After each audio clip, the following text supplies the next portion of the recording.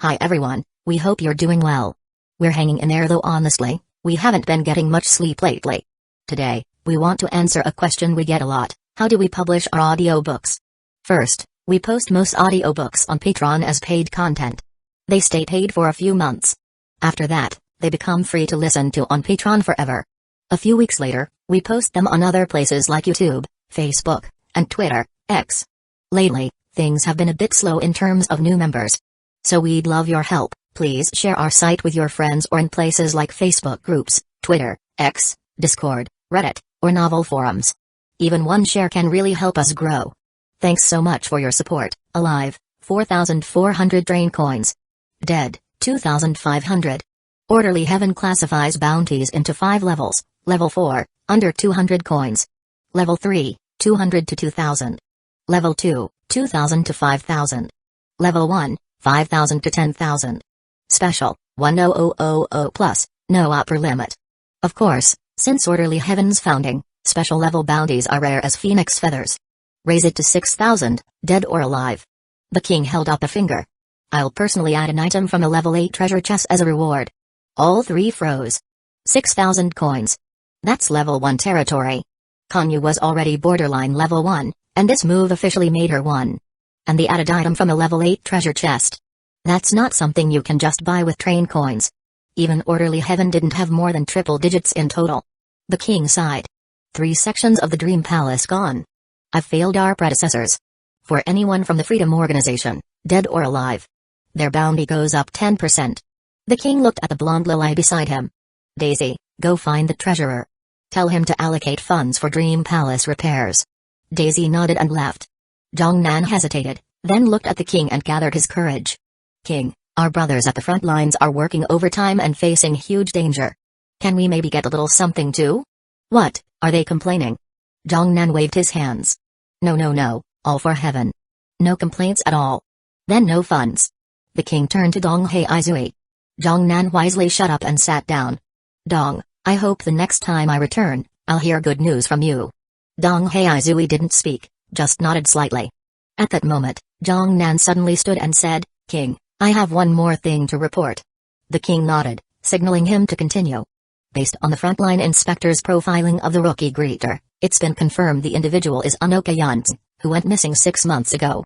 He claimed to be Anoka Subaru at the transfer station, took away the rookies' badges, gave them Freedom Organization uniforms, and tricked them into thinking it was the Order's uniform. That triggered an inspector's stress response. He accidentally killed the rookie. As Jongnan said this, Dong Heizui and Elsa both looked grim. The king nodded. I remember that kid. He got promoted as your deputy last year, right? Then he looked at Dong Heizui. You knew about this? I did, Dong Heizui said calmly. As you know, there are many items that can change appearances, so looks alone can't be used as proof. As for whether that man is Anoka Yunz, it's only suspicion. Not confirmed. The king nodded in agreement. But calling himself Anoka Subaru? That does sound like something that rascal would do. Dong Heizui stayed serious, didn't respond. Whether or not Anoka Yunz defected is still under investigation. Let's leave it at that for now. That's all. Back to work. With those words, the king vanished on the spot. The 3 stood, bowed 90 degrees to the now empty seat, and left the conference room. From the king's entrance to the end of the meeting, the whole thing didn't even take 3 minutes. Dong Heizui shot a cold glance at Jongnan, finished the last sip of duck shit fragrance, and turned to leave. Elsa also took the milk teas for her and Ziyuan and followed. Hey, get that special recruitment list done quick. The frontliners are waiting on it, Jongnan shouted after Elsa, but she ignored him. In the vast conference room, only Jongnan was left. He watched the 2 leave, loosened his collar, and curled his lips downward. He took a sip of the coffee the king brought. Spat it out. What the hell is this crap, so fucking bitter? Chapter 91, Inspector 7, 00 a.m., Central Yurden.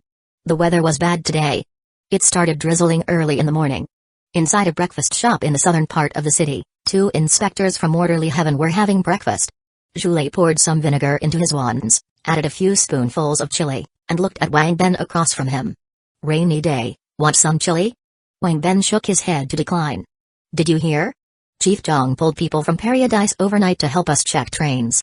I had no idea so many people were even stationed at Paradise. We're drowning in work over here. Yurden's more than 10 times bigger than Paradise, yet we have the same number of inspectors. Total bullshit. What else would they be doing over there? Kissing up to the higher-ups in Paradise, obviously. How many do you think they'll pull back this time? At least half, right? More than that. I'd say 70%, otherwise it still wouldn't be enough. Good thing it's thunder season. Some rookies are arriving later because of it. Otherwise we'd really be screwed. Why don't you also mention some got here earlier because of it too? Still, we've been lucky not to run into any infiltrators disguised as special recruits. Those inspectors who let infiltrators in are already in the tribunal. Probably all done for. Not inspecting people with special badges. That was a rule from higher up, wasn't it? We follow the rules and still take the fall? The Dream Palace was attacked. Someone's gotta take the blame. So if we run into a special recruit, do we check them or not? Of course we check. Chief Jong said it himself. Doesn't matter who it is, everyone gets checked. Even if the king shows up. Still hoping we don't run into any special recruits. My life's total crap. I wake up every day just to work. Last month's salary still hasn't arrived. Pulling all-nighters every damn day. I'm going bald. When we get this month's pay, want to hit up Paradise. I know a succubus experience center. They just got new talent. Succubi, huh? I still prefer elves. Make her cast a buff spell before we do it. Then hit a heal afterward. Whole package. Feels fucking amazing. Man, you're seriously hopeless. Midlife desperation, man. Zhulei shook his head. Back in the day, I only went for succubi when I was young. Elves? People used to laugh at you for that. But once I tried, fuck, elves really are better. I'm thinking, save up train coins for a few more years. Before I retire, maybe I'll buy an elf to take home for my twilight years. Zhulei propped his chin with one hand, stirring the wontons in his bowl, face full of longing, like he could already see that day coming. With RP? How much can you even save before retirement? Not eating or drinking still wouldn't buy you an elf. Wang Ben's cold reality check shattered his fantasy. Hey, I heard the bounties for those Freedom Organization bastards just went up again. Honestly, what's the future in this job? Let's go hunt wanted criminals. Are you nuts? You wanna die, I'm not stopping you. You think we can handle those guys? In just 2 days, the Dream Palace lost 3 whole sections. You know what that means? That kind of destruction hasn't happened since Orderly Heaven was founded. They're a bunch of suicidal maniacs. If you want to live a few more years, better drop that idea fast. I'm kidding. Being an inspector's still better. Doesn't pay much, but it's safe. And there's side income. Wang Ben chuckled and waved the shop owner over. Boss, check please. How much? Sir, you're too kind. Just 2 bowls of wontons. No charge, no charge. No way. I pay for what I eat. Wang Ben pulled out a 10-denomination silver coin stamped with the Orderly Heaven emblem and handed it to the shop owner. The owner resisted, but had no choice but to take it. Seeing him accept it, Wang Ben suddenly got serious. I noticed earlier. Your shop's fire safety isn't up to code. The owner froze, then quickly fished out 2 golden train coins from the greasy apron pocket and handed them back along with Wang Ben's silver coin. Officers, this is all I have left. Wang Ben took the coins with a blank face. We won't write you up this time. You've got 3 days to fix it. With that, the 2 stood and left. They put on their hats, opened their umbrellas, and stepped into the rain. Wang Ben tossed a train coin to Zhulei. Sponsor for your elf. Zhulei smiled and slipped the coin into his pocket. Thanks. I'll invite you when the time comes. Forget it. I don't like sharing with other guys. Wang Ben looked ahead and frowned. Fuck's sake, why's the rain getting heavier? Chi Zhao stood by the train window, watching the pouring rain outside. In the distance, 2 men in black holding umbrellas were walking toward him. Zhulei raised his hand and knocked on Chi Zhao's train window. Hello, Orderly Heaven. We're under orders to inspect. Please open the door and cooperate. Chi Zhao opened the door. Zhulei and Wang Ben stepped in and flashed their inspector IDs. Seeing there was no screen, Zhulei said, please summon your screen and cooperate with inspection. Chi Zhao pulled a badge from his pocket and held it up. I'm a special recruit this year. No inspection required. The 2 froze, their expressions changed, and they instinctively stepped back. Chi Zhao stepped forward. They stepped back. Take a good look. You, throw the badge over. Zhulei caught the badge. It really was a special recruit badge. He adjusted his cap and cleared his throat. Recently, wanted criminals have been disguising themselves as special recruits to sneak into Yurden. Now even special recruits have to cooperate with inspections. Summon your screen and show us your identity info. Now. Chi Zhao didn't move, and Zhu Lei started looking annoyed. Do I need to repeat myself? Or are you really just a wanted criminal in disguise? With that, both of them drew their issued pistols and aimed at Chi Zhao. Summon your screen. Show your info. If you refuse, we're authorized to kill you on the spot. Notify the captain. Found a suspected wanted criminal posing as a special recruit. Requesting backup. Wang Ben pulled out his comm device and called for reinforcements. The response came, a team was on the way. Chi Zhao sighed and raised his hands, muttering quietly. So damn slow. What did you say? I didn't say anything. Just then, a woman in an orderly uniform appeared beside Chi Zhao. Seeing who it was, Zhu Lei and Wang Ben were startled. They quickly holstered their pistols and saluted. The woman was Xia Yuan, daughter of Personnel Chief Elsa. She was also one of the people responsible for recruiting this year's rookies. Strictly speaking, her rank was even higher than their captains. The special recruitment list was issued last night. Anyone on the list is exempt from inspection. Don't tell me you haven't received it yet. Xia Yuan stepped forward and stared at them. Haven't received it? Looks like I need to report this to Chief Zhang. Zhu Lei and Wang Ben frantically shook their heads and spoke in unison. No, we got it. Got it? Oh, so you just didn't read it? Then why are you still checking special recruits? This is what frontline work ethic looks like. Chapter 92, you can tell he's talented at a glance. Had I been a step later, would our special recruit have been shot dead by you guys? Didn't you get the verdict from Orderly Heaven's tribunal yesterday? The inspectors who accidentally killed a special recruit got it way worse than those who let wanted criminals in. Zhu Lei and Wang Ben stood there trembling, not daring to speak. Just then, 3 more people came rushing over in the pouring rain. The one leading the group hadn't even stepped inside before shouting aggressively, "Which one of you is the special recruit? Come out and meet me." It was their team leader, Zhang Lin. Xia Yuan stepped forward again, blocking the doorway. Zhang Lin saw who it was and pushed up his glasses. Oh dang, isn't his sister Wan? When did you come to South City? If you'd told me, I'd have picked you up. Just got here. Picking someone up. Sharp as ever, Zhang Lin quickly figured out what had happened from the scene. When he saw Chi Zhao standing off to the side with a face full of amusement, he praised sincerely, "So this is the newcomer you recruited, Sister Wan. Nice. Kid looks like serious talent at a glance. Didn't even get tricked into giving up his badge. That's our Sister Wan for you, always sharp-eyed." After his rainbow praise for Xia Yuan, Zhang Lin turned to Zhu Lei and the others. The list was posted in the private group last night. What, you guys don't check it? What the hell are you even doing? Get off work and just ignore messages, huh? Do I need to personally beg you to read them? You guys still don't get the nature of our job? We're inspectors. We serve the people. We're supposed to be on call 24/7. And you actually threatened a special recruit with a gun? You've caused such a huge mess. There's no saving you now. Off to the tribunal with you. Both of you. Xia Yuan, seeing Zhang Lin playing bad cop, spoke up at the right moment. "Captain Zhang, no need to go that far. Besides, the tribunal's pretty swamped right now." Zhang Lin flashed her a fawning smile, then turned his head and glared again at Zhu Lei and Wang Ben behind her. "You're losing this month's bonus. I said it. Got a problem? Go take it up with Chief Zhang Nan." Zhu Lei and Wang Ben were scolded so hard they didn't even dare lift their heads, like a couple of wilted chickens, necks tucked in. "What are you waiting for? Get to work already." Zhu Lei jogged a couple of steps, bent down, and handed the badge back to Chi Zhao with both hands. Then he and Wang Ben fled the carriage like they were running from a disaster. As Zhu Lei passed by Zhang Lin, he got kicked in the leg.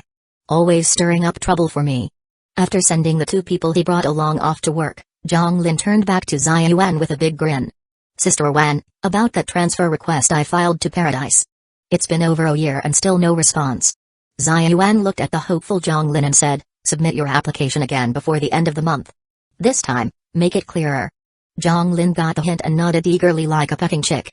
Position changes, promotions, and staffing in Orderly Heaven were ultimately decided through evaluations conducted by Chief Elsa and her team. Especially promotions. "Sister Wan, alright then, I'm off to work. I'll buy you milk tea later." Zhang Lin looked at Xia Yuan and chuckled sheepishly. Xia Yuan tilted her chin slightly to signal go ahead, then reached up and pressed the button to close the carriage door. Zhang Lin never even set foot inside the train the whole time. As soon as Chi Zhao docked at Yurden and joined the chat room here, he searched and added Xia Yuan as a friend. And from her, he learned about the big incident that had happened in Yurden recently. Just as he suspected, Kong Yu had pretended to be a welcome officer from Orderly Heaven, And after tricking special recruits into giving up their badges at the transfer station, she exploited the loophole that holders of special recruit badges weren't subject to checks. Letting a bunch of wanted criminals sneak into Yurden and launch an attack on the Orderly Heaven headquarters, Dream Palace. Now, everyone with a badge was getting arrested on sight. Konyu, you're screwing me over big time. Holy shit. Wait a second, what's even the point of her screwing me over like this? Doesn't make sense. She doesn't benefit from this at all. Unless she knew I was a special recruit all along? Chi Zhao drew in a sharp breath. Once that idea entered his head, he couldn't shake it. He was more and more convinced that Konyu had known he'd already been recruited by Orderly Heaven, and giving him the badge was just a test. Chi Zhao had initially considered giving a badge to Zhejian so she could avoid inspection. Looking at it now, thank God he didn't. If he had, and Zhejian had gotten caught, not only would their station reward module be exposed, she might even rat him out. Game over. Chi Zhao stashed away the badge and looked toward Ziyuan. Didn't expect her to still have a tracking mark on me? Even managed to teleport directly here. Ziyuan took off her hat, let down her pinned-up hair, gave her head a shake, and yawned. When she looked at Chi Zhao again, her expression had shifted back to that innocent, soft look she wore back in Dawn City. Brother Chi Zhao, you're finally here. I thought something happened to you, I was so worried. Something did happen. I almost didn't make it. I ran into a group of wanted criminals at the last station. Wanted criminals? Brother Chi Zhao, are you okay? Were you hurt? I got a little banged up, but they're all dead. Oh right, I heard you can claim bounty rewards for killing wanted criminals. How do you collect that bounty? I brought the bodies with me. They're in cold storage. Ziyuan, huh? She immediately hit the button, and the carriage door opened again. At this time, Zhonglin and his people were inspecting another newly arrived train not far away. Hearing Ziyuan call him, he hustled right over. Sister Wan, what do you need? By then, Chi Zhao had already moved Li Jieyang and the others' corpses to the carriage entrance. Zhonglin opened the bag and saw a frost-covered head inside. The head had empty eye sockets, was bald on one side, and sported spiky red hair on the other. Zhonglin frowned. It looked familiar. Wait. Is this Li Jieyang? After checking the other two bodies, he confirmed it. They were the wanted criminals led by Li Jieyang who had escaped from Yurden just a few days ago. He looked at Chi Zhao in disbelief. Holy shit, you took them all out yourself? No wonder you're a special recruit. Sister Wan really has a knife for talent. A newcomer who can kill bounties worth 120 coins? That's almost 3 months of his salary. This rookie is going places. Is this all that's left? Just a head? Why, does that affect the payout? No, it's fine. Zhonglin waved his hands. A head's enough. As long as we can ID them. Then Zhonglin called 2 people over to drag off the bodies of Li Jieyang and the others. Zhulei and Wang Ben swallowed nervously when they saw that. Good thing they hadn't pulled the trigger earlier, or they'd be screwed. Zhonglin smiled at Chi Zhao. Once the identities are confirmed, the bounty will be issued within 7 days by the designated personnel. Please wait patiently. Chi Zhao nodded. With Ziyuan as a witness, they wouldn't dare try anything shady. All he had to do now was wait for the train coins to come in. Chapter 93, Bounty Platform Utopia. Ziyuan glanced at Zhonglin, who was still standing there. Aren't you putting up the inspected light? Zhonglin smacked his forehead.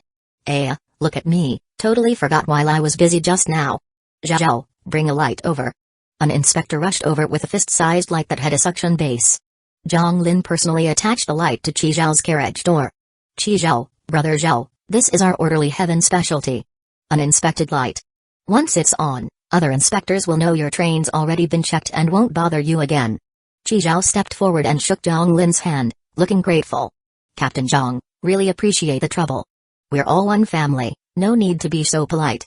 If there's anything else, just call me. Since you put it that way, Captain Zhang, I do have a little favor to ask. Zhonglin's smiling face twitched a little. He'd really never seen anyone who climbed the rope so fast when given one. But with Ziyuan still here, he had no choice but to play along. 10 minutes later, Zhonglin dragged over a water hose. Chi Zhao smiled and opened the door, plugging the hose into the water inlet. After 3 minutes passed with no change on the water meter, Chi Zhao knew the peach tree sapling was at it again. The water was getting absorbed by the thing as fast as it was being poured in. Captain Zhang, can you get 2 more hoses? My storage tank's just a tiny bit big. 20 more minutes later, 3 hoses were running into the tank at the same time. Thanks, Captain Zhang. I'll leave you a good review later. Zhonglin wiped his forehead. It was hard to tell if it was sweat or rain. We're all one family. It's what we do. After Zhonglin left, Xiaoyuan looked at Qi Zhao and got to the main question. Brother Qi Zhao, did you see Kong Yu at the transfer station? Nope. I saw her messages in the chat room, but I didn't go. Knew it'd be nothing good. That Kong Yu's always setting people up. That's good, then. Xiaoyuan nodded at that. Right, can you help me look into someone? See if they're still in Yurden. Sure. You're asking the right guy for that. Xiaoyuan leaned closer to Qi Zhao. Wait, it's not some woman, is it? Nope. Remember that glasses guy in Dawn City who only knew how to use a knife? Him. The group of wanted criminals I killed. They hijacked his train. They said they left him in Yurden. No idea if he's alive. Glasses guy? I think I remember. Wasn't his name Li Dianshan? You even know his name? Of course. I even thought about recruiting him at the time. But later figured his personality wasn't a good fit, so I didn't. Didn't expect that bunch of criminals hijacked his train. Don't worry, I'll look into it. Just then, the badge on Xiaoyuan's chest started flashing red. She pressed it, and the red light stopped. Brother Qi Zhao, I've got a meeting to attend. I'll come find you after it's done. Go do your thing. Xiaoyuan put on her hat and gave Qi Zhao a warm smile and a wave. The next moment, her figure disappeared on the spot. Qi Zhao dropped his smile and frowned slightly.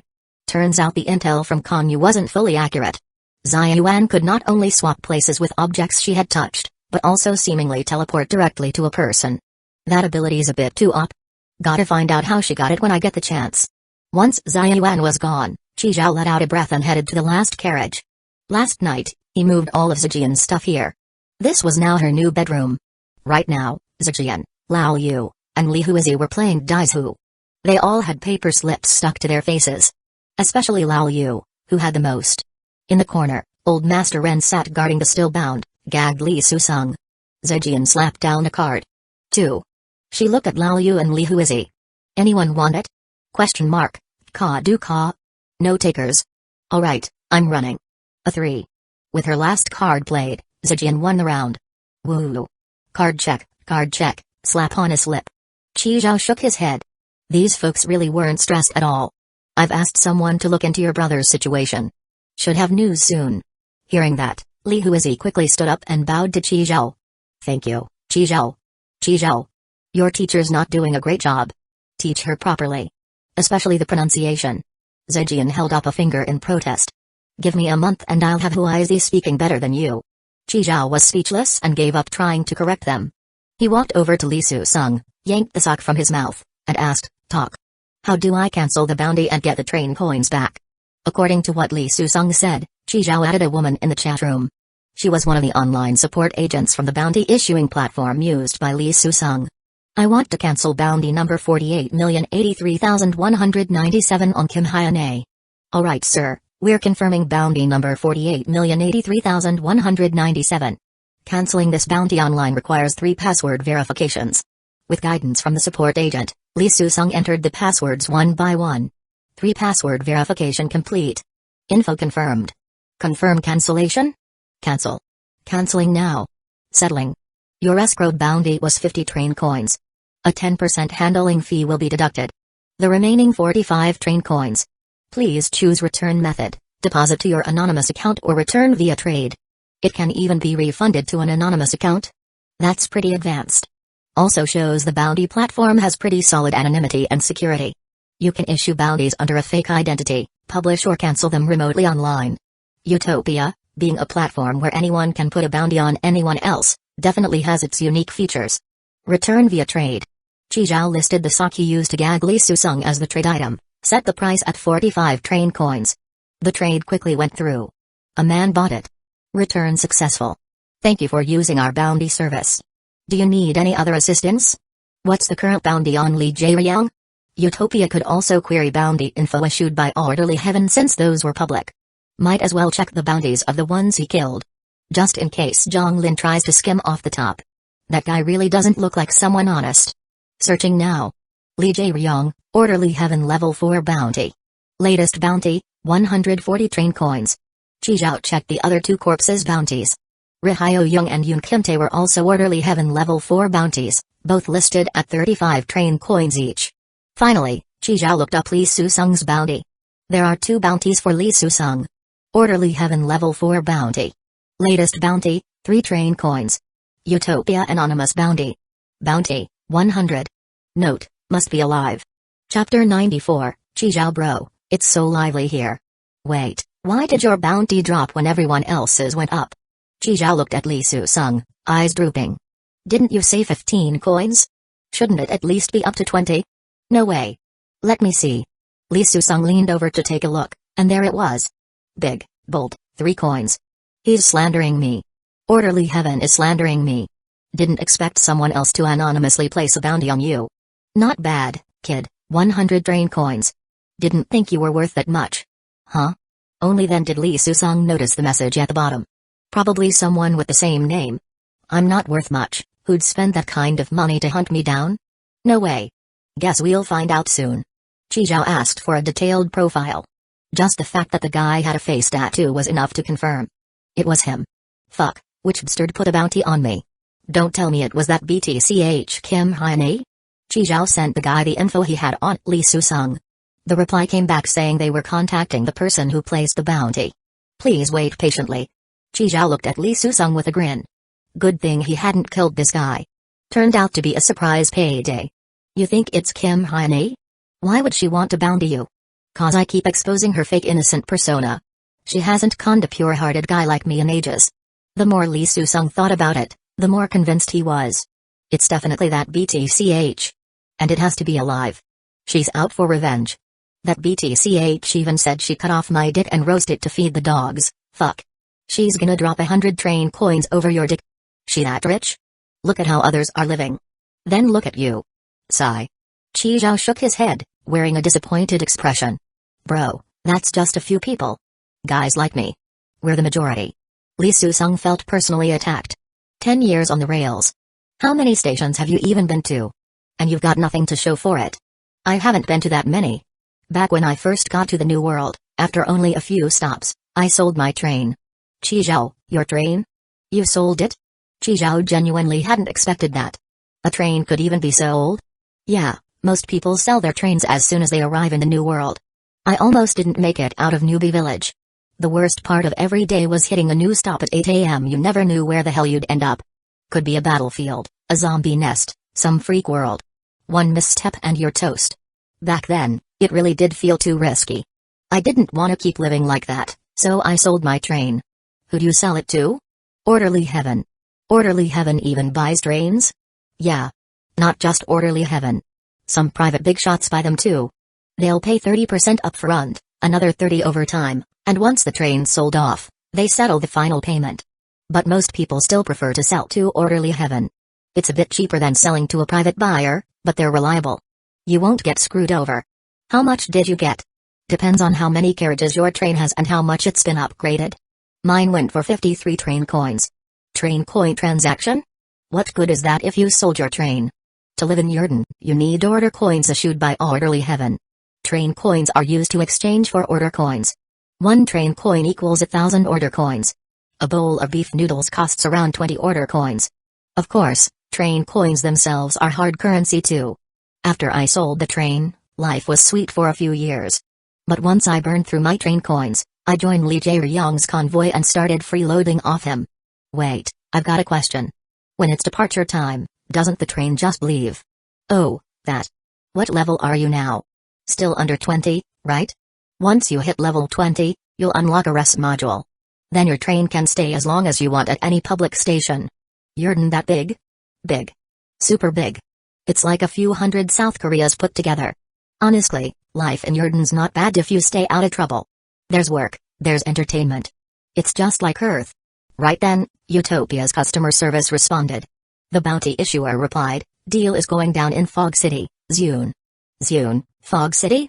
What kind of bullshit place is that? Zune's a public station too, but it's got a nasty environment. Filled with miasma. Trash everywhere, swamps, mutated creatures. Not fit for humans, so it's not under Orderly Heaven's control.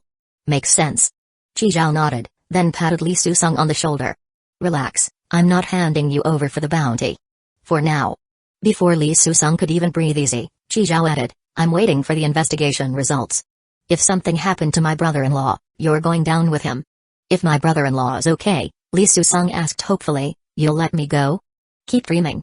I'm still trading you in for the cash. Long as you didn't lay hands on him, they only asked for you alive. A missing arm or leg won't make a difference. As long as the dick's still there, we're good.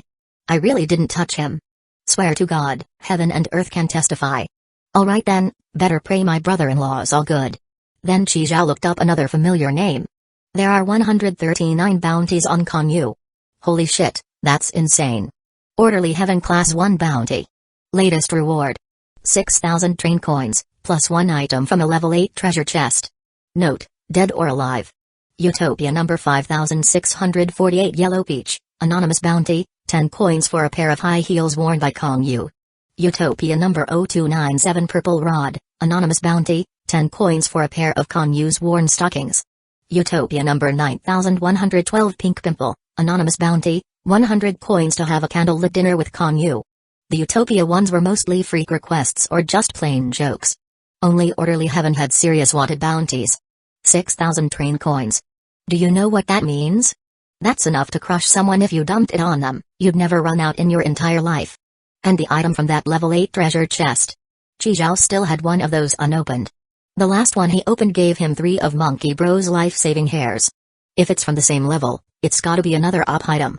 What the hell did Konyu do to Orderly Heaven to get such a massive bounty on her? Just then, a voice popped up out of nowhere. Wow, Chi Zhao bro, it's so lively here. Zijian, Lao Yu, Li Huizi, Black Wind Monster, and Little Fire Dragon all turned towards Xia Yuan, who had suddenly appeared next to Chi Zhao. Chapter 95, Cousin, stop losing your shit already. Woof woof woof. Black Wind Monster saw Xia Yuan and immediately pounced at her feet, slobbering all over her boots. Xia Yuan crouched down and patted Black Wind Monster on the head. Black Wind Monster, you've grown so much. Black Wind Monster, slurp slurp, slurp slurp. Sniffing the familiar scent on Xia Yuan, Black Wind Monster nudged its head right into her arms. Xia Yuan picked it up and said emotionally, you really have grown. Way heavier than last time. The cowardly little fire dragon darted behind Li Huizi, but its curiosity still made it peek its dragon head out. Its big eyes blinked, sizing up the woman who had suddenly appeared. Chi Zhao, who had anticipated this might happen, had already given them a heads up and taught them the lines to use. Chi Zhao gave Zijian a glance. Mainly her. One key point, don't reveal her identity as train conductor. Chi Zhao bro, who are all these? Zijian quickly tore off the white strip on her face, stood up, and smiled at Xia Yuan. Hello, I'm Zijian. Lao Yu also tore off the strip and obediently stood beside Zijian. This is my son. Chi Zhao leaned close to Xia Yuan's ear and whispered, found him in one of the worlds. Poor kid, so I brought him back. Usually does laundry and cooks for me. Xia Yuan gave Chi Zhao a sideways glance, looking skeptical. Such a young mom, feels like she's around my age. Zijian shyly said, thanks for the compliment. Right, and this one here. Chi Zhao introduced Li Huizi to Xia Yuan. Her name is Li Huizi. She's the half-sister of Four Eyes. I ran into her at the last station. Her train left, and she missed it, so I brought her along. Li Huizi also stood up and greeted politely. Xia Yuan nodded. Li Diansheng's sister? Really? What a coincidence. Yeah. I've got some kind of fate with those siblings. Li Susong had finally figured it out. Chi Zhao had been bullshitting him earlier. Said he wasn't a special recruit from Orderly Heaven? That was just something he saw in a chat group? Clearly not true. This woman suddenly appearing in Orderly Heaven's uniform said it all. Realizing that, Li Susong, tied up hand and foot, shouted to Xia Yuan, I'm a wanted criminal. They've got me under house arrest. Save me, get me out of here. Chi Zhao looked at Zijian with disgust all over his face. Hurry up, your brother's having another meltdown. Zijian rushed to Li Susong's side and tried to calm him down. Ah, bro, this isn't your sister-in-law. Stop losing it, okay? She looked apologetically towards Xia Yuan. Sorry. My sister-in-law liked roleplay. She'd play the cop and make my bro play the fugitive. Later she cheated on him, and he kinda broke. Now his head's a bit. Zijian pointed at her own head, shook it, and sighed. You know how it is. I'm a wanted criminal. I really am. Arrest me. Somebody arrest me already. Fuck. Why won't you believe me? Lao Yu rushed over to, clutching Li Susong's leg and bawling, Uncle. Auntie already ran off with someone else. Wake up. Wake up, Uncle. Ah, bro, this isn't your sister-in-law. Stop playing your role-play games. You're too far gone. Xia Yuan curled her lips awkwardly. What the hell even is all this? Picked them up too. See? All just poor souls. Chizhao sighed. My only flaw is, my heart's too soft. Fuck, I really am a wanted criminal. Somebody arrest me already. Li Susung knew the moment his bounty dropped to 3 train coins that he hadn't done anything that serious. Because orderly heaven never removes a bounty. At most, they just keep reducing the reward. Once a bounty drops to 1 train coin, it's pretty much the same as revoking the warrant. Everyone knows it, they just don't say it out loud. So getting caught just means doing a couple years, no threat to his life. But if he stays here? That's real doom. Cousin, stop playing already. They're kind enough to take us in. Stop causing trouble for them. Zijian warned Li Susung in Korean, keep running your mouth and who knows what Chizhao might do next. You better behave. Chizhao changed the subject. Wait, weren't you in a meeting? It's over already? Hasn't even started yet. The chief hasn't shown up. I figured I was free anyway, so I came to check on you. Just then, the badge on Ziyuan's chest lit up red again. Ah, chief's here. Well, carry on, I'm heading off now. Zijian smiled and waved goodbye to Ziyuan. As Ziyuan left, the flicker of hope in Li Susung's heart died again. He looked at Chizhao and gave an awkward smile. Then suddenly turned his head and slammed it into the carriage wall. Thud. And knocked himself out. Watching Li Susung sprawled on the ground, Chizhao shook his head. Lao Yu, go find a pair of dirty socks and stuff his mouth. Got it, train conductor. Honestly, it wasn't Li Susung that Chizhao was most worried about. It was Ziyuan. She was scary as hell. If she just randomly teleported in while he was doing something shady, he might literally go limp from shock. No warning, no heads up. Just pops in? So rude. Chizhao went alone back to the bathroom, watching the water tank fill while scrolling through chatrooms and Utopia's platform, looking for a guaranteed method to generate follower modules. No luck. Nothing came up. So it's really all RNG when it comes to modifications? No way to force it? Chizhao then started asking around about the module you could refresh using train coins. There was a bounty for that one on Utopia. Utopia number 0012 White Milk, anonymous bounty, 3,000 train coins and 3 level 7 treasure chests for 1 module card of Modification Maniac. That price was insane. Chizhao had seen a level 7 treasure chest on the trading platform. Going for 300 train coins. So that's 3,900 train coins just for 1 special module. Which just shows how rare those module cards really are. Whoever posted that bounty on Utopia had to be insanely loaded. Almost certainly someone from a major organization. Just then, a message came in from Ziyuan. Chizhao bro, the meeting's over. But I just got assigned an emergency mission. I'm heading into the inner realm, so I can't stop by your place. Also, because of what happened this year, the chief is calling a meeting for all special recruits from this cycle. Since it's thunder season, train stops are unpredictable. Plus, none of you have hit level 20 or unlocked the rest module yet, so it's been postponed. Thunder season should last about another month. So basically, you've got to hit level 20 before then. Only by unlocking the rest module can you return to Yurden. Put simply, this is a capability test. If you don't hit level 20 within the month, you'll lose your special recruit status. All those benefits? Gone. Got it. I've asked someone to look into Li Dianxing. Let's stay in touch. Reach out if anything comes up, okay? Okay. Chizhao closed the private chat and looked out at the increasingly heavy rain, giving up on the idea of going out.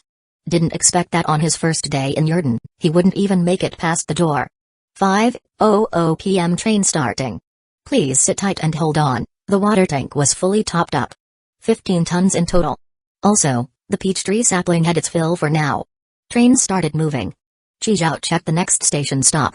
Next stop, Raccoon City, single-player station, latest departure time from this stop, 36 hours after arrival. This station has a high number of zombies. Getting attacked may cause infection. Danger level 4. There is a level 3 treasure chest in the basement armory of Raccoon City Police Station. Contents, 12 train coins, 1 body enhancement potion, Chapter 96, come on, say it with me, 7-1 Chi Raccoon City, Police Station? Resident Evil 2, huh? Chizhao shut the screen and went back to his room. He turned on the PS5 and spent a train coin to unlock the Resident Evil 2 remake. Time to revisit the Raccoon City Police Station map and get ready to grab treasure chests tomorrow. The body enhancement potion really boosted me. Better physical stats also mean better word spirit, time 0. Chizhao picked a character and entered the game. Lao Yu sat down next to Chizhao, eyes locked on the new game. Is that a monster, conductor? Why do they look human, but also not quite human? That's called a zombie. You can think of it as a monster that used to be human. Oh. After a speedrun, Chi Zhao handed the controller to Lao Yu, whose eyes were practically glowing. Want it try? After dinner, Lao Yu washed the dishes with Li Huizi's help, cleaned the table, and rushed back to the bedroom in excitement. As Zijian passed by, she saw that Lao Yu had already powered up the PS5. Liu, come play Danzō at my place, we're missing a third. You guys go ahead, sisters, I wanna go kill zombies. We're short on players. Black Wind Monster and Little Fire Dragon don't know how to play cards. Then. Fine. Lao Yu reluctantly put down the controller and went off to play Danzō with Zijian and the others. At this time, Chi Zhao was working out in the gravity carriage, and Li Susung was crouched in a corner. The guy had woken up once halfway, but when he saw Chi Zhao, he chose to play dead. Chi Zhao didn't bother with him either. He'd been starving the guy all day. Midnight. Chi Zhao finished training in the gravity carriage, took a shower, and was about to rest when he saw Lao Yu fiddling with the controller. Hey, conductor, killing zombies is so much fun. Way better than that jumpy game. You like killing zombies? Maybe gourd babies are just born to fight monsters. I dunno, it just feels so satisfying to blast zombies. Only thing is, I keep running out of bullets. Chi Zhao chuckled. No rush. You'll see real zombies tomorrow. He lay back in the massage chair, turned on the top-tier real-life mode, and started enjoying it. According to Xia Yuan, he had to reach level 20 before Thunder season ended to return to Yurden and attend the meeting. 1 month.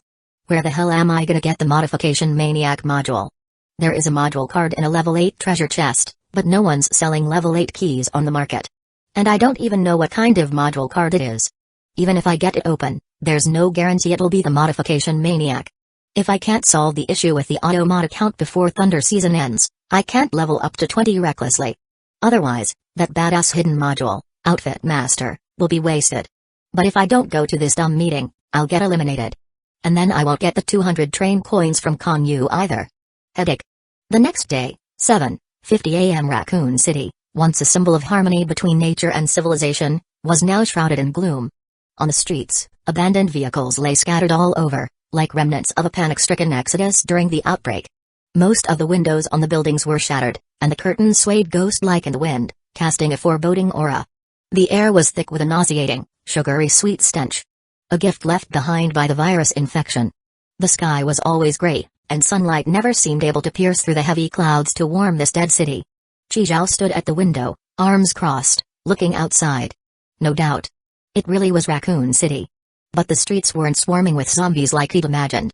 This wasn't Dawn City, where the more zombies you killed, the more rewards you got.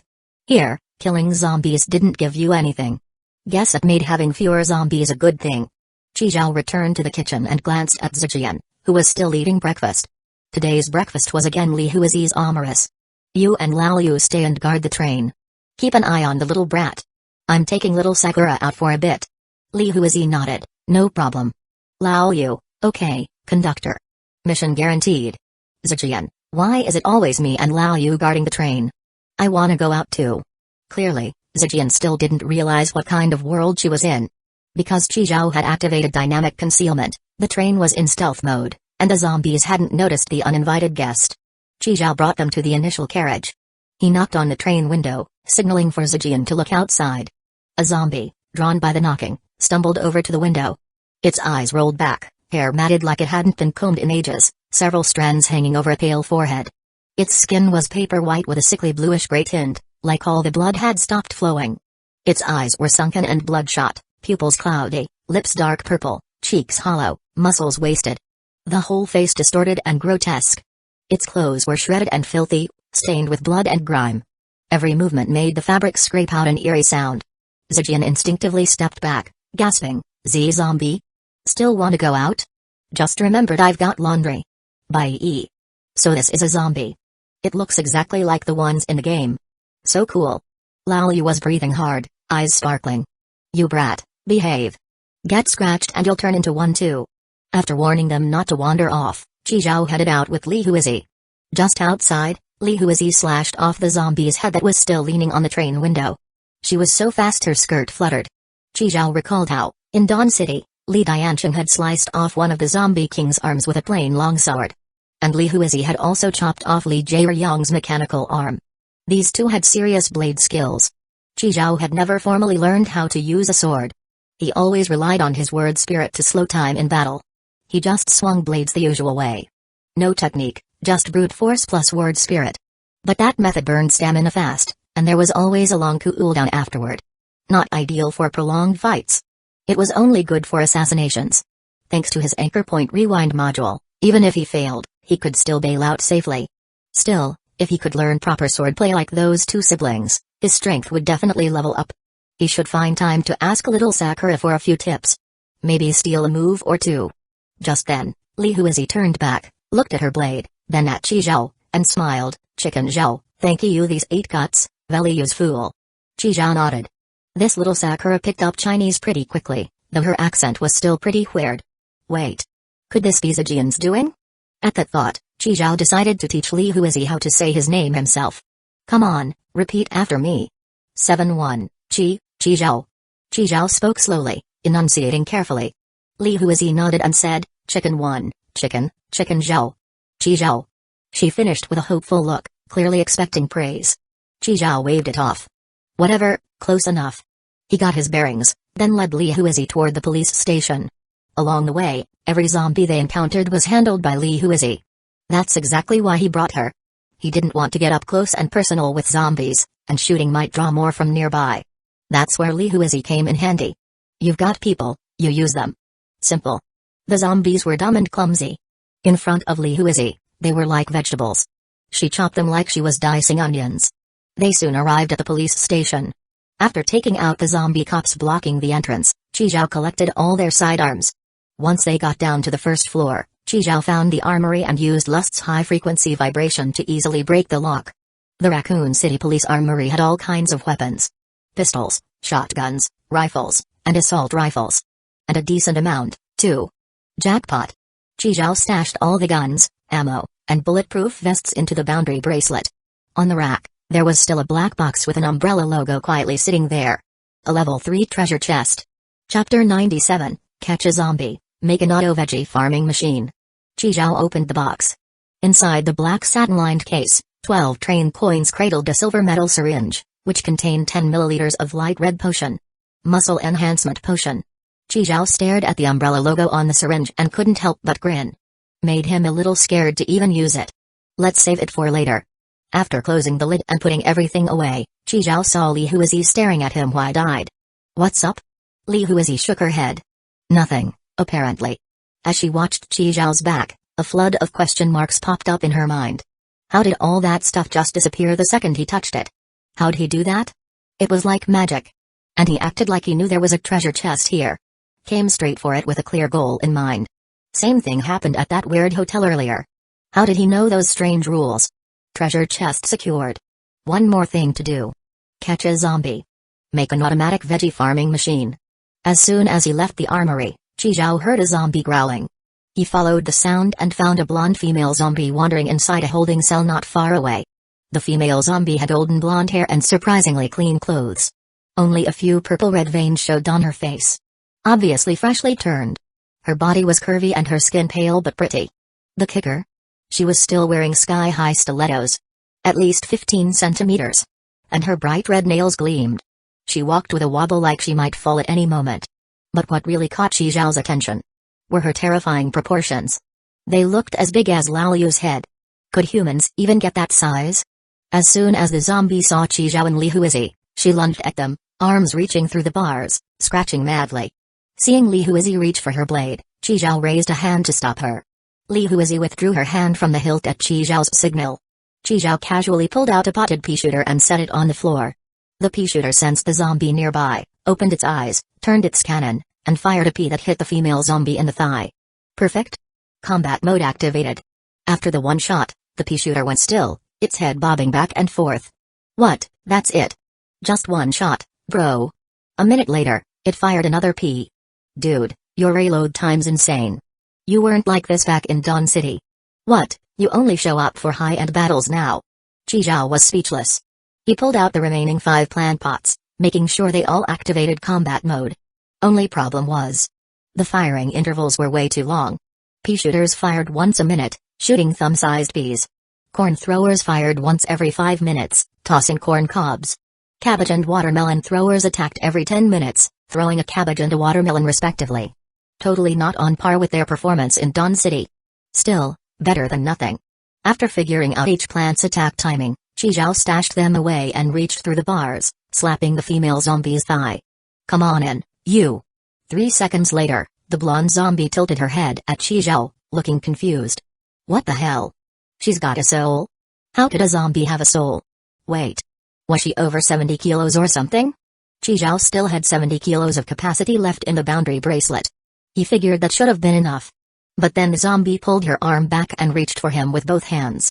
Chizhou immediately spent 70 train coins inside the bracelet to upgrade it to level 10. The weight limit increased by 100 kilos. Now up to 800. He smacked her butt and shouted, "Get your ass in there." Whoosh. The blonde zombie disappeared on the spot, successfully stored in the boundary bracelet. Told you. If even old Master Ren didn't have a soul, there's no way this lower-class zombie would. Li Huizi's eyes went wide as she watched, completely stunned. Back on the train, Chizhou released the zombie. He pulled out a black perforated gag ball he'd prepared earlier, lured the zombie into opening her mouth, then shoved it in and locked it tight. Looking at the gagged zombie, Chizhou rubbed his chin. Nah, gotta minimize all risk. Zombies mainly infect through bites and scratches. Half a minute later, Chizhou wiped sweat from his brow and tossed aside the pliers in his hand. The zombie was now a granny zombie. All her pearly whites had been yanked out by Chizhou. Thanks to word spirit, time 0, it had gone fast. Bite risk. Eliminated. Next. Scratches. After pulling the teeth, Chizhou started on her nails. Too much hassle to trim them. He just yanked them out. Not just the fingers, either. He pulled all her toenails too. Then he fitted her with thick gloves and shoes. Added a blindfold and a collar, and used a chain as thick as a girl's wrist to lock her firmly in a corner of the carriage. Chizhou took out the plant pots. They got to work, launching a barrage at the zombie. Take it easy. You're gonna break her. Don't go all out. Chizhou quickly set up the clear acrylic barrier he'd prepped earlier to block the plant's attacks. He kept adjusting the position and angle of the automatic compost bin to make sure all the plant projectiles landed right inside. Auto veggie farming machine. Complete. 3 pea shooters, 1 cabbage thrower, 1 watermelon thrower, and 1 corn thrower. Per hour they could crank out 180 peas, 12 corn cobs, 6 cabbages, and 6 watermelons. Total, about 15 kilograms. That's 360 kilos of vegetables per day. No way they could eat it all. Whatever didn't get eaten would be sold, and whatever didn't sell would be turned into magical multi-use fertilizer. 24/7 non-stop action. Grind mode, on. Now all he could hope was that these things would keep their properties after leaving this world. Just then, Zhejian and the others came over to check out Chizhou's auto farming setup. Out of all the zombies, you just had to pick that one. Zhejian couldn't even find the words. Pick what? Zhejian held her hand up, gesturing at the zombie's chest, then glanced down at her own. Completely speechless. Is that even real? Maybe she swelled up after turning into a zombie?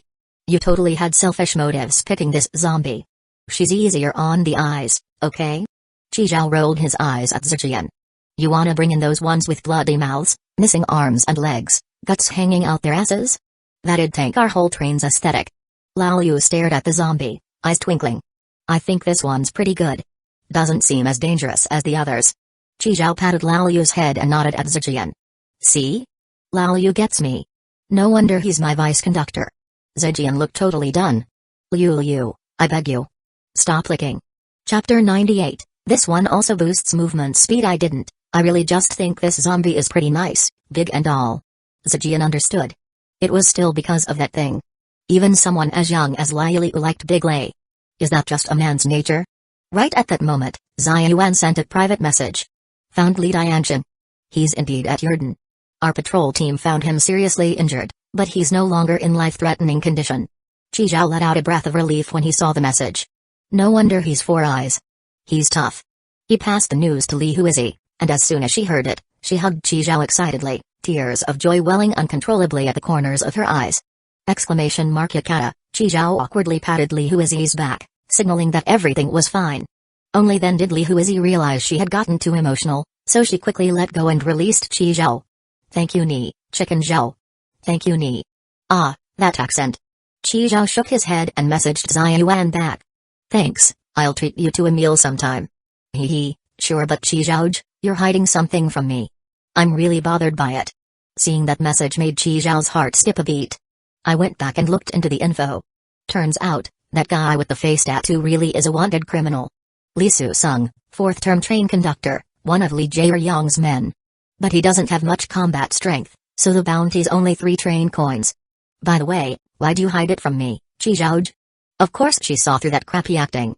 She'd just played along and given him a way out. Chi Zhao didn't lie and came clean. Someone on the Utopia platform offered a higher bounty in train coins, so he wanted to trade him for more. Oh, so that's why. No wonder. You were afraid I'd just take him away, huh? Chi Zhaoj, you misunderstood. That's just how New World is. Whoever pays more, gets the goods. Besides, I don't deal with wanted criminals. I wouldn't get involved. 100 coins, huh? No wonder Chi Zhaoj didn't want to let go.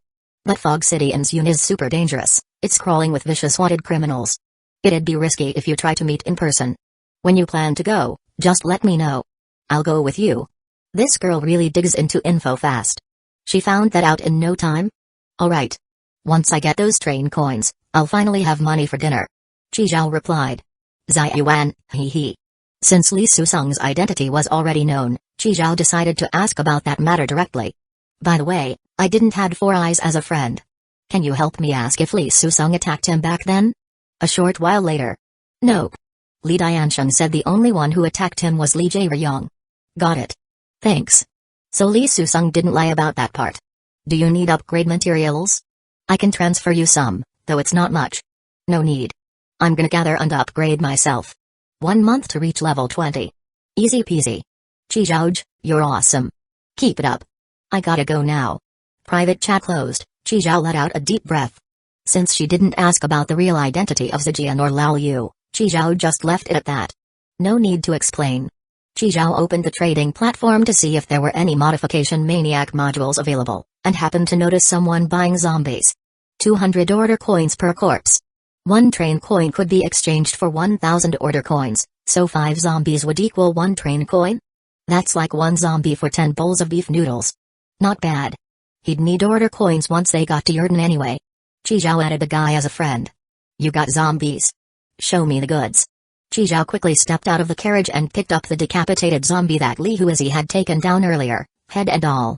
The buyer messaged after receiving it. Not bad. Pretty fresh. How many you got? How many do you want? I'll take however many you have. 200 each, only buying in bulk? Chi Zhao suddenly had a thought and asked, what about live ones? Half a minute later, the guy replied, you fucking nuts? The buyer wanted 100 zombies but demanded them to be properly cut. Head in one box, body in another, same with thighs, calves, arms. Everything sorted. Cutting costs extra. Gotta charge a processing fee. 20 per zombie. That's way too low for labor. 100. 30. 100. 50. No more. Or I'll just cut them myself. Deal. If there's money to make, why not? The buyer gave Chi Zhao 100 blue storage boxes of various sizes and even thoughtfully provided a protective suit. The boxes were labeled Old Ba Delicatessen Limited. Chi Zhao couldn't help but grin. Conductor, noodles are ready. Lao Yu came over, holding a bowl of instant noodles. Chi Zhao took the spicy kimchi-flavored noodles and headed into the gravity carriage, where he kicked awake the still-playing dead Li Su-sung. He trembled as he took the noodles, fearfully asking, "Be big bro. My last meal?" He figured his earlier actions had surely pissed off Chi Zhao. He was doomed. What are you thinking? Hurry up and eat. You've got work after. Li Su-sung looked up, dumbfounded. Work? After eating, he clumsily put on the protective suit that Chi Zhao handed him.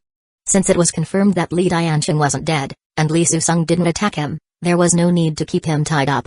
Before heading to Zune, might as well use him for labor. Same principle. If there's someone available, why not put them to work? Chi Zhao clapped his hands and looked around. Alright folks, got a job, got a job. Chi Zhao started assigning roles. Temporary operation plan, Li Huizi kills zombies, Chi Zhao transports and cuts them, Li Su-sung packs them up. What about me, conductor? What do I do? Cook. You and sisters I make dinner. Though Lao Yu looked a little disappointed, he still obediently went to prepare ingredients for dinner. Come on, this job is too risky. What if he got infected? Even though they had zombie serum from Dawn City and antidotes from Konyu, there's no guarantee they'd work. Packing up was enough for Li Su-sung to handle. Train door opened, and Chi Zhao, Li Huizi, and Li Su-sung stepped out. Chi Zhao pulled out the crimson dice. Today's roll, 224, summoning the scythe bro with 8 dots on his face. Seeing the 2-meter-tall red humanoid monster swinging its blade-like arms. And in this zombie-filled world, Li Su-sung completely gave up the idea of running. Chi Zhao turned to Li Huizi, who was ready to go, and reminded her, "Be careful. Don't get hurt." Still worried, Chi Zhao pulled out a pair of pink running shoes. These increase movement speed. "Try them on." Li Huizi hesitated for a moment but accepted them. "Oh right, here's another one. It boosts speed too." Chi Zhao pulled out a pair of purple glowing silk stockings and handed them to Li Huizi. Chapter 99, Night Falls. Zombie Tide approaches. Seeing the stockings, Li Huizi's face turned red. Although she often wore all kinds of stockings, the colors were only black, white, and nude. She had never worn purple ones, because she thought they were too weird and couldn't really accept them. Chi Zhao waved the stockings in his hand again, motioning her to take them. Li Huizi pursed her lips slightly and reached out to take them. She lifted her calf, took off her uniform shoes, rolled up the white silk stockings she had taken off, and carefully tucked them into her shoes. Then she put on the bright purple sheer socks. Then she slipped on the running shoes. This was the first time the two movement speed boosting items were going on a mission together. Sugoi, Li Huizi moved a little. So fast. She really was much faster. Her body felt so light. The shoes could even morph, actively adjusting to the shape of her feet and wrapping around them perfectly. And those stockings too. The wrapping felt great, super stretchy. So amazing. Chi Zhao had so many magical items. Feeling the speed boost from the gear, Li Huizi couldn't resist pulling out her sword and charging toward the nearest zombie. Turned out, Chi Zhao's worry was completely unnecessary. Li Huizi made killing those lone dumb zombies look too easy. Even without the gear's bonus, those zombies couldn't catch her. One slash from her sword, and the zombie's head and body parted ways. That blade was indeed sharp. Too bad it wasn't a magical item. Otherwise, Chi Zhao wouldn't have given it to her. Chi Zhao picked up Li Huizi's discarded uniform shoes and white silk stockings, following behind her and collecting the zombies into the boundary bracelet. To work more efficiently, Chi Zhao used up PT train coins to upgrade the boundary bracelet to level 11. Now its weight limit had reached 900 kilograms. Once it was full, Chi Zhao stepped on the nanobugs and flew straight back to the train. He took out the zombies and immediately rushed back to Li Huizi. Meanwhile, the scythe bro under Chi Zhao's control started gutting. His scythe arm sliced through the zombies like cutting watermelons. In no time, they were all chopped up. Li Su-sung was in charge of sorting the pieces into the proper boxes. This guy had solid nerves. Despite the gory, R-rated mess in front of him and just having finished eating instant noodles, he actually didn't throw up. Thanks to the speed boost, Li Huizi got a bit careless and ended up surrounded by 7 or 8 zombies. While she was tussling with the zombies, she didn't notice a zombie dog crouched in a dark corner behind her, ready to strike. Just as it lunged out from the shadows, snarling toward Li Huizi, a bullet hit its leg. Chi Zhao, holding the ZZ pistol in one hand, fired another frost bullet, landing it squarely in the dog's other hind leg. Frozen in place, the zombie dog face planted mid-charge. It bared its bloody fangs at Chi Zhao, growling threateningly. Chi Zhao shook his head. "You're way uglier than the Black Wind monster." He switched to armor-piercing bullets and fired a shot into its skull, punching right through. The dog's leg twitched, then it slumped with a thud, motionless. Chi Zhao switched back to frost bullets and fired one at each of the zombies around Li Huizi, clearing her way. Chi Zhao nodded in satisfaction. His aim was getting better and better lately. Even without scout gloves, he was hitting dead on. Clearly, practice was paying off.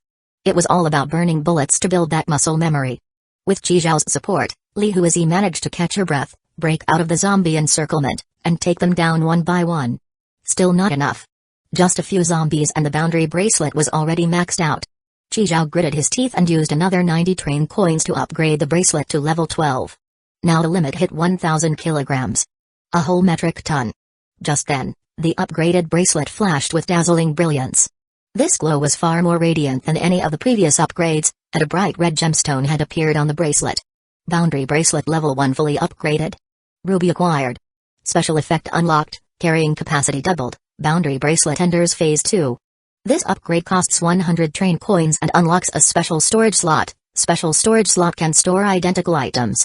Only quantity is counted, not weight. Feeling the 2-ton capacity, Chi Zhao was hit with a wave of joy. What a surprise. Phase 1 maxed out already? Now with Phase 2, upgrades would unlock weightless storage slots? Could he slap the ground and pack up the entire world? That'd be wild. Chi Zhao shook his head, letting go of the absurd fantasy. 100 train coins gone. He only had 23 left. Spending money was like pouring water. No worries. He still had Lee Soo-sung, worth 100 train coins. Once he joined Orderly Heaven, he'd also collect the 200 coin balance from Kangyu. And he needed to figure out how to get that station reward module from Zhejian. Chi Zhao took a deep breath and started cleaning up the surrounding zombies. Let's deal with the task at hand first. Lee Soo-sung had just finished packing up the last batch of zombie parts and hadn't even rested when Chi Zhao returned. This time, Chi Zhao had conjured up twice as many zombies as before. Lee Soo-sung was totally dumbfounded. Hurry up, or no food for you. Chi Zhao dropped the order and left again in a flash. Watching Chi Zhao fly off again and the tireless scythe bro keep slicing up zombies, Lee Soo-sung felt numb all over. Finally, before dinner, all 100 zombies were processed and delivered successfully thanks to the smooth assembly line work. Chi Zhao even threw in a few extra zombie dogs, which pleased the buyer, who paid him an extra 1,000 order coins. With the processing fee included, Chi Zhao ended up with a total of 26,000 order coins. All in 1,000 denomination bills. 26 in total. They looked like regular cash, except with Orderly Heaven's emblem on them. Converted, that was only 26 train coins. Making money was hard, Chi Zhao sighed. At that point, Lee Soo-sung was so tired he couldn't even sit upright. He collapsed to the ground, opened his protective mask, and greedily sucked in air. 2 big words were written all over his face. Despair. Have a seat. You worked hard this afternoon. Freshly cleaned, Lee Soo-sung was clearly uneasy. He pointed at himself in disbelief. Just a few days ago, he was a prisoner of war. Now he could actually sit at the table and eat? Chi Zhao noticed his expression and explained, my brother-in-law has been found, and you really didn't lay a hand on him. Don't worry. Your life is safe. Lee Soo-sung teared up from the news. After 4 days with just 2 bowls of instant noodles and a long day of hard labor, he was starving. He grabbed a bowl and started shoveling rice into his mouth. Tears streamed down his cheeks uncontrollably. No rush. Eat slowly. Chi Zhao placed a chicken wing into Lee Soo-sung's bowl with a smile and said, Soo-sung, keep working hard. I'll make sure you eat your fill every day. Be big bro, you're a good man. Please, don't hand me over to that bitch. I'll do anything for you, big bro. Hey now, why bring that up at dinner? Buzzkill. I don't even know when I'll reach soon. If your bounty gets cancelled before that, I'll set you free. Go wherever you want. Or stick with me, up to you. Really, big bro? You're my savior. Across the table, Zhejian gave him a disgusted look. She leaned toward Lao Yu and whispered, Liu, do you know what this is called? Sisters, I know. It's called selling dreams. Exactly. You've got to learn to tell the difference. Don't fall for his sales pitch. Lao Yu looked puzzled. But the conductors never sold me dreams before. Zhejian sat back and slowly shook her head. Liu? You're hopeless. After dinner, darkness fell outside. Chi Zhao, as usual, entered the gravity carriage. But this time, he didn't train. He took out a level 3 treasure chest and retrieved the muscle enhancement potion inside. Looking at the pale red liquid, Chi Zhao rolled up his sleeve and injected it. As the potion entered his body, his lower abdomen began to feel warm. He closed his eyes, sensing the medicine spreading through his body. His muscles started to tense, and his heartbeat sped up. A sign the potion was working. A few minutes later, Chi Zhao opened his eyes. He felt full of strength. He stretched his limbs and found himself more agile and powerful. His heart pumped stronger with each beat. His developing ABS became more defined, and the V-line on his waist was smooth and eye-catching. Chi Zhao turned on the treadmill, preparing to challenge the 5-kilometer run in triple gravity that he'd never been able to finish before. Late at night, a silent raccoon city rustled with noise from all around. Glass-shattered malls, sewer grates, overgrown schools. 1, 2, 3. More and more zombies emerged from every corner, filling the streets to the brim. They all simultaneously turned their attention to the lit-up train where Chi Zhao was. Like a wave, they surged forward. Some zombies tried pushing open sewer covers, but before they could climb out, they were trampled by others and fell back in. Night had fallen. The zombie tide had arrived. Chapter 100, The train conductor's stamina is insane this time. Bang bang bang bang bang. A burst of urgent knocking rang out, followed by pounding from all directions of the carriage, along with deep, guttural growls. Chi Zhao immediately sensed something was wrong. He jumped off the treadmill and sprinted through multiple carriages to reach the initial carriage. Lao Yu turned his head and, seeing it was Chi Zhao, let out a breath of relief. Train conductor, there's so many. So many zombies. We're surrounded by zombies. Sure enough, outside was packed with zombies, completely sealing off the train. They were flailing their arms, slamming against Chijiao's train, trying to break through the barrier. Where the hell did all these zombies come from? Li Susung was so scared he flattened himself on the floor in the middle of the train, covering his head with both hands, trying to stay as far from the windows as possible. He was shaking all over, muttering, "We're done for, we're so dead," over and over. Chijiao immediately shut off the lights in the initial carriage and activated dynamic concealment. No good. Even if the train's invisible, it doesn't help with zombies already smacking into it. They can't see it anymore, but they can still feel it. They need to be lured away. Seeing Zijian and Li Huizi arrive one after the other, Chijiao gave orders, "I'll draw them away. Li Huizi, you stay in the train and protect Zijian and Lao Yu. And keep an eye on that guy." Chijiao pointed at Li Susung lying on the floor, then pulled out an infinite shotgun and handed it to Old Master Ren. "Train conductor, I'll go with you." Looking at Lao Yu's eager expression, Chijiao sighed. "You just want to shoot zombies, don't you?" Lao Yu grinned. "Alright, kid, just don't slow me down." Chijiao patted Lao Yu on the head, then pulled out another infinite shotgun for him. "No need to reload. Just don't let it overheat." Then, like lightning, he dashed out of the carriage, pulled out a grenade, and tossed it into the horde. Boom. A sudden burst of light and the deafening explosion grabbed the zombies' attention. Spotting a live human, they all turned and charged at Chijiao. He pulled out a shotgun he had confiscated from the police station's armory during the day, and blasted the head off a zombie lunging from the left, all while retreating and firing. "Damn it, so this is where all the zombies have been hiding. You guys all work night shifts or something?" There were even more here than in Dawn City. Most of the zombies around the train had now been drawn away by Chijiao. Lao Yu and Old Master Ren hopped out of the train with their shotguns and started clearing out the remaining ones nearby. Chijiao had overlooked one thing. Lao Yu wasn't an ordinary kid. He was a gourd baby. His physique was far beyond normal humans. Right now, with Chijiao's infinite shotgun in hand, he was popping one zombie after another, grinning from ear to ear. He was fast, too. The zombies couldn't keep up. And since Old Master Ren was a zombie himself, he wasn't afraid of getting attacked. The two of them went absolutely wild, unleashing firepower like mad. In no time, the area was cleared. Lao Yu still wasn't satisfied and took off in the direction Chijiao had gone. Boom. Another grenade exploded, sending a wave of zombies flying in a fiery blast. Chijiao kept just the right distance from the zombies behind him, giving them the illusion they might catch him if they tried a little harder. Seeing most of them had followed him, and that the train was safe, Chijiao smiled, holstered his gun, and drew a long sword. He thought back to something he asked Li Huizi that afternoon. How could she decapitate zombies so easily with a single swing? According to Li Huizi's explanation, with gestures included. The key was in how you held the blade. Whether you aligned the blade's edge with the path of your swing was what determined the power of the strike. Outsiders thought swinging any sharp weapon counted as slashing. But without control, the blade's edge and the swing path could form an angle, which would drastically reduce its impact. Such a swing wasn't really a slash. It was more of a hit. All show, no substance. A true slash made the blade's edge perfectly align with the force of the swing. The result? A trail of light following the arc of the blade. That's what it meant to cut. So every time you swung, you had to chase that streak of light. During training, they'd slice through a gap only 2 millimeters wider than the blade itself. Any tilt would cause the edge to hit the sides, ruining the cut. No wonder Li Dianxing could sever the zombie king's arm with just a regular long sword. It took insane skill, strength, speed, finesse, reflexes, and perception. To go even further, you'd need to add breathing techniques. That's a whole different level of difficulty. Chijiao raised Li Dianxing's leftover longsword in front of him. So this is what it means to feel the slash. To see that streak of light. Word spirit, time 0. 1.5 times slowed. Speed. This was a new technique Chijiao had been refining. He could now adjust the slow time multiplier lower than before. The benefit? Much longer duration.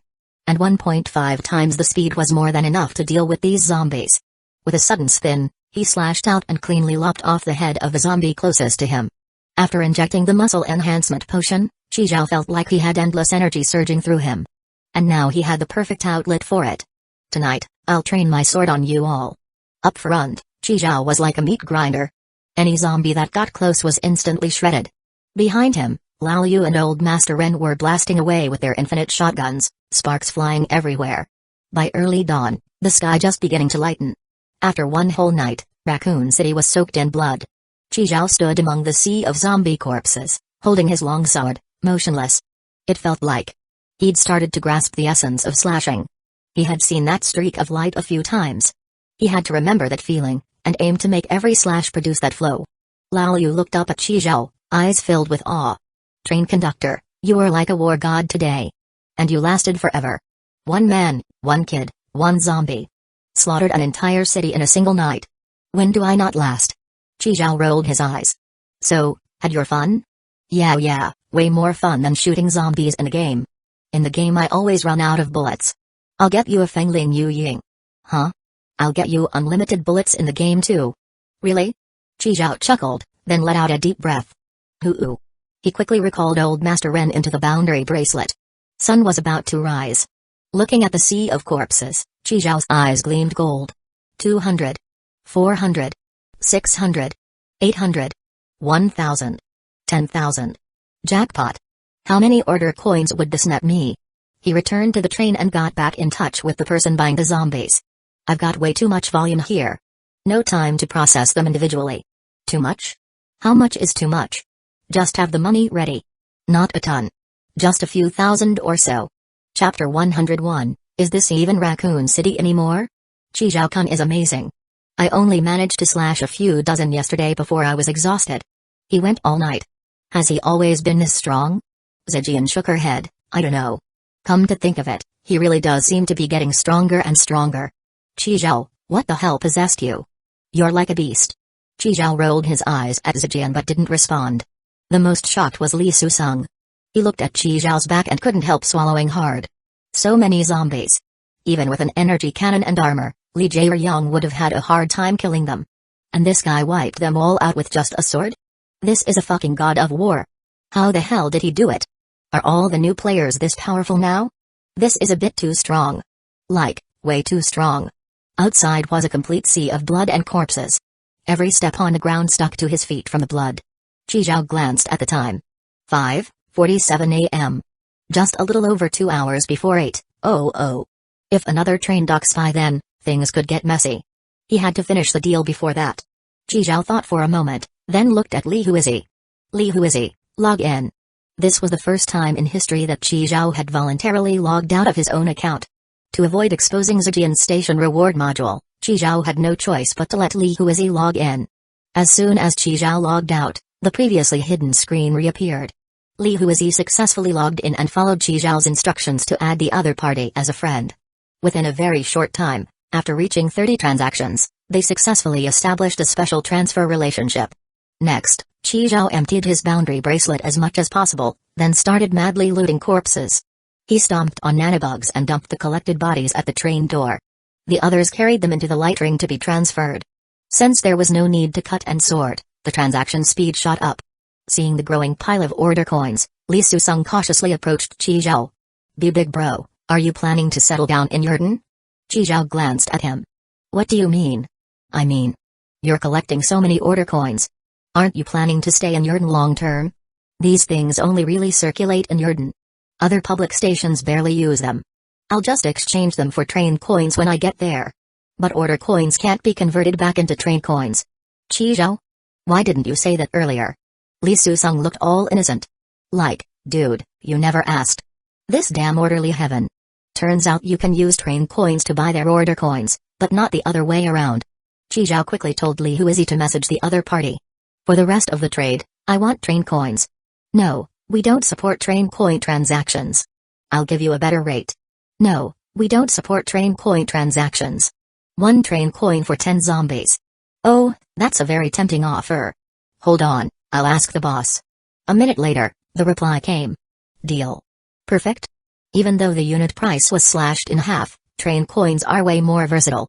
Before 8:00 rolled around, Qizhou had hauled and traded off all the zombies. In total, he received 120 train coins and 230,000 order coins. Qizhou pulled out a 1,000 denomination order coin and held it up. "This 1 bill can buy 50 bowls of beef noodles. Thanks for the hard work, everyone. 10 bills each. Once we get to Yurden, go wild with it. Train conductor, we love you." Zijian, Lao Yu, and Li Huizi lined up and each took 10 order coins from Qizhou. Seeing they all got theirs, Li Susung looked at Qizhou expectantly. "Susung, I'll hold on to yours for now. Once you regain your freedom, I'll give them to you all at once." Li Susung.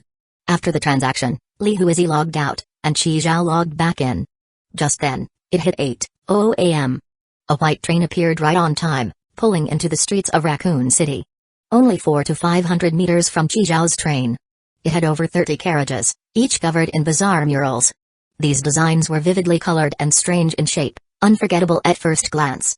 There was a grayish-white skull, with hollow eye sockets and sharp teeth that gave off a creepy vibe. A pink octopus, with soft tentacles and giant eyes, radiated mystery. A yellow female torso, with curvy lines and a charming smile, oozed sensual allure. A green demon, with a twisted face and sharp claws, exuded wickedness. Each design was different, but all shared a wild, non-mainstream style that delivered a powerful visual punch. So, another train conductor docked here after all. 30-plus carriages. That's serious. And with that freaky paint job, Qi Zhao decided to play it safe. He summoned the screen and chose to depart. Originally, he'd planned to take a break and collect the abandoned cars on the street to use as upgrade materials. Guess that's out the window. Zombies were all traded off anyway, time to move on. Train starting, please remain seated and hold tight. A flash of white light, and the view outside the train window changed from Raccoon City to endless darkness. Qi Zhao let out a breath of relief. He checked the next station. Next stop, Zune, public station, with 95,800 other trains docked. This is a public station. It will be automatically logged upon docking. Latest departure time, 47 hours after arrival. Zune? What luck. He could exchange Li Susung into train coins that quickly. Nice, nice. Raccoon City, what a gold mine. I'm gonna make a tidy profit again. A burly man said excitedly, eyes flashing with greed. Get in touch with Lao Ba. Tell him to prep the cash. We've got goods. Boys, we've got work. Get your gear ready. The man at the front shouted. His crew immediately began checking their weapons and gear. Fully armed and brimming with confidence, they stepped out of the train. But the moment they exited the carriage, a wave of thick blood stench and rot hit them square inches the face, making them wrinkle their noses. They looked at the street soaked in blood. But not a single corpse in sight. Their hearts were instantly filled with confusion. Just then, a zombie slowly lifted a manhole cover and crawled out. It had fallen into the sewer last night after being trampled by the horde, missing the whole battle. It looked around in a daze, only to see a squad of well-equipped people. A second later, it was riddled with bullets. That's it? Just one? Is this really fucking Raccoon City? Where the HLL are all the damn zombies? Chapter 102, Moonlight Alley. The man in the lead got back into the car and opened the private chat on the screen. Ghost bro, what's the matter so early in the morning? Lao Ba, has anyone sold you a large batch of zombies recently? Funny enough, we just got a shipment this morning, a few thousand. Where's the supply from? Judging by the outfits, probably Raccoon City. Damn, someone beat him to it after all. Old Guy? Nope. That dumbass egg tart? Not him either. Then who else could it be? There are only a few of us in this line of work. Let me ask around. Half a minute later. It's some guy named Qi Zhao, looks like a newbie this season. You sure? A newbie managed to nearly clean out Raccoon City? No idea, but hey, every batch has a few freakishly strong ones, right? Alright, got it. After the train started, Qi Zhao walked over to the auto veggie farming machine. Seeing the plants still hard at work, he nodded with satisfaction. Nice, even after leaving Raccoon City, the feature is still active. Now the auto veggie farming machine was truly complete. The barrel of veggies he farmed yesterday had already been moved to the refrigerated room by Zijian. The barrel was nearly full again. Might as well use this one for fertilizer. They'd never run out of veggies anyway. Though the variety was a bit limited. Qi Zhao grabbed an empty barrel to replace the automatic compost bin collecting the veggies, then dragged the compost bin aside, closed the lid, and started making fertilizer. After taking a shower, he headed to the kitchen to fix something to eat. Li Huizi was frying bacon. When she saw Qi Zhao, she smiled and nodded. Qi Zhao nodded back. He saw a ready-made sandwich on the cutting board and grabbed it, taking a big bite. Inside the sandwich were a perfectly fried egg, crisp lettuce, thin slices of tomato, cucumber, and ham. The tomato and cucumber had even been carefully peeled. Not bad. Tasted great. Train conductor, milk. Lao Yu handed Qi Zhao a glass of hot milk, and Qi Zhao took it without a second thought. Where's your sister's eye? What, miss me already after a few minutes? Zijian pushed the door open and walked in, holding a few eggs in her hand. Hui, got your eggs. She handed the eggs to Li Huizi, then looked at the now empty cutting board. Wait, where's my sandwich? Qi Zhao happened to swallow the last bite just then. He licked the salad dressing off his fingers and shook his head, pretending he didn't know. You fucker. That was specially made by Hui for me. Just ask her to make you another one. Come on, what are we if not close? Chizhou quickly finished his milk, ran back to his bedroom, and dove under the covers to catch up on sleep. After slaughtering zombies all night, his stamina was at its limit. Li Huizi patted Zijian's back and showed her the freshly fried heart-shaped egg. You're the best, Hui. Chizhou's a real bastard. Zune, Piltover, Moonlight Alley. The famous snack street of June Piltover. Vendors here came from all over, with a mix of humans and non-humans. Truly a chaotic mix. Especially at night, when colorful lights and signs lit up, it created a dazzling scene. Konyu and Unoka weaved through the lively alley, with vendors shouting non-stop. Dream tea. One sip and you'll achieve all your dreams in the dream world, forget all your troubles, and become master of your dreams. Grilled dragon ribs. Premium hind leg meat from adult grey dragons. Firm and springy. Fresh magical goat kidney. Just one skewer and you'll feel like a man again. Tonight your wife's gonna beg for mercy. Konyu wore a perfectly tailored black suit that accentuated her waistline. Her matching pants had clean lines that showed off her legs, paired with black knee-high boots, making her look sharp and put together. An exaggerated but somehow fitting pair of black-toed kun sunglasses covered part of her face. Unoka dressed far more casually. He wore a yellow SpongeBob t-shirt, pink Patrick-printed beach shorts, and a white baseball cap to hide his blonde hair. Just raided Dream Palace, weren't we supposed to be resting? Now another mission? Day in, day out, I'm even busier than back in orderly heaven. And I don't even get paid as much. Ugh. Wanna raise? Go talk to Big Bro. Complaining to me is pointless. Konyu said coldly. So why are we here in Zune anyway? To find the key. Key? Big Bro lost his car key? Got some intel. Someone here can make a key that unlocks a level 8 treasure chest. Holy shit, they can make keys for treasure chests? If we can mass produce that, we're rich. Unoka eyes instantly lit up. A key for a level 8 treasure chest. Those are worth more than gold. Konyu stopped at a stall. The sign read in big bold letters. Piltover must eat squid fish cakes. The chubby vendor was flipping squid on an iron skillet, occasionally squirting in some secret sauce. Unoka stomach growled at the sight. Boss, one order of the signature squid fish cakes, extra spicy. Got it, 50 order coins a portion. The boss wiped the sweat off his forehead with a white towel hanging around his neck. Unoka looked back at Konyu. You know what, Yui, it's on me. 1 glass of iced water. Konyu looked at the boss. Make sure it's with true ice. Unoka blinked. True ice? The so-called magic ice that never melts? Didn't expect Piltover to have that. The boss looked up when he heard that and glanced at Konyu. True ice? Missy, that stuff's been banned for ages. You two with the security squad or something? Don't test me, I don't have it. Konyu raised her hand and took off the oversized black-toed kun glasses. She repeated, 1 glass of iced water. With true ice. Sweetie, I really don't have it. Didn't you guys just inspect me yesterday? I'm an honest vendor, just making a hard-earned living. I don't mess with illegal stuff. Konyu put her sunglasses back on and said calmly, nice weather today. Great for walking the dogs. The boss's expression froze. He hesitantly asked, how many dogs do you have? 6.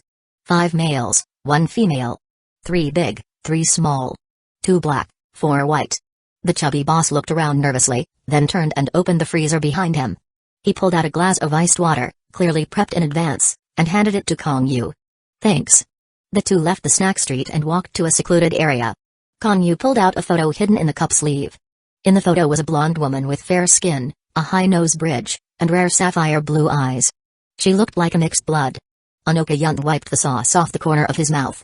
Damn, so you were here to grab intel. Konyu flipped the photo. On the back was an address.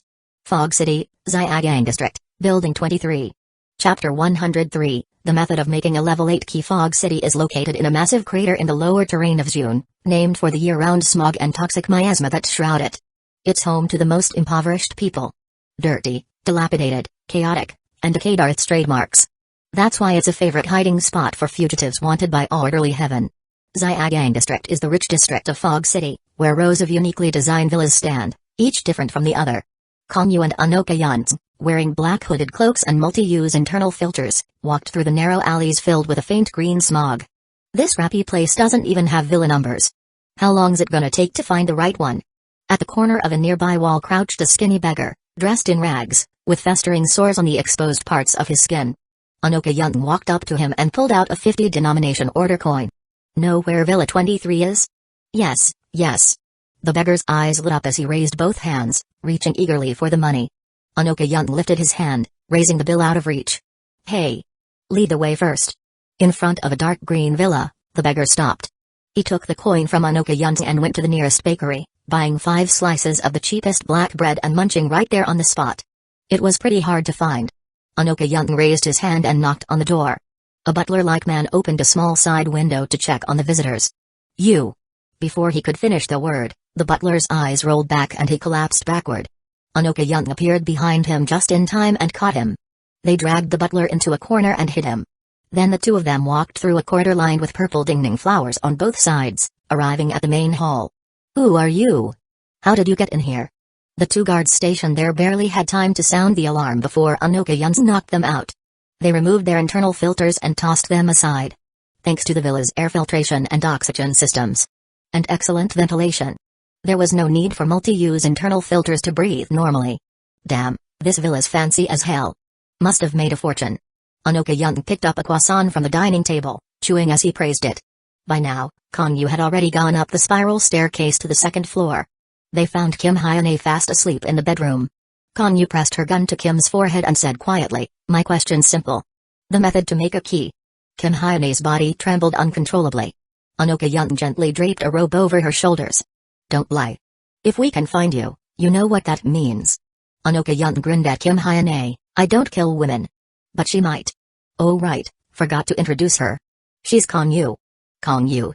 Kim Hyane's head snapped up. "Konyu from the Freedom Organization. The mastermind behind the destruction of Orderly Heaven HQ's Dream Palace just 2 days ago, a top-tier wanted criminal with a bounty of 6,000 drain coins. No wonder the security downstairs didn't work." Realizing how bad the situation was, Kim Hyane took a deep breath. "One condition. After I tell you the method, you let me go." "Relax, babe. We're not into killing. As long as you cooperate, everything's negotiable."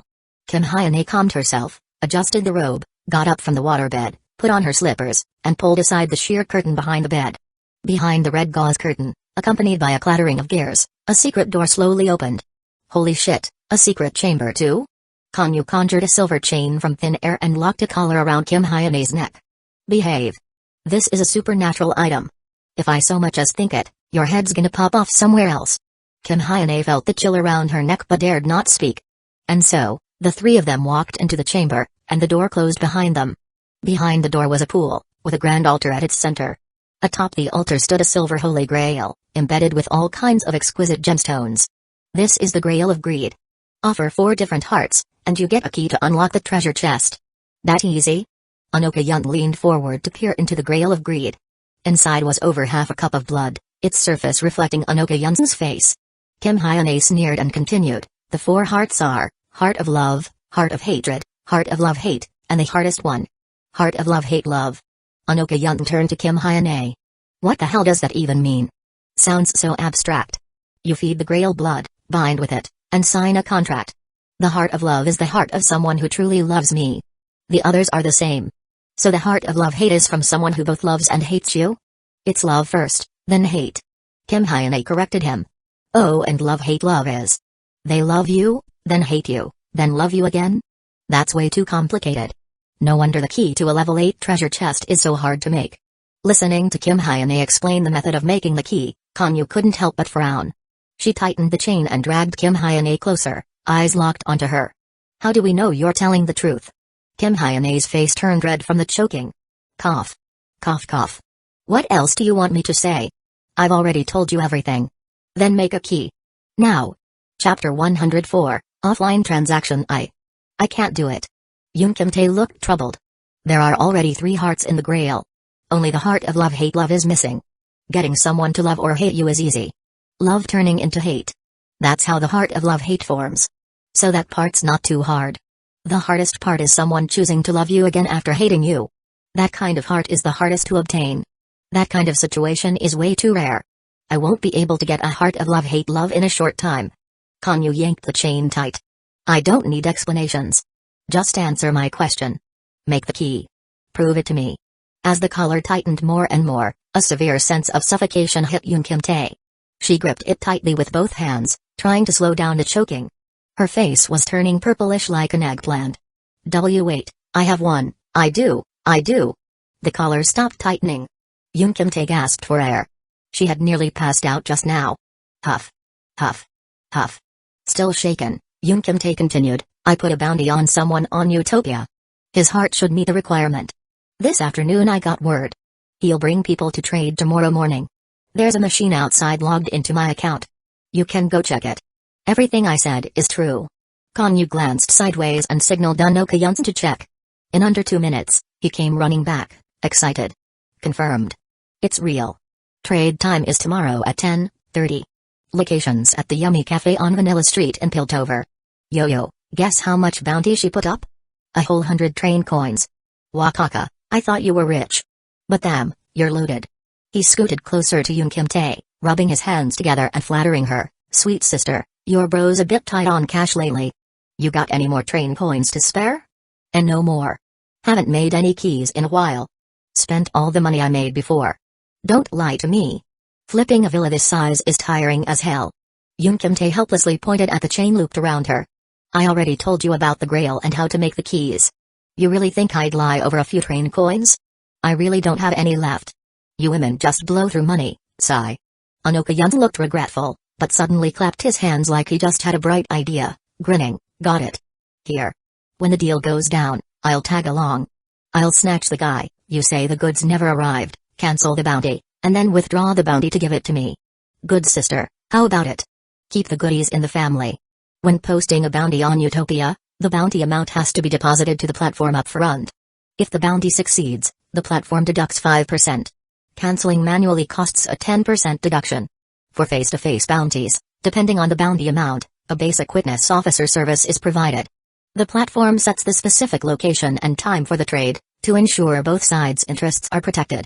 The witness officer ensures both parties' interests aren't harmed. Witness officers come in 5 levels: silver, gold, platinum, diamond, and grandmaster. You can pay extra for a stronger witness officer. Hearing Anoka-yun's plan, Yoon Kim-tae was sweating. Snatch the guy? What about the witness officer? Anoka-yun scratched his nose and scoffed. For 100 train coins, the platform at most assigns 2 gold-level witness officers. I can take him easy. Not to brag, but your bro here is a certified witness officer on Utopia too. Guess what level I am? Yoon Kim-tae looked him over, recalling how he had one-shotted that goblin earlier. She guessed boldly, platinum. Good sister, you're like the worm in my gut. Spot on. Yoon Kim-tae. Hey, yo-yo, didn't you also get certified as a witness officer? What level did you get? Utopia said I was too dangerous. Might threaten both parties in a trade.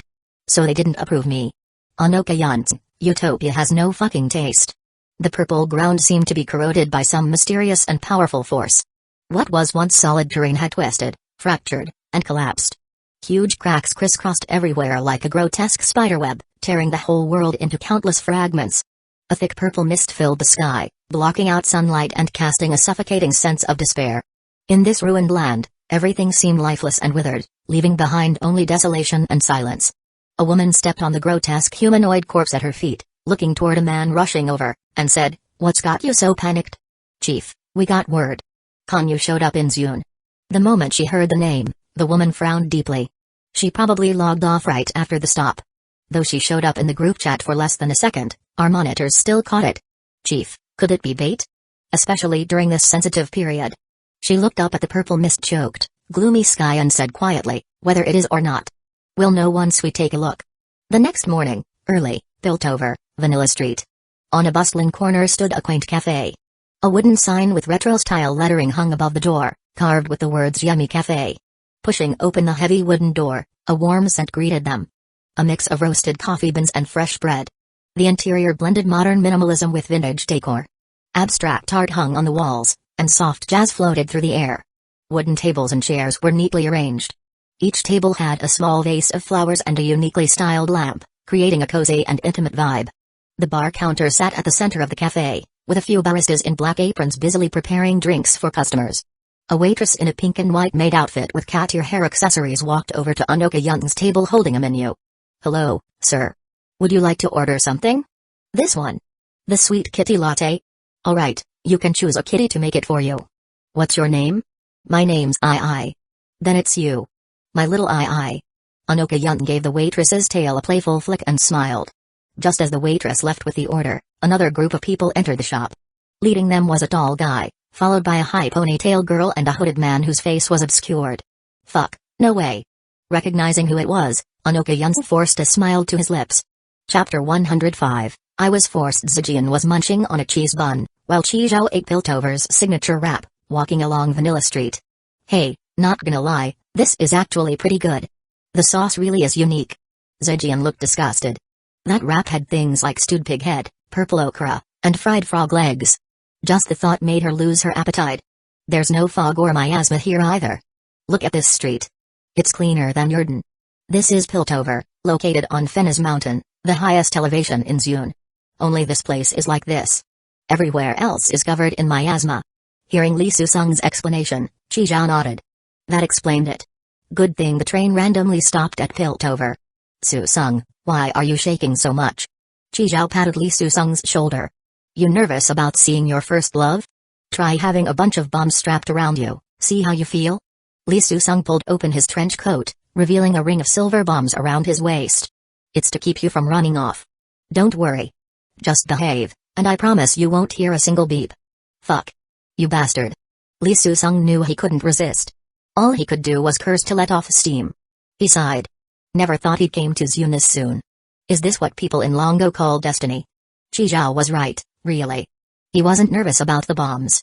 It was because of the woman he was about to see. The woman he hadn't seen in years. His first love. Of all the possible reunions, he never imagined it'd be like this. Chizhou tossed his wrap bag into the trash can beside the yummy cafe, wiped his mouth, clapped his hands, and looked at Zijian. We're here. Wipe your mouth too. You're the interpreter, keep it professional. Zijian, bullshit. I knew nothing good would come from bringing me along. They stepped into the shop and immediately spotted Yun Kimtae sitting in a prominent seat. Yun Kimtae wore a simple, clean white dress, paired with white shoes and cloud-patterned socks. Her hair had been dyed black last night, tied up in a ponytail with a basic black hair tie. The whole look screamed pure college girl. Her vibe was now simple and innocent. Nothing like the busty blonde from last night rolling on the waterbed. According to Yun Kimtae, this was how she looked the first time she met Li Susung. She was hoping to stir up his memories. Sitting across from her were two male gold-level witness officers sent by Utopia. Each of them had a glass of iced water in front of them. Black Skull? Chizhou stepped forward and asked tentatively. I brought the goods. Chizhou pulled off the hood covering most of Li Susung's face and presented him, healthy, whole, and alive. The moment she confirmed it was Li Susung, Yun Kimtae coughed a few times, sending a signal to Anoka-yun in the corner. That was the cue he had given her yesterday. After confirming the target, she was to cough 3 times, and he'd make a move to snatch the guy. After signaling, she glanced out of the corner of her eye, only to find the spot completely empty. Anoka-yun, who was sitting there, was long gone. What the hell? What's going on with this guy? Yun Kimtae was frozen in place. At the same time, she heard Anoka-yun's voice in her earpiece, plan cancelled. Proceed with normal trade. Fucking psycho. Yun Kimtae cursed silently. Even though Konyu wasn't here, the collar around her neck was still tightening bit by bit. If she didn't return with the heart in time, the collar would strangle her to death. She had no way out. All she could do was keep going. She steadied her emotions and facial expression, then smiled and greeted Li Susung. Susung, long time no see. Li Susung slowly lifted his head and met Yun Kimtae's eyes. All the memories exploded at once. Back when he first came here, he had just turned 18. A sweet, innocent guy who'd never even held a girl's hand. The first time he saw Yun Kimtae, this was exactly how she looked. It struck straight into his heart. The dead memories started attacking him. No. She's faking it. She's a bus. Loves group play. That filthy bitch. Thinking that, Li Susung couldn't hold back and shouted in Korean, quit pretending to be innocent. I'm not that naive little boy anymore. Do whatever you want to me, just stop making me sick. Chizhou looked like he was enjoying the drama. He turned to Zijian. What's he saying? Translate. Zijian leaned over and whispered a real-time translation in his ear. Yun Kimtae looked deeply wronged, big fat tears rolling down her cheeks. Susung, I know you think I'm dirty. But they forced me, Susung. It wasn't my choice. You have to believe me. Do you know? When they were forcing me, all I thought about was you. Even when I screamed your name. Chizhou. Zhejian. Witness officers, don't understand. Li Susung shook his head hard. No. You're not tricking me again. Then why did you post a bounty on Utopia? You even put up 100 train coins. Because you were a wanted criminal. If I didn't put up more money, someone else might have caught you and handed you over to orderly heaven. How could I save you then? That's why I specified you had to be alive. I wanted to protect your life. Li Susung froze. Holding this tear-streaked, trembling woman in his arms, all his hatred melted away. So that's what it was, Yun Kim-tae. Have I been blaming you this whole time? He hugged her tightly and broke into tears. Do you still love me? I do. I love you. I'll only ever love you in this life. Then would you still give me your heart? Take it. It's all yours. My heart, my liver, my large intestine. Everything I have is yours. Yun Kim-tae placed her index finger on his lips. I don't need all that. Just your heart is enough. Then she rose on tiptoes and kissed him. After their tongues entwined for a while, Yun Kim-tae pulled back, blushing. She wiped her tears with the back of her hand and smiled brightly. Watching from the shadows, Anoka Yun smacked his lips. Gotta admit. This woman's acting skills were solid. She could cry on cue. Total pro. You'd better hurry up. We've got another session to catch. One of the witness officers spoke coldly. If there's no issue, come and certify it. He took out a portable device. Both parties logged in and confirmed the bounty was completed. You've completed Utopia's anonymous bounty number 1465, Black Skull. Reward, 100 coins. After deducting 5% service fee, 95 train coins have been deposited into your anonymous account. With the transaction complete, Chi-Zhao removed the bombs from Li Susung and congratulated him. Susung, congrats on landing a rich woman. Hope you two have a baby soon. Have a baby soon. Zhejian chimed in with her congratulations. Nice. Things went even smoother than expected. Chi-Zhao couldn't wait to go claim the bounty. He had already asked the witness officer. There was a Utopia exchange just on the next street, Dinxian Street, where he could pick up the bounty offline. The two witness officers also got up and left. It was half an hour later when they found the Utopia exchange. Chi-Zhao stepped into the open-doored building. Hello sir, how may I help you today? Picking up a bounty. Right this way, sir. Following the staff member's instructions, Chi-Zhao successfully withdrew the 95 train coins from Li Susung's anonymous account. He also changed the login password while he was at it. Now that account was fully his. Leaving the exchange, Chi-Zhao boarded a city shuttle and rushed to his next destination. Pioneer Tech City. According to Li Susung, Li Jae-ryong got all his gear modified there. He was going to get Old Master Ren a full mechanical upgrade. Chapter 106, My shop is famous for being fast. Piltover's special mode of transportation. The shuttlecraft. It's basically like a taxi on Earth, except it's self-driving. It looks like a metal silkworm cocoon, with the entrance at the back end. Chi-Zhao inserted order coins, selected the destination, and the shuttle started running after calculating the route. Because Piltover trades with Yurden, order coins are accepted here too. No need to exchange them for Yun currency. That's a lot more convenient. The trade went smoother than expected, and the bomb Xia Yuan gave him didn't end up being used. Chi-Zhao told Xia Yuan last night that his next stop was Yun and that he had a trade to make. Since she was still stuck in the inner realm, she couldn't come along. She offered to have a friend accompany him, but Chi-Zhao politely declined. So she provided a bomb from orderly heaven as backup. Speaking of which, Li Susung had already been exchanged into train coins, but there was still no word on the bounties for Li Jae-ryong and the other two. Orderly heaven is seriously dragging its ass. Pioneer Mechanical City, Zone Z13. Piltover's enforcers pulled a few silver crates out of the shop and loaded them onto their enforcement vehicle. Boss Li, someone broke the rules and secretly modified trains for those outsiders. You can't blame us for this. Don't think we don't know about your shady dealings. Sure, maybe you didn't modify their trains, but you've done plenty of body modifications, haven't you? Good thing you're not completely senile yet. You still know not to cross that red line. Otherwise, it wouldn't be your stuff we're taking today. It'd be you. Lee Walker nodded furiously like a pecking chick, and quietly slipped 10 train coins into the enforcer captain's boot.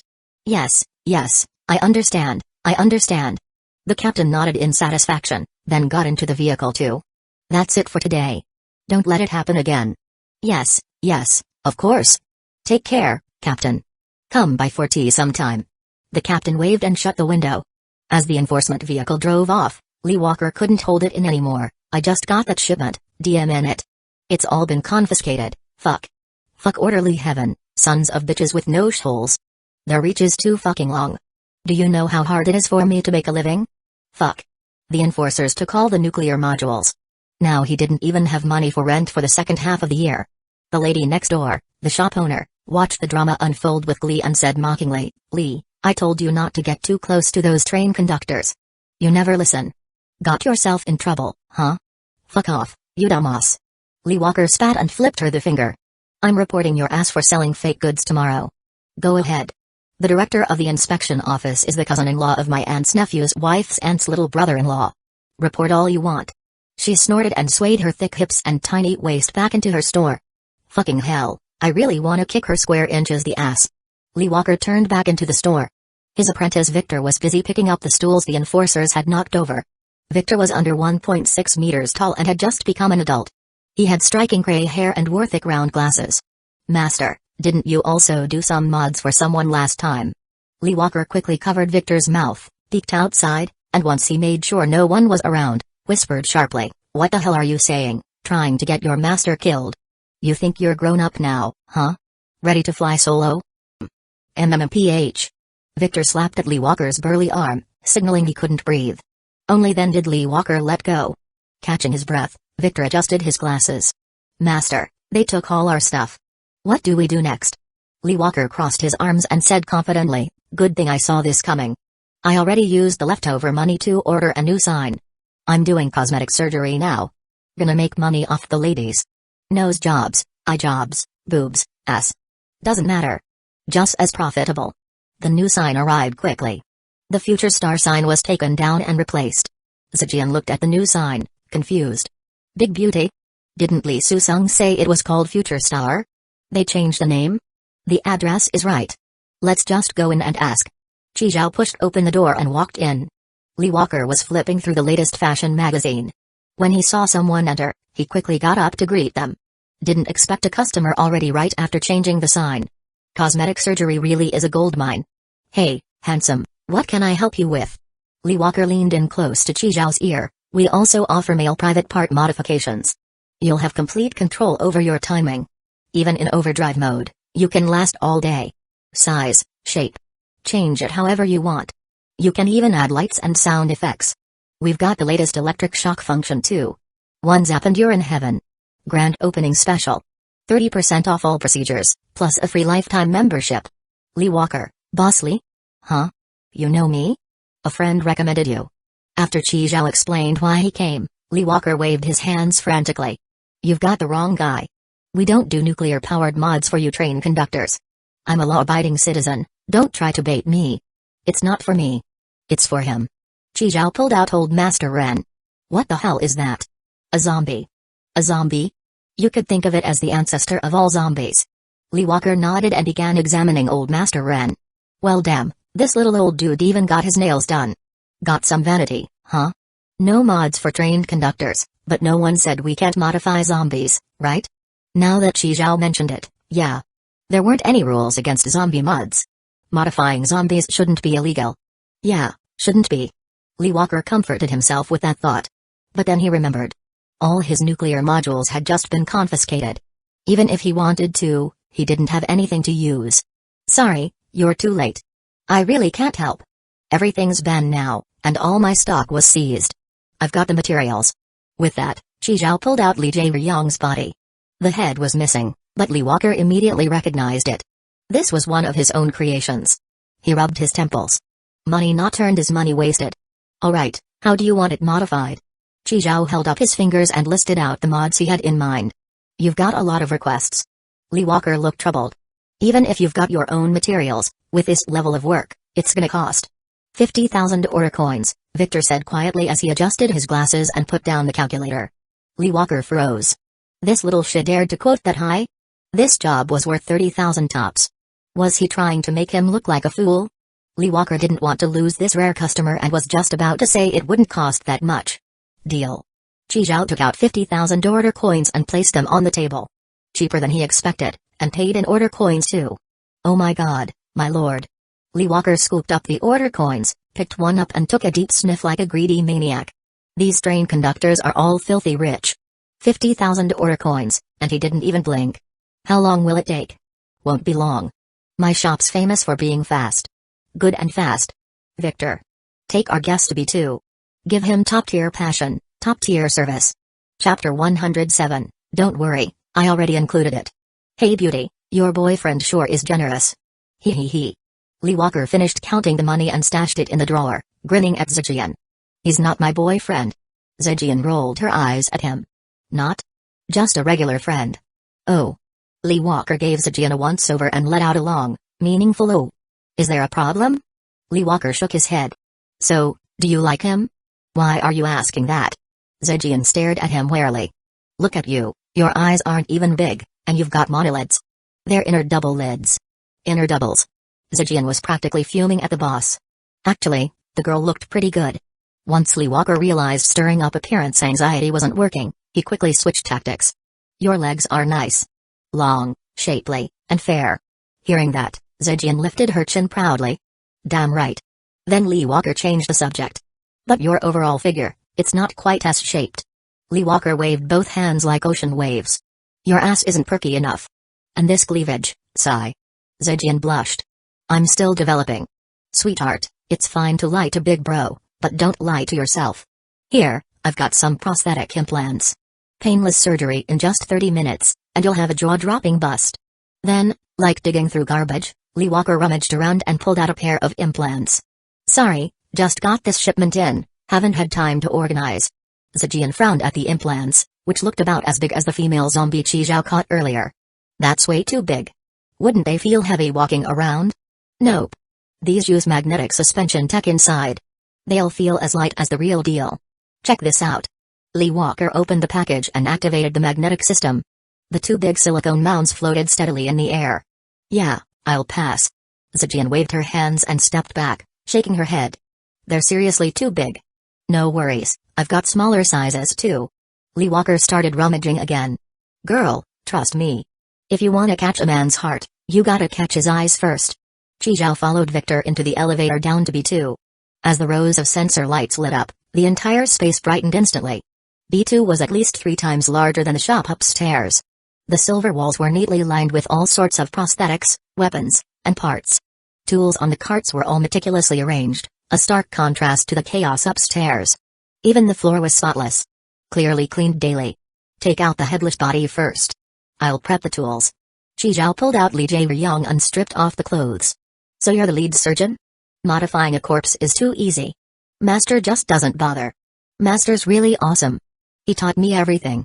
After fixing the corpse on the operation table, Victor activated a robotic arm that fired a laser, extracting Li Jae-ryong's heart. The nuclear power core. Completely intact. The device was about the size of Chi Zhao's fist, silver on the outside, with faintly visible blue light at its core. Victor cleaned it in an ultrasonic washer, then inserted it into a machine that looked like a pet dryer to run diagnostics. Identifying. CK.2 Infinite Core, Advanced Model, Integrity 63%. Core temperature 12 degrees, status, good. Victor adjusted his glasses and said over his shoulder, did this core activate a self-destruct sequence before? Is it unusable? It's usable. Is it going to blow up? Nope, just won't perform as well as a full core. Doesn't matter, as long as it works. Let's hurry, I'm on a schedule. After getting Chi Zhao's okay, Victor removed the core and set it aside. Take the zombie's clothes off and put him on that device. He pointed to a vertical human scanner in the corner. Chi Zhao pulled out Old Master Ren, stripped him, and made him hop in. Seeing this, Victor looked shocked. He can move? Isn't he a corpse? Just a mobile corpse. Nothing major. Ever since these train conductors showed up, Victor had seen his share of weird stuff. Nothing surprised him anymore. He swallowed hard and lowered the glass cover. The platform under Old Master Ren's feet began to spin, and the scanner activated. Once the 3D scan finished, the system calculated and started modeling. A metal 3D printer nearby received the data and began printing custom-fit metal armor for Old Master Ren. Meanwhile, Victor carefully dismantled the remaining usable parts from Li Jae-ryong's body and cleaned them. They swapped out the emptied corpse, and Old Master Ren was now lying on the operating table. Victor methodically followed Chi Zhao's list and started the modifications. All the long fingernails were trimmed, and each of the 10 fingers was upgraded to shoot energy bullets. The firepower rivaled that of a regular rifle. In melee mode, both arms featured retractable laser claws. About 40 centimeters long. Able to cut through 1 centimeter thick steel with ease. His eyes were replaced with prosthetics capable of thermal vision and tracking. His mouth could now fire the same kind of energy cannon as Li Jie-ryong's, capable of melting walls. Though it took longer to charge. Finally, the freshly printed full-body armor was assembled, making Old Master Ren completely sunlight-proof. Once done, Chi Zhao spent over 10 minutes adapting to the new body. After Victor finished, he cleaned the workbench, returned all tools to place, and the cleaning robot tidied the floor. Everything proceeded in perfect order. During testing, Chi Zhao noticed a new issue. He looked at Victor. No good. I can't receive the thermal and scan data from the prosthetic eyes. Can we swap the function for something else? Come again next time, Chi Zhao, my good bro. Lee Walker cheerfully saw Chi Zhao off, handing him a permanent membership card before he left. The card promised a lifelong 5% discount and free maintenance on implants done within the first year. Too bad he couldn't talk that girl into getting a procedure. Could have made even more. Down in B2, Lee Walker happily stuffed the 50,000 order coins into the safe. But the moment he opened it, he froze. Victor. Where's my piece of true ice? Victor, adding lube to the cleaning robot scares, replied without even looking up, used it. Used it? When? On what? On that zombie just now. Lee Walker rushed over and grabbed Victor's shoulders, shaking him hard. What? Say that again, where did you use it? That was a zombie with full armor coverage. To prevent decay, I used True Ice as the core and built an entire cooling system around it. True Ice is superconductive, efficient at heat dissipation, and never overloads. You little shit. Lee Walker stared at Victor, who looked totally confident, and nearly cracked a molar. Fuck. Do you know how much that tiny piece of True Ice cost? 15,000 order coins wholesale. With the armor, eyes, and all the materials, that's at least 40,000 order coins. I know, master. Don't worry, I included all that in the quote from the start. I even added an extra 5,000 for labor. Victor looked super proud. Added 5,000? You fucking quoted 50,000 total. Lee Walker smacked his forehead, feeling like the sky was falling. This kid had talent in modification, sure. But when it came to business, he was completely clueless. He just lost at least 30,000 order coins on this job. Chapter 108, Accidental Encounter with a Familiar Train. The silver shuttle, shaped like a silkworm cocoon, sped along the endless highway. Lee Walker wasn't wrong about one thing. His shop really was fast when it came to modifications. From entering the store to finishing the modifications, the whole process didn't take more than 4 hours. Now they were on their way back. Daylight hours in Seoul were short, and though it was only 4:30 in the afternoon, the sun was already starting to set. Zijian leaned against the train window, staring blankly at the dense forest beneath the overpass. What are we eating later when we meet up with Hoizi and Liu? Boss Lee said there's a night market called Moonlight Alley. It's pretty famous. Night market. Yay. I'm gonna spend like crazy. I'm going to buy papayas and make papaya juice, papaya with milk, papaya stewed with pork ribs, papaya stewed with chicken. Papaya everything. That's totally gonna boost my second development. Thinking of this made Zijian much happier. Even the scenery outside started to look more pleasant. That's a huge bug. No, wait, I think it's a train.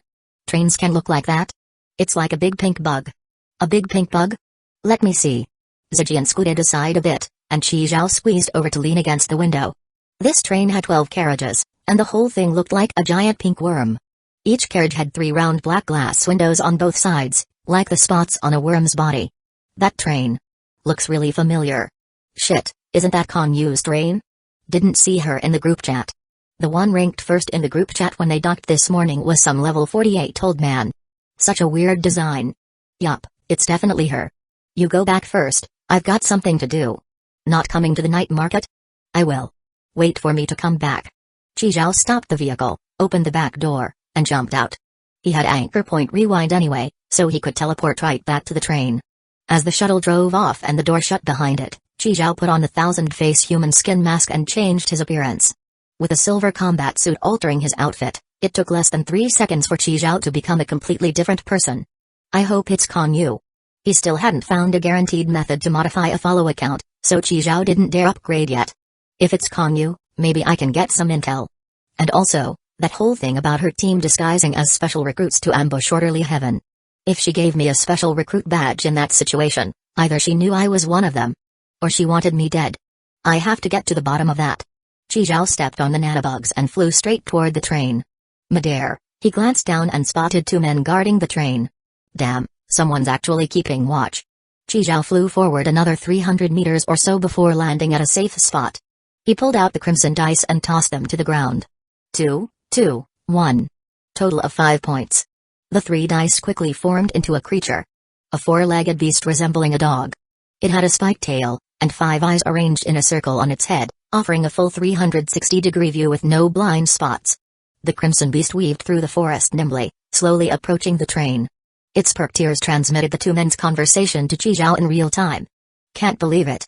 It really is Kong Yu's train. Aren't we gonna check it out? You crazy? If there's an anti-intrusion trap inside, you'll die without even knowing how. The minister said to wait for her before doing anything. We just need to keep outsiders away, that's it. TCH. She's taking forever. Where the hell is she? Apparently they spotted Kong Yu in Fog City. The minister went there first. Oh, I see. One of them took out a portable whip and took a deep drag, then grinned and handed it over. New egg flavor. Want it dry? No thanks, cut back on that crap. Kills your swimmers. I don't even have a girlfriend, what am I worried about? Then he took a few more deep drags. This forest is creepy as hell. The sun's not even down yet, and it's pitch black already. We're outside Piltover now. This is the wilderness.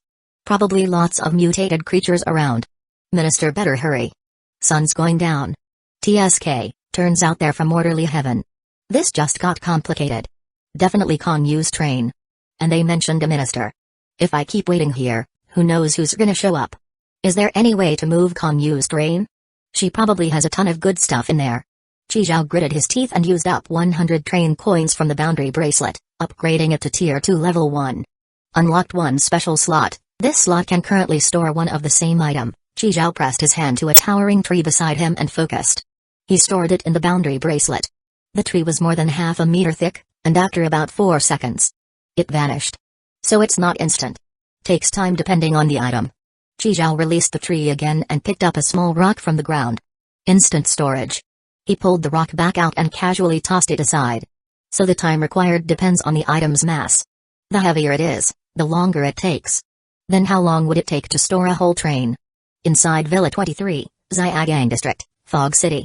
Kong Yu had been staying here, guarding the Grail of Greed. Since the Grail was in its active state, she couldn't store it in her usual storage item. No wonder it could be used to craft a level 8 key. This thing really was magical. After spending the entire afternoon eating, drinking, and sleeping with Kim Hyun-a, Lee Su-sung was feeling thoroughly satisfied. The blood drip test had worked, and the heart of love-hate love was finally complete. With the final crucial heart sacrificed, the blood inside the Grail began to surge violently. You could even feel a wave of intense emotions erupting from it. Even Kong Yu was momentarily dazed, tears streaming uncontrollably from the corners of her eyes. Anoka Yunz, usually all smiles, was now scowling with rage. That wave pulsed outward but didn't last long. The blood inside the Grail quickly calmed. The blood that was nearly overflowing rapidly shrank and condensed into a thick lump. Small enough to scoop by hand. It felt like warm, smooth slime. Blood of the heart, can open a level 8 treasure chest, key successfully crafted. Kong Yu nodded and put away the clump of blood. Now that the key was done, the Grail of Greed also deactivated from its active state. Just as she was about to store the Grail as well, a bolt of purple lightning as thick as an arm shot straight down from the sky. Kong Yu leapt back to dodge. Kong Yu. The rooftop exploded. A beautiful woman in a black kippah hovered in the air. Arms crossed, radiating an intimidating aura without even trying. Anoka Yunz smirked and tugged his baseball cap lower. The woman who appeared was his former boss. The strongest enforcer of orderly heaven, Dong Haizui. Chapter 109, You two worked hard, you can head back now. Outer edge of Xiagang District. Those bastards from Order are attacking again. They always do this. Don't say a damn word. They act like our security team doesn't even exist. Cross-border enforcement. Did those assholes even file a report? And now they're openly destroying citizens' property. Orderly heaven is seriously getting out of hand. The security team of Xiagang District was now hunkered down far away, with the captain yelling curses from a distance. See, Captain. Are we really just standing here? That villa's almost completely wrecked. So you do realize the villa's trashed? Then you go. If you've got a death wish, go ahead. Even Fog City's defense team hasn't shown up yet. What are you panicking for? You punk, is your salary higher than mine or something? What? Of course not. Why would I make more than you, Captain? Then why the hell are you working so hard? Right now, Xiagang District was lit up like broad daylight. Torrents of fire, bolts of violet lightning, red beams of light, and rippling blue waves all colliding in the air. One extravagant shuttle after another kept pulling out from the village district. All of them carried wealthy elites. Trailing behind those shuttles were beggars and nighttime scavengers loitering near the villas. Those who were too slow, or didn't react fast enough, were caught in the area of effect attacks. Happened to a bunch of them. Those who managed to make it to safety collapsed onto the ground, gasping for air. Back in the day, if the security team saw any beggars, they'd be chased off immediately. But now, they were all standing together, silently watching the chaos unfold. Good thing I didn't beg for food today. I was too hungry to sleep. If I'd fallen asleep, I'd be a goner in there. Lucky I didn't pick up too many bottles today. Otherwise I wouldn't have been able to run. A beggar gave a disdainful look at a scavenger. Got so dumb picking up trash you can't even drop the bottles and run? If I ditch the bottles, I'm no different from you guys. Might as well not run. Just die in there. Fuck your mother, what the hell did you just say, you mutt? The two instantly started brawling, but no one paid attention. Everyone's eyes were glued to the village district. The security captain frowned. With that kind of destructive force, what kind of wanted criminal was orderly heaven even chasing? Shit, Captain. Look, a dragon. In the night sky, a massive dragon phantom spread its wings. Its mouth slowly opened, unleashing a blinding white beam. That beam sliced through the darkness like a blade of light, illuminating all of Xiaoyang district's skies. Even the ground split open where it passed. The beam was coming closer and closer. The captain turned to his terrified team. Shit. What are you all standing around for? Run. Dong Heizui narrowed her brows and glared across the gorge at Konyu. That Konyu was nimble like a flea on an elephant. Couldn't hit her, couldn't catch her. She just kept jumping around, and there was nothing Dong Heizui could do about it. Konyu, hiding like this doesn't suit your style. Konyu smiled, her lips curling. We know each other too well. You think taunting me is gonna work? But you. Why'd you stop blasting? Worn out already? Dong Heizui, getting old, huh? Need a break or something? Tired? Ha ha, my heart rate hasn't even gone up yet. Come on, bring it. Just then, a flash came from the ring on her wrist. A message. It was her private link with the king. The king wouldn't message her lightly unless it was something serious. Dong Heizui opened it. Only 8 words, paradise under attack. Return immediately. Her fists clenched tight, knuckles cracking. You attacked paradise. Konyu didn't answer, just looked at her with a faint smile. So it's true. After the fake special recruits ambushed Dream Palace in Yurden, Paradise had pulled back most of its forces, leaving itself wide open. Konyu leaked her location on purpose. She's been keeping me busy here this whole time. Just stalling. Disguising as special recruits and attacking Dream Palace was just a smokescreen. Their real target was Paradise. Dong Heizui knew that even if she kept fighting Konyu for 3 more days and nights, they'd still be deadlocked. Keep dragging this out, and something could go wrong at Paradise. The king gave the order. She had to follow it, no matter what. Dong Heizui floated back into the air. She looked at the wrecked villa district, took a deep breath, and spoke loudly to the sky. Yuns, I know you're here. Your father's death was suspicious, but we weren't the ones who did it. Don't let someone use you. Then she turned to Konyu. Konyu, you won't escape. With that, Dong Heizui shot a cold glare at her, then turned and flew toward the just-arrived airship above. Once Dong Heizui was gone, Anoka Young emerged from the shadows. He looked confused, took off his cap and shook off some dust. Weird. What was she talking about? Wasn't I the one who killed the old man? Paradise got it? Anoka Young quickly pieced it all together. He punched his left palm and suddenly got it, so that Dream Palace attack was just a decoy. The real target was Paradise. Makes sense. Paradise has all that stuff. Anoka smirked and looked at Konyu. Yo-yo, you knew all this, didn't you? Why didn't you tell me? Afraid I was an undercover? Not cool, man. Konyu brushed the dirt off her boots. You're overthinking. I'm just following orders. As for the details at Paradise, I don't know either. And you just let her go? Didn't stop her? Our mission's to figure out how to make the key. Not pick fights with her. Konyu took out the Grail of Greed from her spatial ring, checked it, then stored it again. Good thing she stowed it away before making another move. If the Grail had been destroyed, Dong Heizui wouldn't be leaving June so easily. Konyu glanced around at the ruins, the craters, the broken walls. Mission complete. Let's go. Time to head back. Gray Forest, outskirts. Ugh, so damn cold. The sun sets, and the temperature drops like crazy. One man hugged his arms and bounced in place, trying to warm up. You think any mutated creatures might show up? Hard to say, I mean. The other man suddenly turned toward a rustling sound. Who's there? Come out. I see you. From the darkness, a shadowy figure slowly stepped out from the trees. The two of them tensed up, hands on their holstered pistols. When the person stepped into the light, they both let out a breath of relief. It was a man in an orderly heaven uniform. His eyes were small but sharp, with thick brows and a wide jaw that gave off a firm, unyielding vibe. You two worked hard. The minister sent me to take over. This forest gets dangerous at night. The minister says you can head back. Chapter 110, Lure the tiger away from the mountain. Although the person was wearing an orderly heaven uniform, the two of them still didn't let down their guard. Where's the chief? We're supposed to hold out until the chief gets here. The thick-browed man said calmly. The chief's been temporarily held up by Konyu and can't get away. The two of them slowly leaned closer, speaking in whispers only they could hear. Who is this guy? Have you seen him before? Nope. There are so many people in orderly heaven, how could we possibly know them all? The chief never said anyone was coming to take over. Do you think he could be an imposter? But he's wearing our uniform. Still feels off. I'll send a message to confirm. Guhua pulled out his comm device, but just then, a rustling sound came again from the nearby grass. He turned toward the noise with alert eyes, and a weird-looking dog with glowing red eyes suddenly burst out of the bushes, lunging straight at the thick-browed man whose back was turned. The massive impact knocked him flat on the ground. Before he could react, the beast's bloody jaws had already clamped down on his neck. Help, help me. Ah! The man's face was chewed to a bloody mess. The monster turned its gore-covered mouth toward the remaining two. Mutant creature.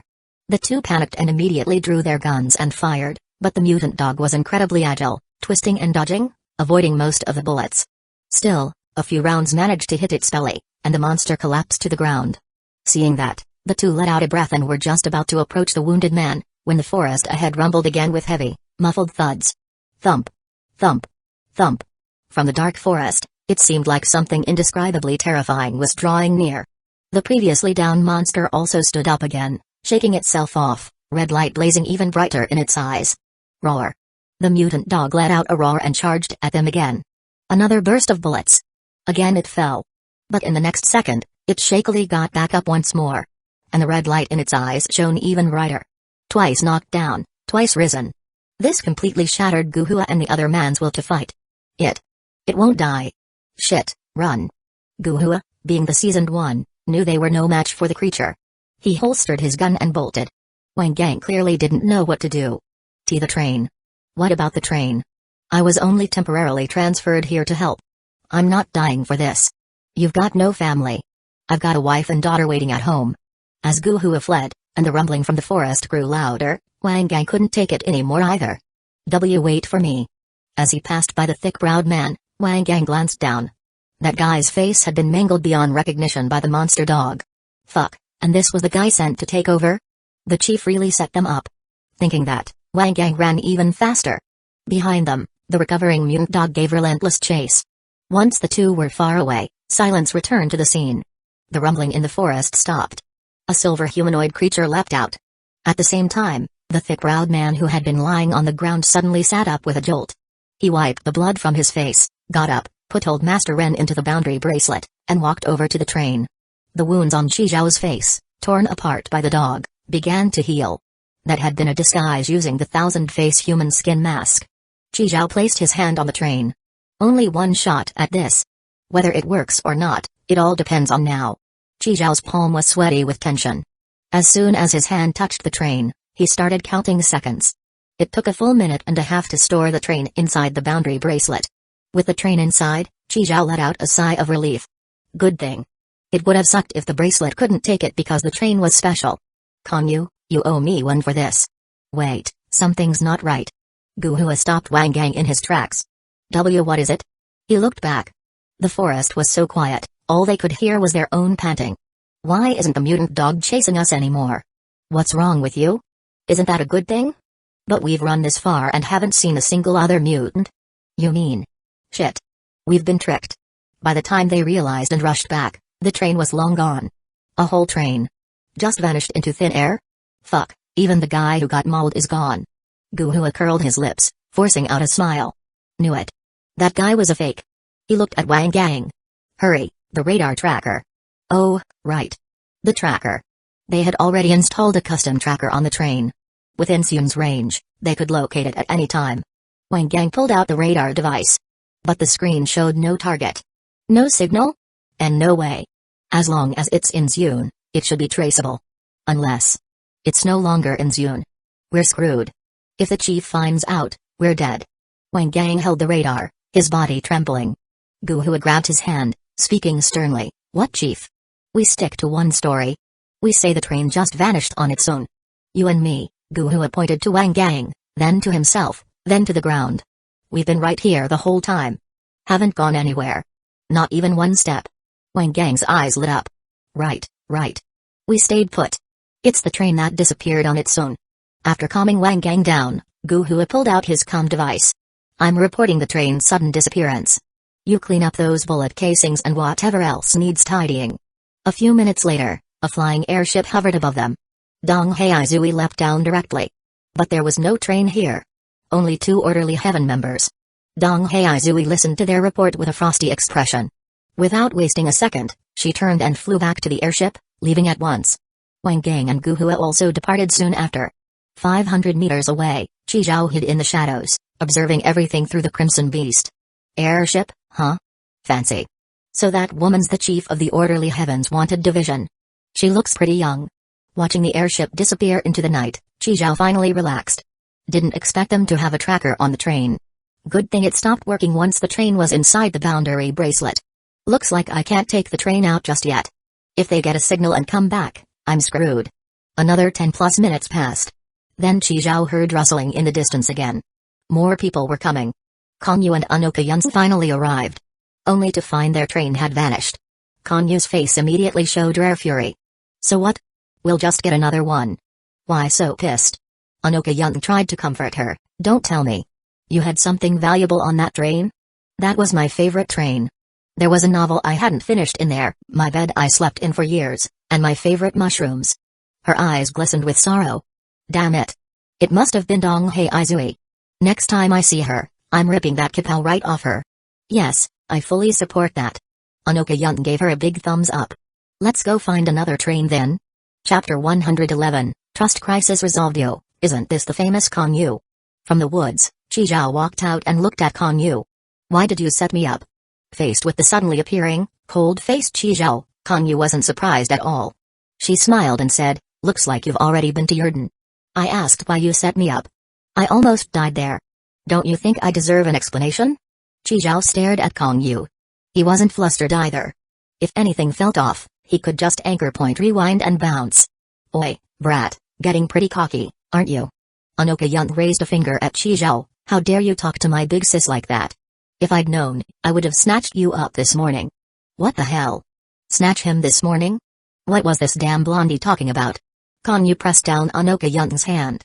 "To be precise, I was gambling." She stepped forward and stood in front of Chi Zhao. "Betting that you were specially recruited by Ziyuan." Chi Zhao lowered his head to meet her eyes, frowning. "So what if I wasn't specially recruited? I'd have just died right there?" "Not necessarily. But the outcome wouldn't have been good." Chi Zhao took a deep breath, suppressing his anger. Konyu could tell he was furious. She softly said, "Sorry. You gambled with my life, and all I get is a sorry? How am I supposed to trust you like this? How are we supposed to work together? What if one day you sell me out, and I'm still helping you count the cash?"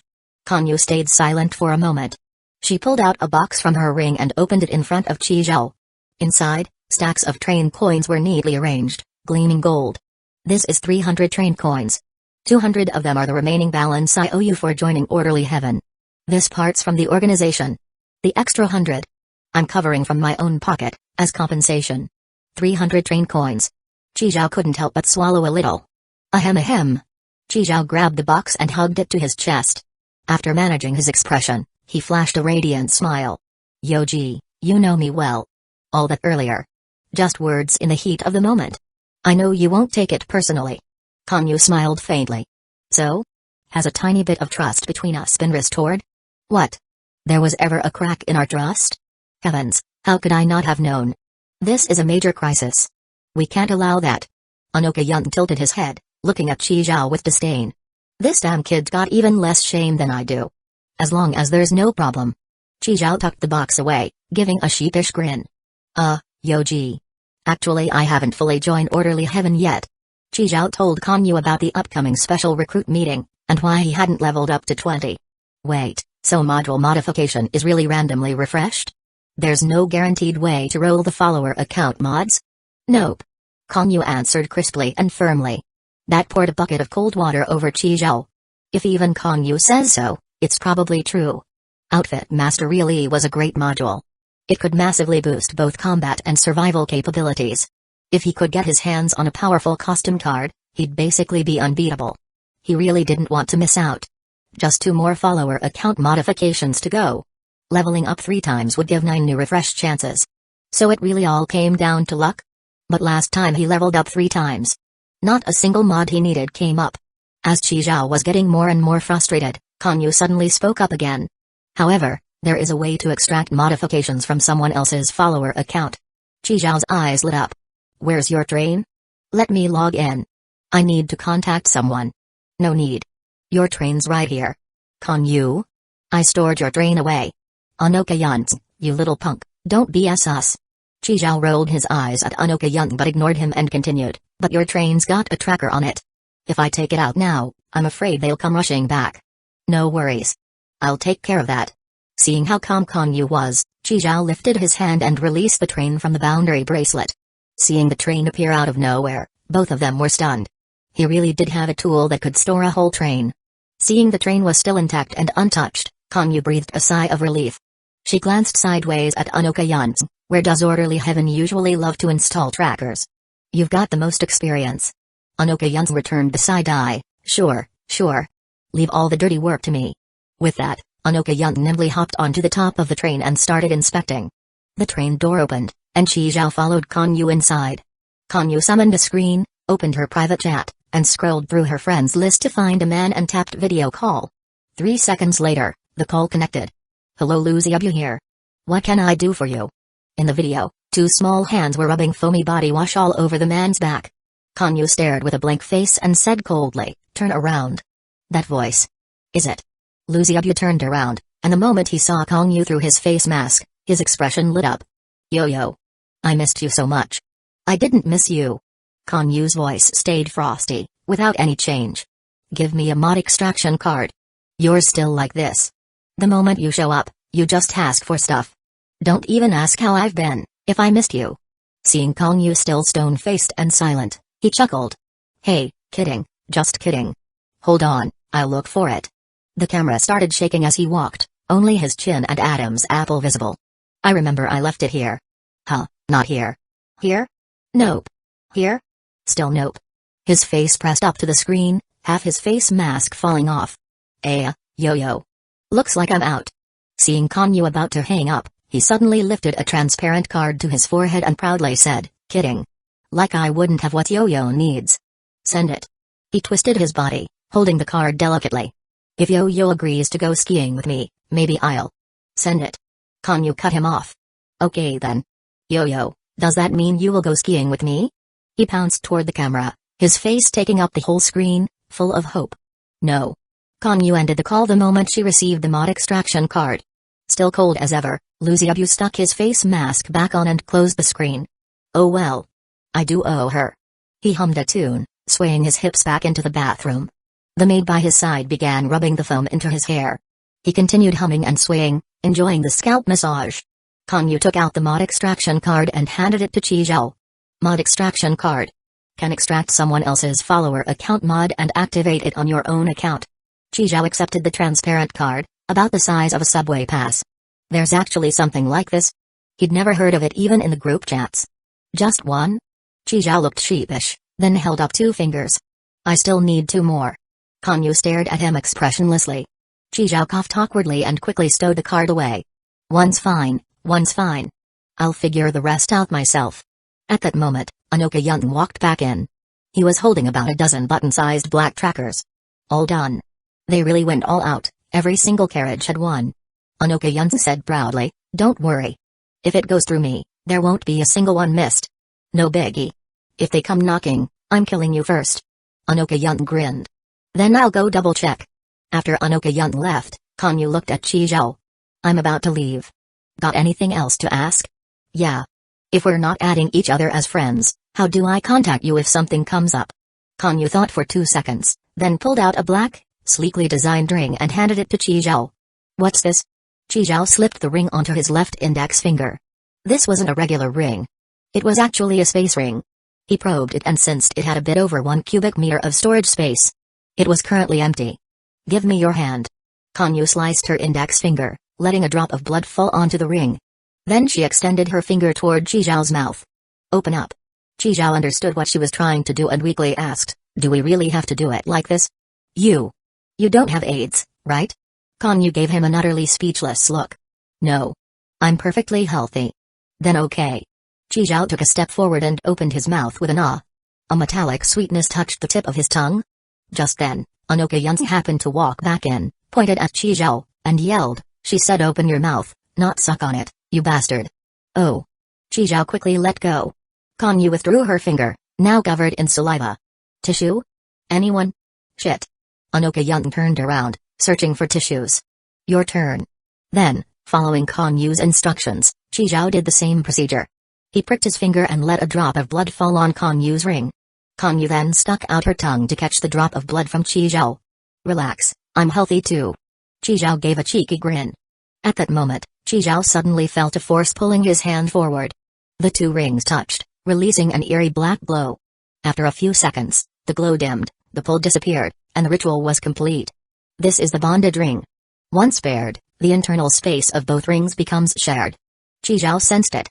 The storage space in the ring had indeed doubled. Konyu then placed 1 train coin into the bonded ring. Chizhao sensed it too. Inside the ring's space, a train coin had appeared. He curiously took it out. So whatever I put in this ring, you can take it out too. If something comes up, just write a note and leave it in there. I'll see it and reply. What a good thing. Chizhao turned the strange bonded ring over in his hand, inspecting it. Strange function, strange pairing method. Of course, better not wear the ring normally.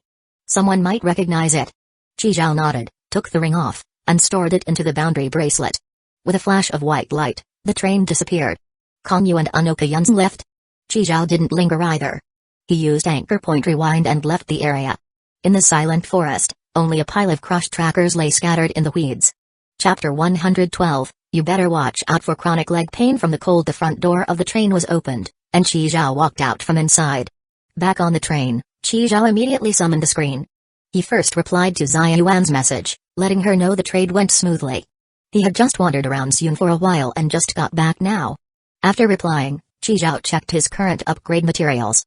Metal, 600 kg out of 4,790 kg, plastic, 300 kg out of 3,426 kg, wood, 200 kg out of 9,900 kg, except for metal, the rest were enough to level up to level 10. Before upgrading, Chizhao checked the new modifications unlocked at level 16. The 3 modifications were, Pancake Master, obtain 1 train exclusive electric griddle, 2 train coins, Chill for Summer, obtain 1 train exclusive Ice Maker, 3 train coins, Hair Care, obtain 1 train exclusive Hair Dryer, 1 train coin. Back then, Chizhao didn't go for it. But now that he had the money, he didn't care about a few coins. Just a day alone, he had earned a full 395 train coins. Time to splurge. Chizhao waved his hand and modified them all. Spent 6 train coins to get an electric griddle, ice maker, and hair dryer. It wasn't expensive anyway, and a hair dryer could be used by Zhejian and the girls. After all, their hair was long. After finishing the modifications, Chizhao threw 30 train coins into the material input zone to begin the upgrade. Upgrade. Level 17. Obtained 1 regular carriage, mod refresh. Basic kitchen module, obtain 1 train exclusive stove top, range hood, integrated sink, and hidden external water tank, 5 train coins, kitchen module. Didn't seem very necessary. It's not like there was a second Lao Yu to cook. Whatever, let's just get it for the water tank. Chizhao spent 5 train coins and installed it in the newly acquired carriage. Open a game, obtain 1 train exclusive mahjong table, 3 train coins, mahjong machine. Chizhao rubbed his chin. Could be fun to play when bored. There were exactly 4 people on board. Chizhao tossed in 3 train coins to unlock a mahjong machine. Only downside. No matching chairs. Bourgeois mood, obtain 1 train exclusive coffee machine, 3 train coins, coffee machine? Coffee? I don't even like that stuff. That peasant drink can't compare to a chilled bottle of National Cellar 1573. Still, not many coins anyway. What if I feel like having it someday? Chizhao threw in 3 train coins and got a coffee machine. Unfortunately, still no follow account modification. Next. Upgrade. Level 18. Obtained 1 regular carriage, maximum stop time extended by 1 hour, current latest departure time, 16:00. You may still choose to depart at 10:50, at level 18, stop time was extended another hour. Next up, Mod Refresh. Kitchen Waste Recycler, obtain 1 automatic compost bin, can turn food scraps into fertilizer, 5 train coins, automatic compost bin. Chizhao didn't hesitate and spent 5 train coins to get a 3rd automatic compost bin. Nice. This will boost the efficiency of the auto veggie farming machine even more. Getting that peach tree is just a matter of time. Top choice, upgrade 1 carriage to initial carriage, 30 train coins, huh? Upgrade a carriage to initial carriage? Chizhao noticed the wording. Cold storage carriage, planting carriage, gravity carriage, those were all modifications. But this one said upgrade. Come to think of it, initial carriage is actually the most useful. Material input zone, trading platform, and coin slots for modifications. Those only existed in the initial carriage. Having a second one would double the input zone alone. Plus, initial carriages had another trait. They couldn't be dismantled. That alone made it worth modifying. Totally lived up to the name. Top choice. 30 train coins. It was pricey for sure. Chizhao gritted his teeth, tossed in 30 train coins, and chose to upgrade the second carriage to initial carriage. Arriving at the second carriage, what used to be a cargo container-style carriage now had train windows just like the first one. Chizhao suddenly realized. So all the carriages on Kong Yu's train were initial carriages. She even luxuriously turned one into a planting carriage. TSK, that's real wealth. Last one was carriage color modification. Chizhao didn't even bother looking. Still no follow account mod, and only 1 chance left. Chizhao took a deep breath, silently wishing at least one would appear. After mentally preparing, Chizhao hit upgrade. Upgrade. Level 19. Master Builder, follow account, fixed modifications in the train can be repositioned at any time, 30 train coins, there it is. Follow account mod. Master Builder. 30 train coins. Looks like it allows for layout changes anytime. This one's super useful. Previously, due to lack of carriages, he had to combine the bathroom and kitchen. They didn't get in each other's way, but still. It's weird to eat next to a toilet. Now the problem could be solved. Move the bathroom and washing machine, and put both kitchens together. Then Laoyu could cook on both sides at once. As 30 train coins were spent, Chizhao's 9th follow account mod was unlocked. Nice, just one more to go. Inside Chizhao's bedroom, Laoyu was gripping the controller, locked in a mental duel with the tyrant. His body twisted and turned as if Leon on the screen would twist along with him. On the couch, Zijian watched Laoyu with bored eyes. Laoyu, is this game really that fun? You've played it so many times. It's fun. I love killing zombies, hee hee. Li Huizi was braiding Zijian's hair. It's been so long. Why isn't that guy back yet? Wait. He didn't ditch us to go enjoy himself somewhere, did he? No way. The train conductor's not that kind of person. Laoyu immediately refuted. His trust in Chizhao was absolute and unlimited. Just then, the carriage door slid open, and Chizhao walked in. Came back and heard someone whispering behind my back. Laoyu paused the game right away, dropped the controller, and ran up to Chizhao, train conductor. You're finally back. I already collected the fertilizer from the automatic compost bin, and added new veggies in. Blackwind Grand Marshal was walked too. He did his business outside. I even washed and dried your underwear and socks, train conductor. Zijian. Chizhao patted Laoyu's head. Well done. That's my vice conductor for you. Hungry? Let's go, I'll take you to eat something good. Laoyu was wearing a dark blue mini suit with a deep red bow tie. All he needed was round glasses and he looked just like Mini Conan. How about it? I picked it out. Pretty nice, right? Zijian said proudly. It was only then Chizhao noticed that Zijian and Li Huizi had changed clothes and even put on some light makeup. Zijian wore a black spaghetti strap top with sky blue denim shorts, her long legs completely on display. She even had rare light makeup on. The whole look screamed Slay Queen. Li Huizi wore a sakura pink JK miniskirt paired with classic white over-knee socks. All pink and white. She looked like a freshly ripened peach. How do we look? Zijian stood up and did a spin. The tassels on her top twirled with her. I was gonna wear Huizi's blue dress and match as sisters. But The bloodstains wouldn't come out. It's unwearable. Chizhao curled his lips. It's not like we're going to some five-star hotel. It's just a night market. You all are dressed like influencer girls out to slay the streets. Oh, what's this? A rare compliment from your dog mouth? Chizhao rolled his eyes at Zijian. I was talking about little Sakura, not you. It's late and the temperature's dropping outside. At least she had the sense to wear some stockings. You better watch out or you'll end up with chronic leg pain from the cold. Chapter 113, Zijian's blacklisted account. If you like looking at stockings, just say it. No need to beat around the bush. Hui's got plenty of stockings anyway, I can wear them too. Mixing pairs. Careful or you'll spread athlete's foot. We don't have athlete's foot. It won't spread. Chizhao curled his lips. Just messing with you. Come here, I need to talk to you. In the initial carriage. Chizhao pointed at the screen and said, log in. What for? Zijian looked confused, but still did what Chizhao said. Train conductor number 19,999,999 Zijian, logged in. Alright, go ahead and get back to your stuff. Aren't we going to the night market? Heading out soon. Chizhao waved her off. Oh right, go tell Lalyu to bring Black Wind Monster's dog collar. You're taking Little Black with us? Not leaving it to guard the train?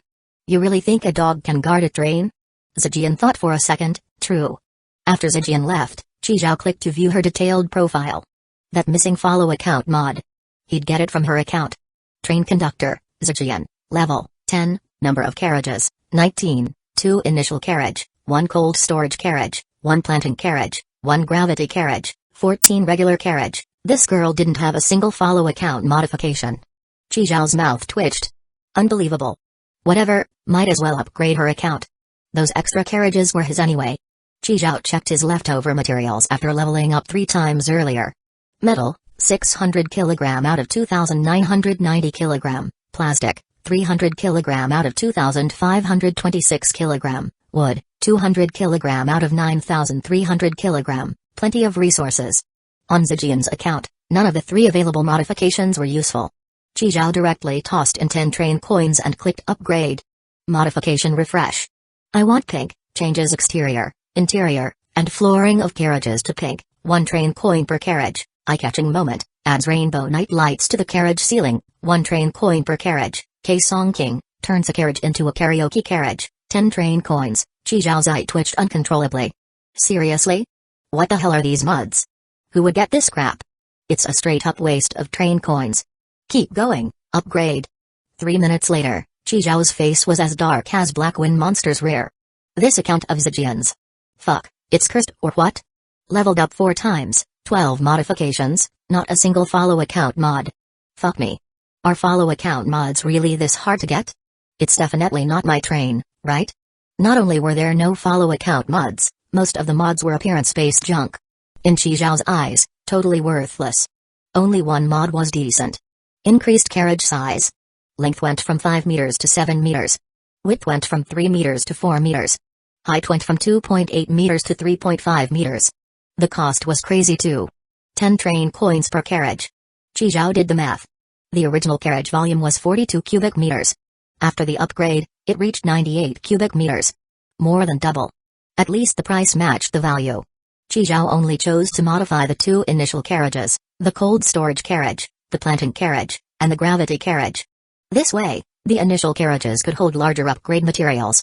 Cold storage could stock more food. Gravity carriage could hold more equipment. Planting carriage gave the peach tree sapling more room to grow and allowed more vegetables to be planted. Shame though. If he had more coins, Chizhao would have upgraded a few more. Still had to save some train coins to upgrade the boundary bracelet.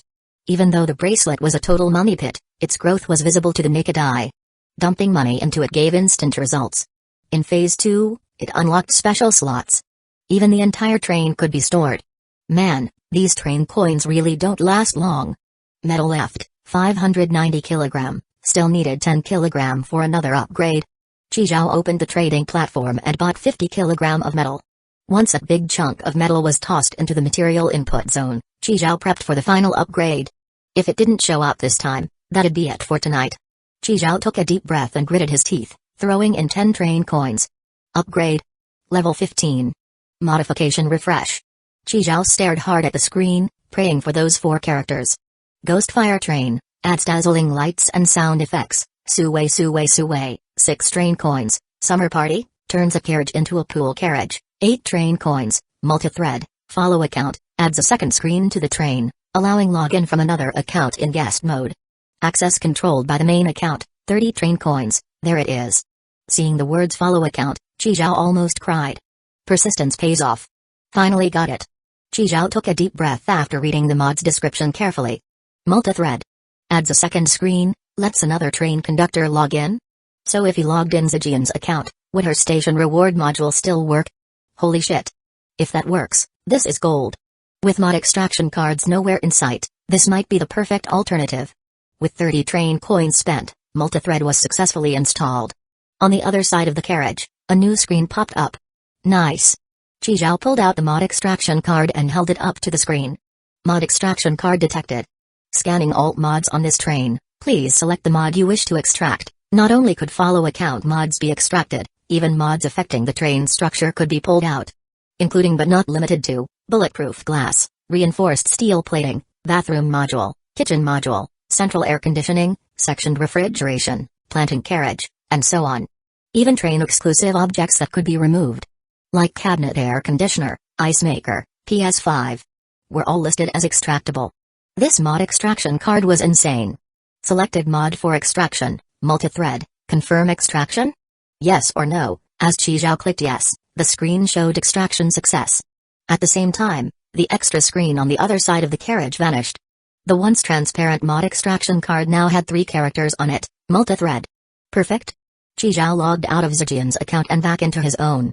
Then he held the mod card near the screen. Mod card detected. Activate this mod?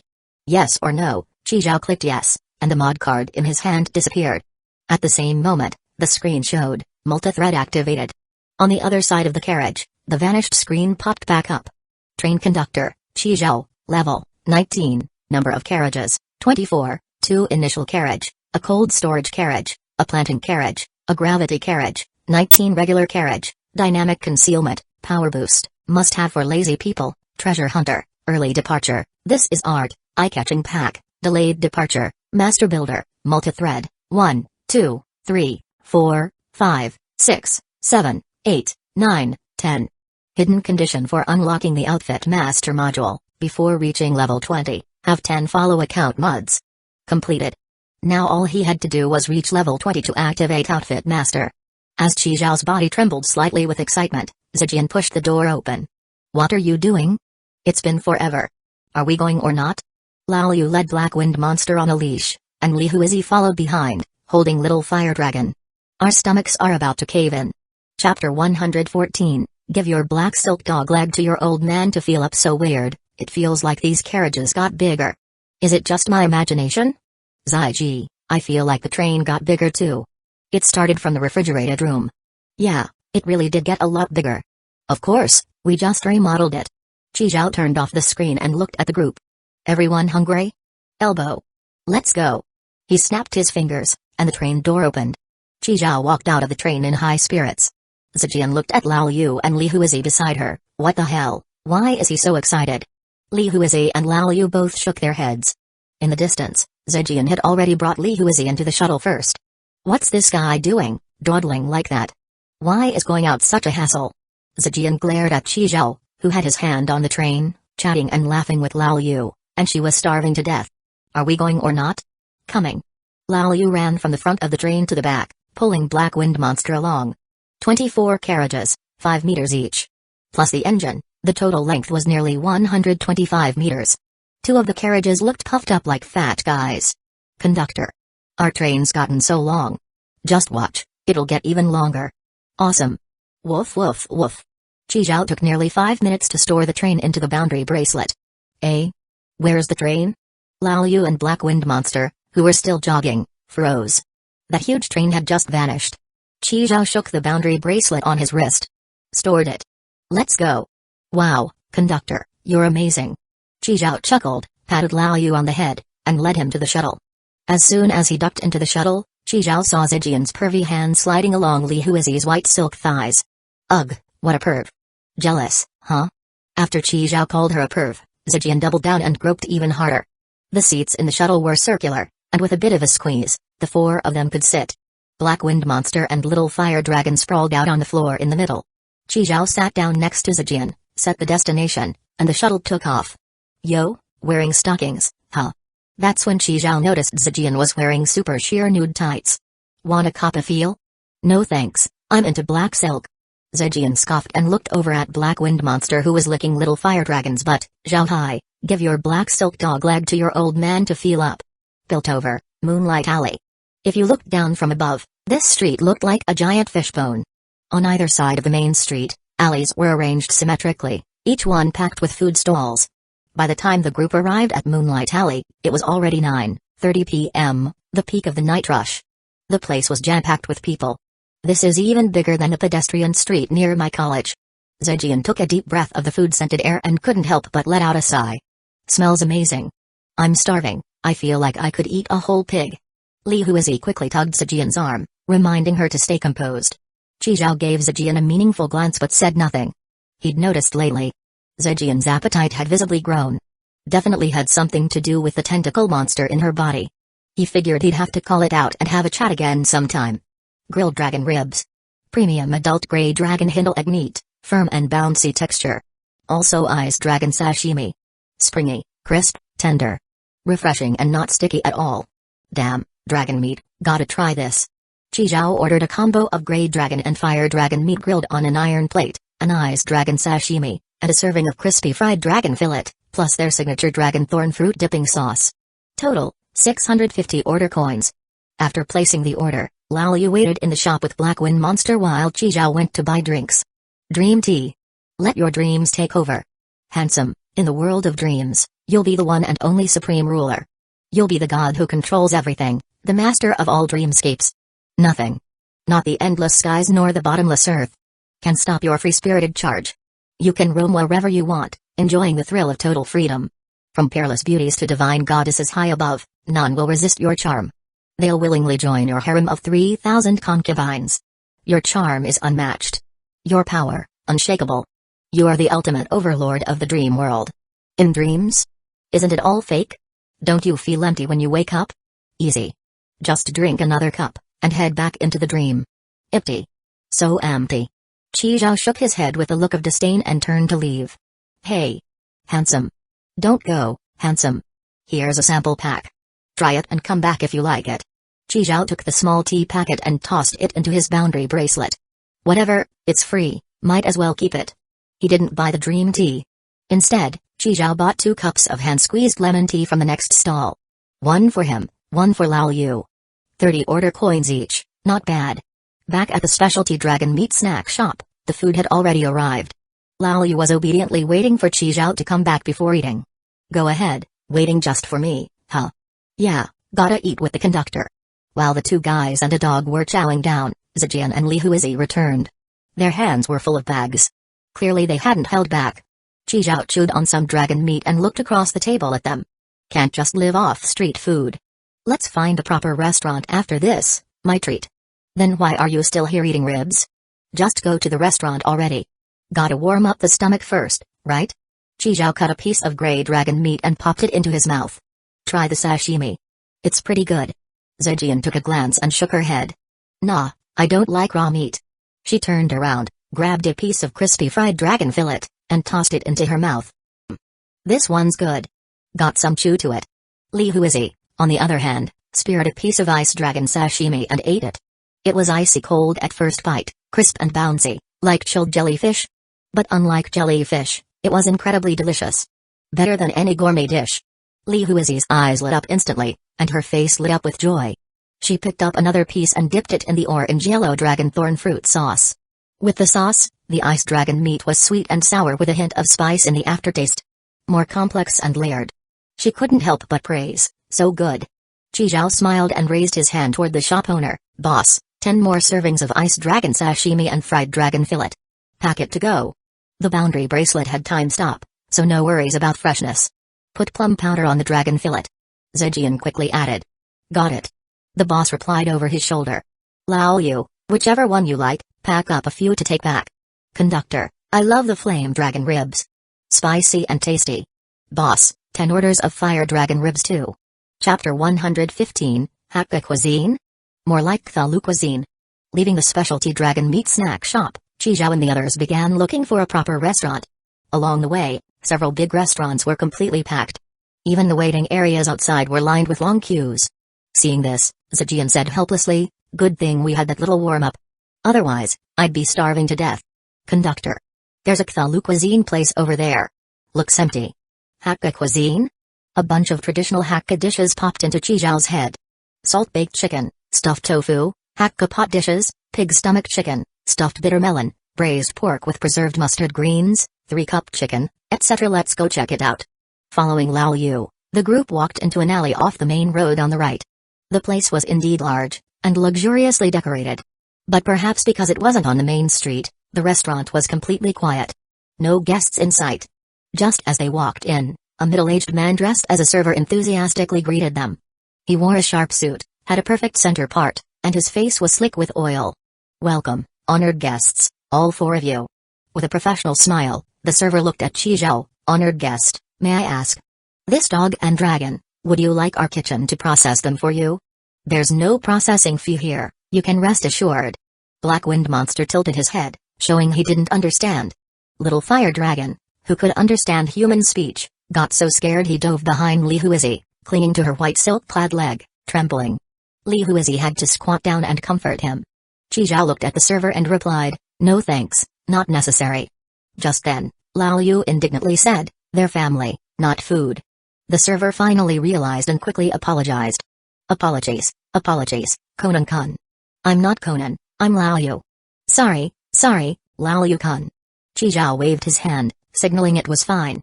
The server let out a breath of relief and shouted, "6 honored guests. Star Color private room. This way, please." Following the server up to the 2nd floor, they entered the Star Color private room. Inside, dazzling, colorful lights flashed everywhere. It looked like a KTV lounge. "Boss, can you turn off the lights? It's blinding." No problem. We will absolutely meet every request of our honored guests." The dizzying lights turned off, and the server handed a menu to Chizhou. Chizhou didn't even open it, just passed it behind him to Zhejian and the others. "You guys order." "I'm not picky." "Then I'm gonna order a full table of dishes. We can take the leftovers for midnight snacks." Zhejian, along with Li Huizi and Lao Yu, began flipping through the menu. After just a few pages, their expressions started to change. They were frowning, faces tense. Zhejian even covered her mouth and started gagging. "What the hell is all this? What's wrong?" She tossed the menu at Chizhou. "See for yourself." "Ugh." Chizhou calmly took the menu and started browsing. Things like starfish pie, Cthulhu eggs, stir-fried mycelium crawlers, brain in a jar. Weird dish names paired with nauseating pictures made even Chizhou a little queasy. He closed the menu and looked at the server who was still smiling eagerly. "Don't you have some more, traditional Chinese-style Hakka dishes? You want Chinese-style? We have those too. We also offer Chinese-style Cthulhu cuisine. Lamb eyeball dumplings. Each dumpling wrapped around a whole, plump lamb eyeball. Octopus roast chicken. A full demon octopus stuffed right into a chicken's ass. Slow roasted with secret sauce for 8 hours, juicy and bursting with flavor. Revolving worms is another of our specialties. Stronger flavor than intestines, and more bouncy too. And Cthulhu seafood pour." Zhejian, looking like she was about to die, interrupted the server. "Enough. That porridge looks just like my blue toilet cleaner." "Ugh." Just then, another server entered with a black tray. "Excuse me," bringing out a dish. "What dish? We didn't order anything." Chizhou threw the menu aside, clearly annoyed. "You guys running a scam joint? Forcing dishes on people now?" No. You misunderstand, honored guest." The server quickly waved his hands and explained while setting down the dish. "This is our signature. Filth pus soup. It's free, just for you all to sample." 6 bowls of yellowish-brown, sticky, strange-smelling pus soup were set in front of them, bubbling with big fat blisters. Chizhou stirred one with a spoon and fished out a snail. Still alive and crawling up a spoon. That was it. Everyone couldn't take it anymore and bolted from the restaurant like their lives depended on it. Outside, after leaving the restaurant, Chizhou looked back at the sign carefully. Turns out it really was Cthulhu cuisine. Zhejian was dry heaving while holding onto a wall, and Li Huizi gently patted her back. "Now I get it. A place with a line isn't necessarily good. But a place with no people is definitely bad." Meanwhile, in the private room next to Star Color on the 2nd floor, A pair of green eyes peeked through the window, watching Chizhou and the others flee the restaurant. Chapter 116, Wood Egg Fruit Buapime Stuffed. Zhejian patted her round belly and let out a satisfied belch. Chizhou and the others walked out of the hot pot from the pot restaurant, happiness radiating from everyone's faces. Li Huizi and Lao Yu were still carrying the complimentary gift bags from the shop, filled with toys and snacks. The delicious hot pot completely swept away the gloom from their earlier misadventure at the Hakka cuisine place. This place's soup base is legit, no wonder the line's always so long. 30 plates of lamb rolls. Zhejian, didn't you say you were allergic to lamb? Huh? Did I? I don't remember saying that. My bad, you're just allergic to lamb head. Chizhou corrected her. Let's go, now that we're full, time to head home and sleep. Huh? Already? We're not walking around a bit? We rarely get to come out. Just count it as a post-meal stroll. Chizhou let out a burp. I don't have the energy to walk anymore. Lao Yu agreed with Chizhou and added, same here. Sister's eye, let's go back. It's already 1. Even Blackwind Grand Marshal's getting sleepy. Alright. I still wanna buy some fruit. Huizi, wanna come? Li Huizi nodded, and Zhejian happily hooked her arm through hers. She tossed the gift bag in Huizi's hand to Chizhou. Then you guys wait here for a bit. We'll be right back after buying fruit. Zhejian and Li Huizi found a big fruit store. Papaya, papaya. Zhejian scanned the dazzling array of fruits, looking for her target. Once she spotted the papayas, she grabbed the largest bag and started piling them in. Just then, a woman in an apron, who looked like a shop clerk, approached Zhejian. She held a red fruit, about the size of an egg. Sweetheart, this works better than papaya. She leaned in and whispered in Zhejian's ear, this is called the wood egg fruit, a specialty from another world. Eat it tonight, and by tomorrow morning, you'll see the results. Look at me. Grew this big just from eating this. After speaking, she spun around to show off her proud curves. They're out of stock everywhere lately. If you miss this, you'll have to wait at least a month. Zhejian hesitantly took the wood egg fruit from the woman's hand and looked it over. It really works that well? Absolutely. Even men see results. But, well, for men, it works down there. You get it? Whoa, that magical? It even targets specific areas? We're all sisters here. No way I'd trick you. Look, my shop's right here. If it doesn't work, you can come find me anytime. Only 2 left. I'll cut you a deal. 5 train coins. Train coins? Zhejian awkwardly put the wood egg fruit back down. Ever since she boarded Chizhou's train, she hadn't had a single train coin. Not even one. Back in the day, I'd wake up from a nap and find my train loaded with coins. Fuck. Zhejian found Li Huizi on the other side, picking strawberries. Huizi, got any train coins? Lend me a few. Li Huizi shook her head. Nope. Zhejian instantly felt like a broke-ass girl out shopping with her broke-ass bestie. Spotting something she wanted but couldn't afford, no way, for the sake of my future. I'm borrowing some from Chizhou. She found Chizhou and Lao Yu sitting on the roadside. Reaching out her hand, she glanced at the nearby store and said, lend me 5 train coins, I'll pay you back. She didn't dare look Chizhou in the eye. Anyone borrowing money always feels guilty. This guy treats train coins like gold. He might say no. Yup, very possible. Come on, hand them over. Don't make me kneel and beg. I still have some dignity left. It had only been 3 seconds, but to Zhejian, it felt like 3 hours. Until she felt something weigh down her hand. Chizhou had placed the train coins in her palm. Is 10 enough? You're the best, boss. Good people like you always get twins. Chizhou waved her off, signaling her to stop sucking up. Same rules as always. Borrow 10, pay back 13. Knew it. You're such a skinflint, Chi. The shop's lady boss took the 5 train coins from Zhejian and packed the 2 wood egg fruits into a fancy gift box, handing it to her. Sweetheart, I knew you had good taste. Eat it before bed. It works better that way. No need to peel it, just wash and eat. Zhejian carefully put it away, then looked at Li Huizi. Huizi, anything you wanna buy? I've still got 5 train coins. Li Huizi shook her head. She'd only bought some regular strawberries and grapes. Then let's head back. Even though she'd bought the wood egg fruit, Zhejian still didn't give up on papayas and bought a full bag anyway. She turned with her bag of fruit, happily about to leave. Then smacked straight into a solid chest. Ah, sorry about that. Zhejian looked up at the person she bumped into. ABS. Blonde hair. Black horns. Long time no see. That voice. Confirmed. It was the male succubus from the transfer station. He still wore the black leather collar around his neck, But the nun who had held his leash was nowhere in sight. Zhejian suddenly felt hot, her face flushing red. She reached up to brush her hair back and softly replied, "A long time no see." Zhejian left the fruit store. Not far behind her, the male succubus smiled faintly, his green eyes locked on them. The silver chain around his neck slowly materialized. At the same time, the nun appeared beside him. "How was it?" The male succubus gave a butler's bow and answered, "Through physical contact, I've confirmed the parasite is still inside her. It's much stronger than before, recovering rapidly." The nun nodded. "She still hasn't accepted my friend request from the transfer station. Didn't expect to run into her right before we leave. Guess it's fate." The nun gripped the cross on her chest and solemnly said, "Exorcise. Now. I'm afraid if we wait until next time, she won't be herself anymore." The male succubus nodded in understanding. "But we can't act here. This is Piltover's protected zone. Got to respect Piltover's enforcers. Follow her. Confirm when she's out of Piltover, then take action." The nun unfastened the collar on the male succubus's neck. His figure gradually turned translucent until he vanished completely. Succubus, Lesser Invisibility Spell. Chapter 117, Who Wants to See Your Wiggly Worm? Inside the shuttle.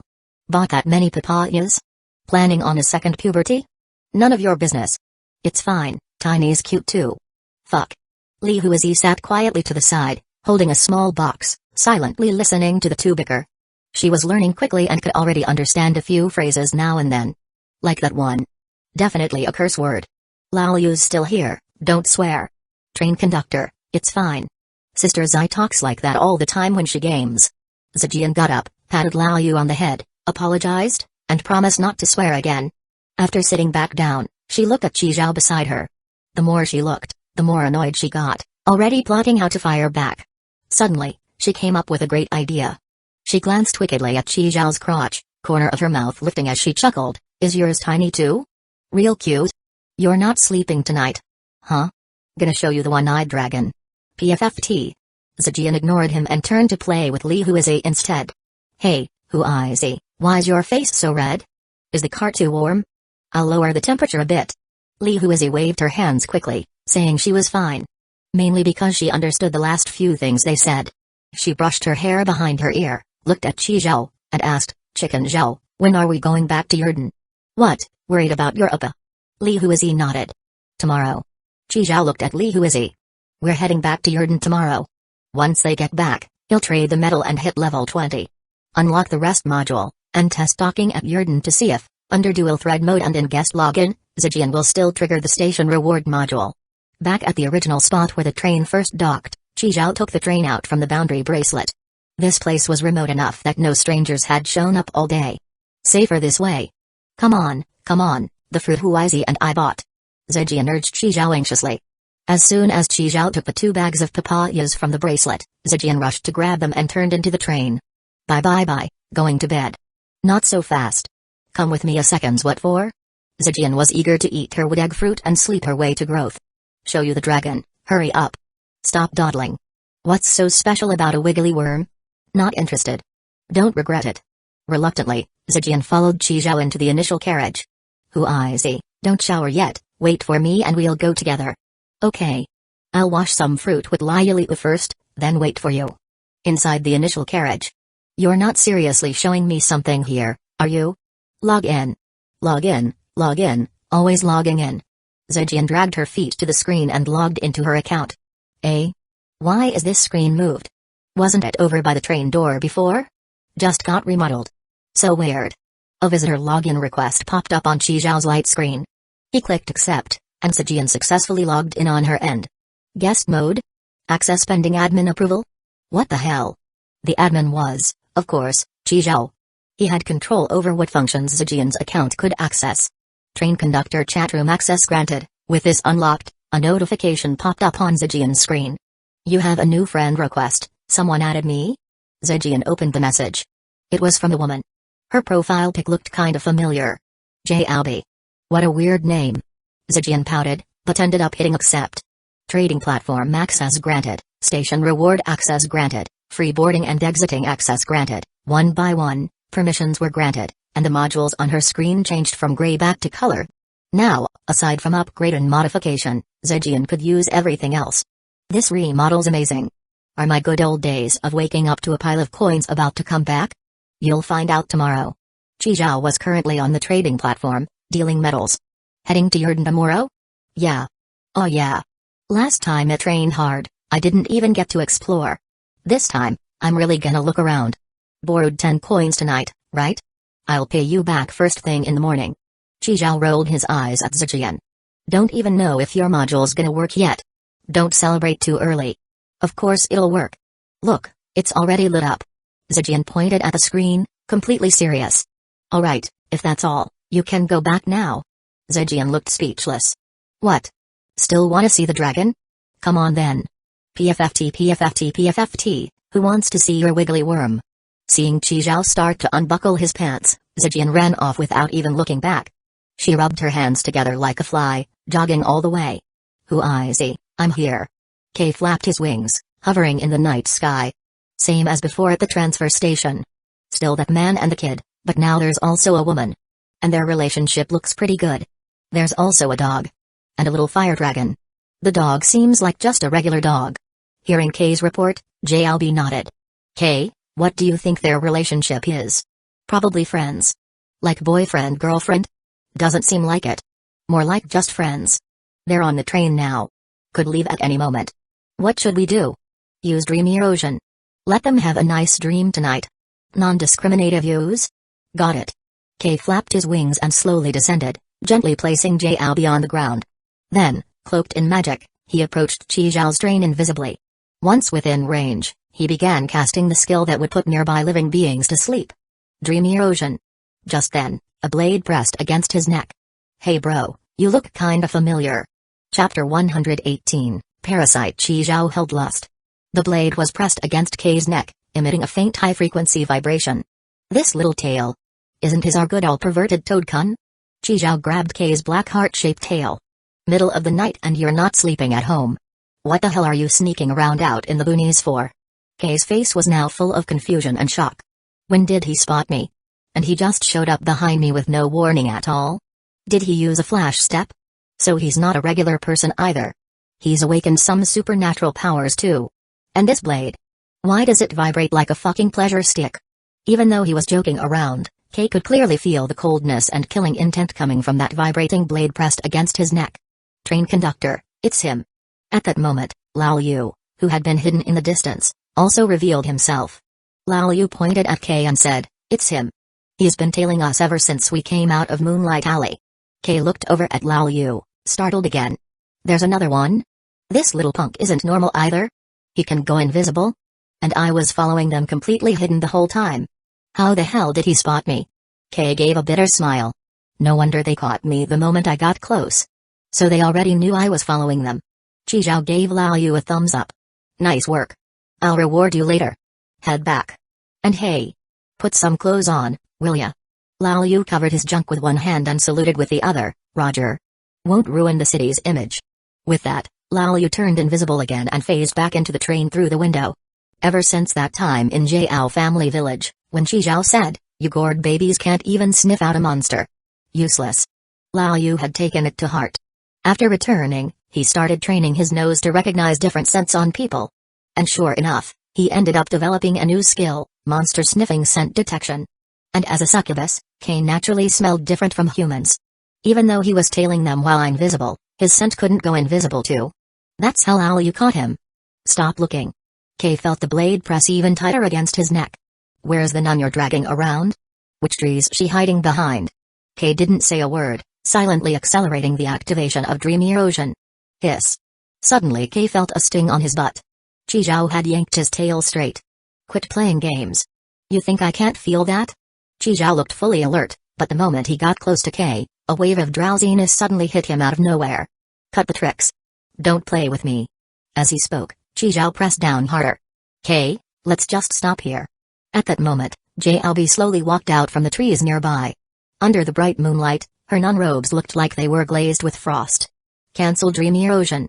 Kay let out a sigh, but still followed JLB's command. He stopped the activation of dream erosion. Only after confirming that weird drowsiness had faded did Chizhao let go of his tail. But lust still hovered at his throat. One wrong move, and Chizhao was confident he could take him out in a flash. JLB walked up to Chizhao and gave a slight nod. No offense. A silver chain appeared in her hand, and the collar on its end snapped onto Kei's neck automatically. Now can we talk with the blade down? Of course.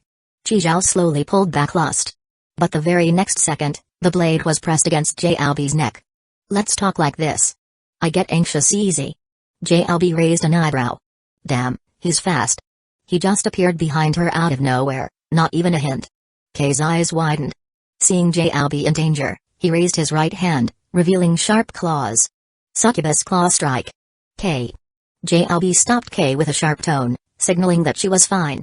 Seeing Kei retract his claws and back away slowly, Chizhao nodded with satisfaction. Alright, talk. What do you want? I'm here looking for someone.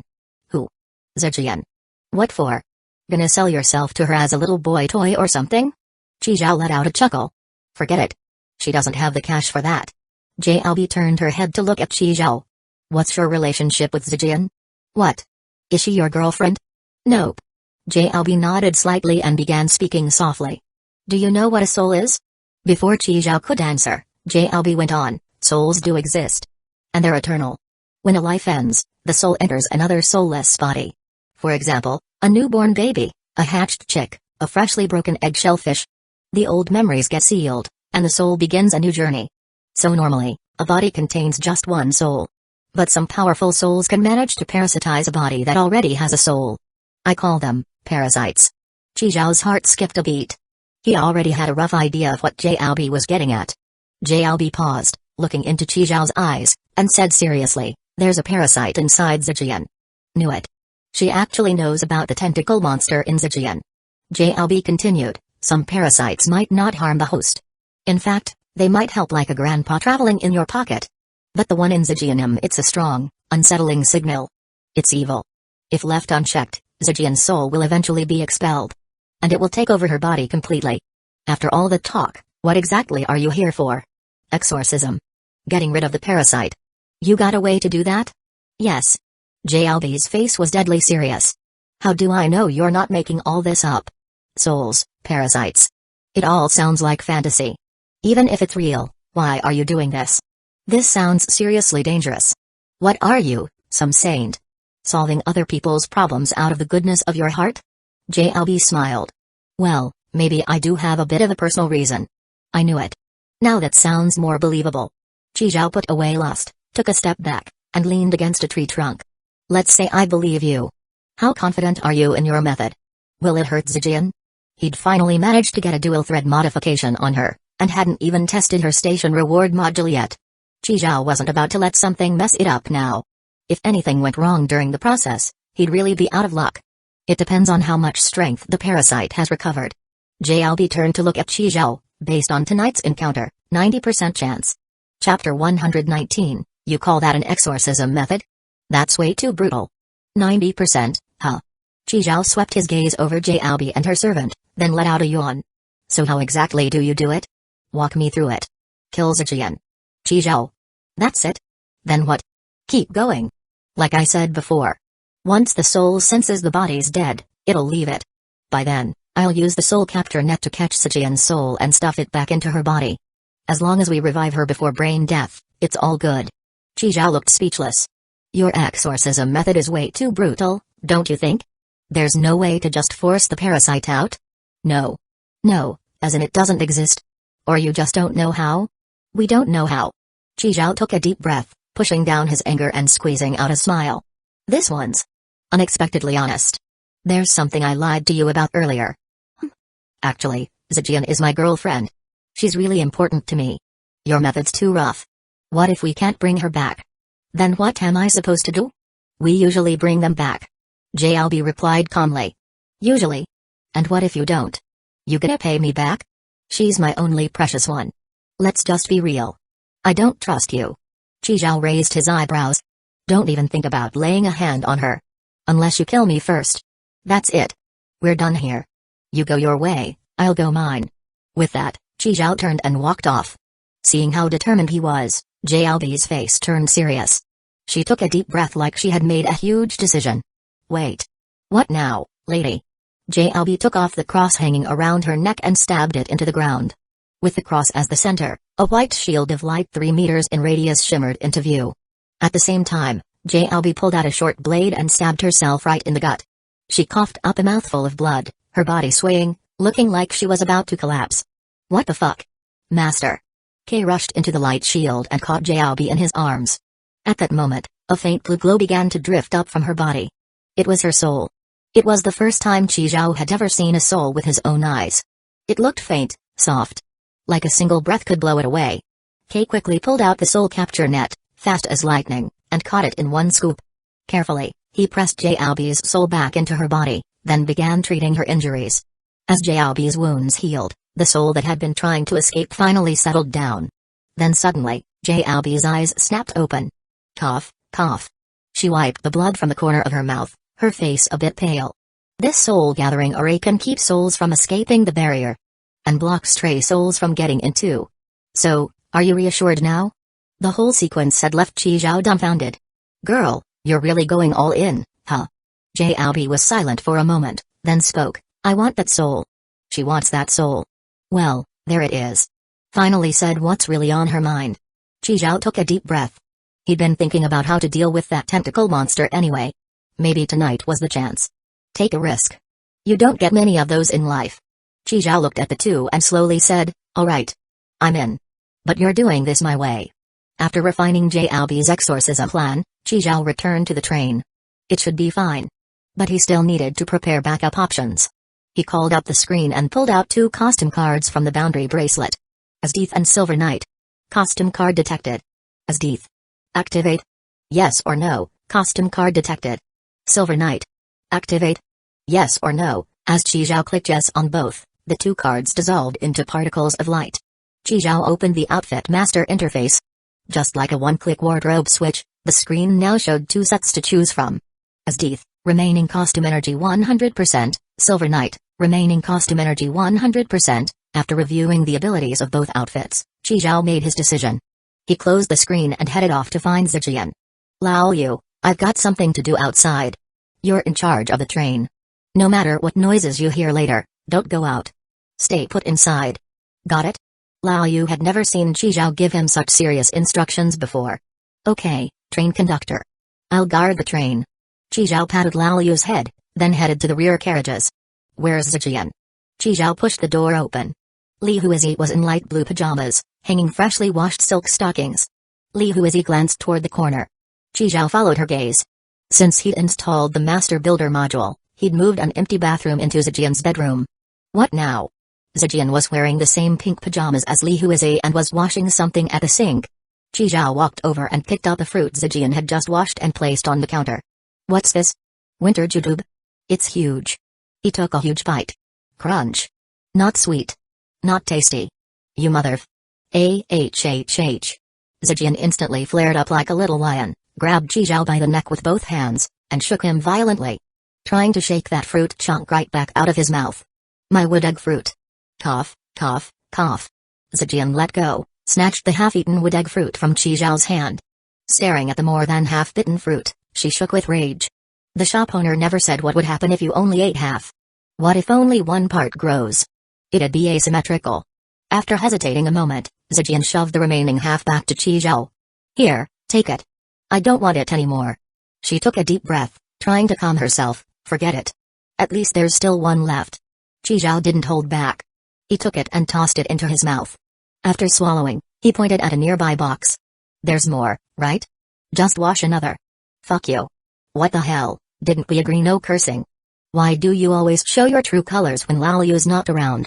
That fruit cost 5 train coins each. Wait. You've spent train coins just to buy these? What kind of crappy fruit costs 5 train coins? Does it make you immortal or something? It boosts secondary development. Zijian shouted, blushing. Chi Zhao. Too bad. You ate it. Just take the coins as payment. You didn't scam me on the price, did you? No, I didn't. Look me in the eyes. Really didn't. Zijian met Chi Zhao's gaze for 3 seconds, then turned her head away with a humphrey. I said no, so no. I'll trust you this once. The carriage door opened, and Chi Zhao walked out. Come on. I need to talk to you. The sooner we finish, the sooner we're back. Can't we talk here? It's a big deal. Chi Zhao looked back. Massive deal. Watching him walk off, Zijian begrudgingly dried her hands and followed. Coolie, go ahead and sleep. I'll be back soon. Close train door. Since she had access permissions, Zijian gave the voice command to close the train door after stepping outside. In the dim woods, she hurried to keep pace with Qi Zhao. Chapter 120, Madam, time to wake up. Night had fallen, and the forest was gradually blanketed in a veil of mystery. Moonlight pierced through the sparse clouds, dappling the thick canopy in silvery light that interwove with darkness, creating a quiet and mystical atmosphere. On the ground, fallen leaves formed a thick carpet, crunching softly underfoot. Zijian had been following Qi Zhao for a long time and finally couldn't hold it in anymore. What the hell is going on? Zijian, do you miss home? What, you got away back? Qi Zhao shook his head. Then why are you asking? Of course I wanna go home. This place is dangerous as hell, we're hanging by a thread every day. I've got a whole list of shows waiting to be binged. And back home I could just lie around and get delivery, no worries about starving to death. Delivery? Trendy packaging, spiky chopsticks, and a black plastic soup spoon? See-through napkin and a mystery sweet drink for 10 cents? 1 cent discount sausage and a frozen tech fried egg for $1? Fuck off, what kind of decent person eats that shit every meal? Zijian rolled her eyes at Qi Zhao. But hey, this place has its perks too. What perks? No job. Qi Zhao. Well, there's that. So what's this really about? Don't tell me you dragged me here just to chit-chat. Qi Zhao stopped, turned to look at Zijian. Zijian, are you afraid of dying? Zijian was silent for 3 seconds. Are you fucking nuts? Qi Zhao quietly walked up to Zijian, lifted her hair, and placed a cross-shaped pendant around her neck. What's this? She picked up the pendant and glanced at it. Qi Zhao's sudden move startled her. Especially when he touched her hair. This jerk was annoying, but he was pretty good looking. Qi Zhao took a step back and looked into Zijian's eyes. Madam, time to wake up. Zijian stared back, confused and full of disdain. Madam. What madam? What are you doing, are you confessing or something? Zijian tucked her hair behind her ear. Then at least do it right. Where's the bouquet? Qi Zhao sighed, then pulled out a silver ZZ pistol from his boundary bracelet and aimed it at Zijian. What the hell, threatening me just cause I turned you down? Bang. Just as the bullet was about to hit Zijian, her eyes suddenly flashed with a seductive pink light. Then, without warning, her body twisted sharply to the right, and the bullet barely missed her nose, slamming into the tree behind her. Zijian turned her body, raised her hand to tug out the hair tie, letting her hair fall loose. Her pink eyes gazed at Qi Zhao. Why'd you call me out so late? Did little baby miss me? Qi Zhao put away the ZZ pistol and gave a small chuckle. Madam's recovery isn't bad at all. Dodging bullets already. Not bad, this body's pretty decent. I can rest easy and heal up deep. So can you be discharged now? Zijian pounced on Qi Zhao, gazing up at him with seductive eyes. What, trying to kick me out already? Embarrassed to be naughty with your girlfriend? She gently traced circles on Qi Zhao's chest with her finger. Relax, I won't get in your way. Qi Zhao stepped back, and Zijian nearly stumbled. What if you pop out of nowhere and scare the hell out of me? Am I that scary? Zijian twisted her waist, twirling her hair with one finger. Wrapping it around and around. Just thinking about your tentacles gets me weak. PFFT. Zijian couldn't help but snicker. What, not a fan of my tentacles? They're quite enjoyable. I called you out to give you a heads up. I'm heading to orderly heaven soon. You still have time to leave. Go restore your power or whatever, and let's just pretend we never met, alright sis? Aw, such a sweet little brother. Come on, gimme a kiss. As she said that, Zijian lunged forward to kiss Qi Zhao. Qi Zhao kept both hands up, blocking her from getting closer. Alright, go kiss whoever you want after you leave, okay? You're so mean. I'm going, don't miss me too much, okay? I will, don't worry. I've got things handled here. Zijian giggled softly, and the red glow in her eyes faded as she returned to normal. Seeing Zijian's blank stare, Qi Zhao cautiously leaned in. Madam. Who the hell are you calling madam? Zijian looked at Qi Zhao like he was an idiot. What the hell is wrong with you, shouting madam like a lunatic? You working for Madame Lazad campaign or something? She's really gone? Just like that? No way. Qi Zhao pulled out the ZZ pistol again and aimed at Zijian. Ugh, so boring. Why you gotta be like that, lil bro? Red light flared again in Zijian's eyes. Knew it. No way it'd be that easy. Qi Zhao put the gun away and stared at Zijian coldly. Why didn't you leave? Can't bear to part with me? Zijian slowly walked up, hooked Qi Zhao's chin with her finger, and whispered, I love those eyes of yours. like a wild dog waiting to be tamed. Do me once. If I'm satisfied, I'll go. Qi Zhao shoved her away again. He'd figured it out. This thing was planning to stick around. Didn't you say you hated human bodies? Zijian covered her mouth and giggled. True, human bodies are pretty weak, but full of potential. She did a quick twirl in place, followed by a ballet-style back kick. And I like this body. Young, pretty, pure, full of life. Just wish the boobs were bigger. As she spoke, her chest began to swell, transforming from flat to full. Much better. Zijian cupped her now full chest and nodded in approval. Still missing something. With that, a pink tentacle poked out from her belly button, swaying like a tiny hand. Fuck. Qi Zhao raised his gun and fired. Plan B. At Qi Zhao's roar, Jiaobi and K, who had been in stealth, dropped from the trees. Chapter 121, Familiar Scent Huo, Time for Bed. Li Huizi was hand-washing her underwear, while little fire dragon was behind her, both claws pawing at her calves. It's so late already. What's Chicken Zhao doing calling Zijian out? What's that sound, gunfire? Li Huizi perked up her ears and listened closely. No mistake, it was gunfire. Not good. Qi Zhao and Zijian are in danger? She put down the underwear, pulled out the sword Qi Zhao gave her, hit the door open button, and was about to rush out. At that moment, Lao Yu appeared in front of her, spreading his arms to block the way. This was also something Qi Zhao had told him. Do not let little sucker leave the train. Qi Zhao's plan A: call out Madam and try to bluff her into leaving. Then Jiaobi would use the soul capture net to trap her. Of course, whether the capture worked or not had nothing to do with Qi Zhao. As long as he confirmed that Madam had left Zijian's body, Qi Zhao would activate Word Spirit, Time0, bring Zijian back to the train, and depart immediately. What happened after that wasn't his concern. Whether they caught her or not, it didn't matter to him. Of course, things weren't going to go that smoothly. So it was time to execute Jiaobi's plan B. Attempt to kill Zijian. Just as the bullet Qi Zhao fired was about to hit Zijian at the top of her thigh, a tentacle shot out from her belly button and precisely caught it. So fast. She could even catch a bullet. Fire Cloud Evil God was right. Of all martial arts, speed is the only unbreakable move. Qi Zhao instantly switched ammo. Frost Bullet. As long as the Frost Bullet made contact, it would apply its chilling effect. So even if caught by a tentacle, it would still chill her. Bang bang bang bang bang. After grabbing the first Frost Bullet, the tentacle sensed something was off.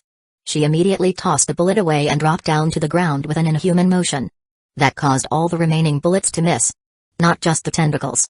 Her body was that fast too? It could almost match the speed of my Time0. Qi Zhao gave up on firearms and pulled out less directly. At the same time, Kei jumped down from the tree and tackled Zijian. His sharp claws plunged straight into Zijian's stomach. As instructed by Qi Zhao, he deliberately avoided vital areas to ensure she could still be saved later. Zijian let out a soft grunt, and from her wound sprouted countless thin, rope-like tentacles that wrapped around Kei's claws. Kei tried to pull his claws out with force. But it was too late. Those tentacles wrapped around him like ropes, holding him fast. Just then, Zijian, pinned beneath Kei, twisted her head a full 180 degrees to look at him. Oh my, turns out it's a succubus? And a male one at that. Rare. Then Zijian extended her long tongue and went to lick Kei's cheek. That tongue was around 50 centimeters long, covered in tiny suction cups, like an octopus tentacle. Seriously creepy. Kei frowned and quickly tried to get up.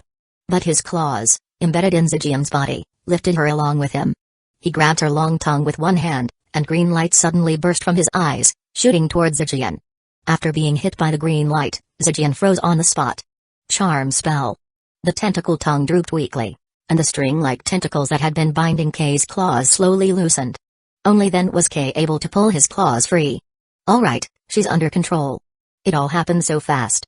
Only 3 seconds had passed since Qi Zhao fired the first shot. Qi Zhao, holding lust, walked over. See, in games they always say crowd control is king. He clicked his tongue. Her head's turned around. Can she even be saved? Turn it back. Following Kei's command, Zijian's head slowly rotated back into place. Whoa, wrong way. That's the wrong way. Qi Zhao corrected from the side. Kei had to issue the command again, and Zijian's head spun all the way around to return to normal. You can command her. Can't you make that thing crawl out by itself? Qi Zhao asked, puzzled. Kei shook his head. My current charm spell can't make a controlled target harm themselves. Otherwise the charm breaks instantly. Getting the soul to voluntarily leave? No way. Qi Zhao nodded. Got it. You need more practice. Just then, The cross pendant on Zijian's neck began to resonate. A glowing white orb emerged, surrounding her in its light. JLB had activated the soul gathering array. She nodded at Qi Zhao. Go ahead, do it. Qi Zhao didn't trust them with this, so killing Zijian had to be his job personally. If they were too rough and ruined her body just to get the soul, even killing them afterward wouldn't fix it. Although Zijian now had a big hole in her gut, she wasn't dead. Because her soul showed no signs of departure. The lust in Qi Zhao's hand began to vibrate. Sorry, Zijian. I'll bring you back. Rest easy. Just as he was about to strike, Zijian let out a soft laugh. She grabbed the cross around her neck, tore it off crudely, and handed it to the tentacle from her belly button. The tentacle took the cross and snapped back into her body. The just activated soul gathering array instantly dissipated. What? I haven't even struck yet, and the control already ended? That was fast. Qi Zhao realized something was wrong and plunged lust into Zijian's abdomen. White blade in, red blade out. Zijian gave a faint smile as her wounds visibly regenerated. Qi Zhao's stab was more like a tickle to her. What the fuck is that healing ability? Do I need to stuff a bomb in her gut? Regular physical attacks didn't affect her at all. Qi Zhao had held back from hitting critical points before, afraid he couldn't save her later. But now? Clearly, he'd been too cautious. Qi Zhao raised the blade again and stabbed through Zijian's heart. The frenzied lust tore her heart to shreds. But in the next second, countless tiny tentacles tangled together in her broken chest, forming a new heart. Little brother, do you really want to kick me out that badly? Zijian furrowed her brows, looking at Qi Zhao with a pitiful expression. I'm really so sad. K's heart sank. His charm spell should last at least 5 minutes. But it had only been 20 seconds, and she was already awake? Impossible. Even though repeated charm attempts might fail, K didn't have time to think. He cast charm spell on Zijian again. But this time, she clearly wasn't affected at all. Surprised, little succubus. This kind of low-level charm? Are we playing house? Be happy you got me once. Just then, she exhaled a large pink mist. A strange scent spread through the air at the same time. The moment Qi Zhao smelled that familiar fragrance, his brain fired off warnings. Not good. Don't breathe. No use even if you close your mouth, what about your pores? In just 1 second, both Qi Zhao and K felt their bodies heating up, cheeks flushed. Even Jalbi, despite being female, began to breathe heavily, her chest rising and falling. Even the beetles in the trees skipped straight to mating season. One found a female beetle and clung to her, writhing together. Chapter 122, Just You Guys and You Still Dare to Purge Spirits. Pink mist, accompanied by a strange fragrance, spread outward from Zijian as the center. An uncontrollable desire was gradually building up, and the remaining rationality was continuously being devoured. Qi Zhao and the other two sensed things were going south, and quickly retreated, widening the gap and escaping the range of the pink mist. Just you guys and you still dare to purge spirits. She's holding back on purpose. Sorry, I misjudged her.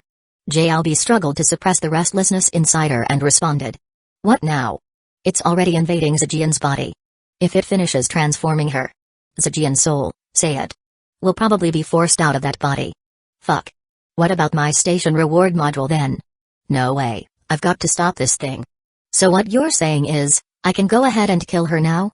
Otherwise, sooner or later this body won't be hers anymore? JLB nodded. There's one more important thing. We have to get the swallowed spirit staff back and reopen the soul gathering array. Otherwise, the moment Zijian dies, her soul might leave this place entirely. Qi Zhao nodded, indicating he understood. While they were talking, Zijian strolled forward leisurely, as if taking a walk.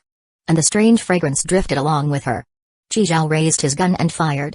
But her control over her body was now incredibly agile. She could stretch and fold it at will.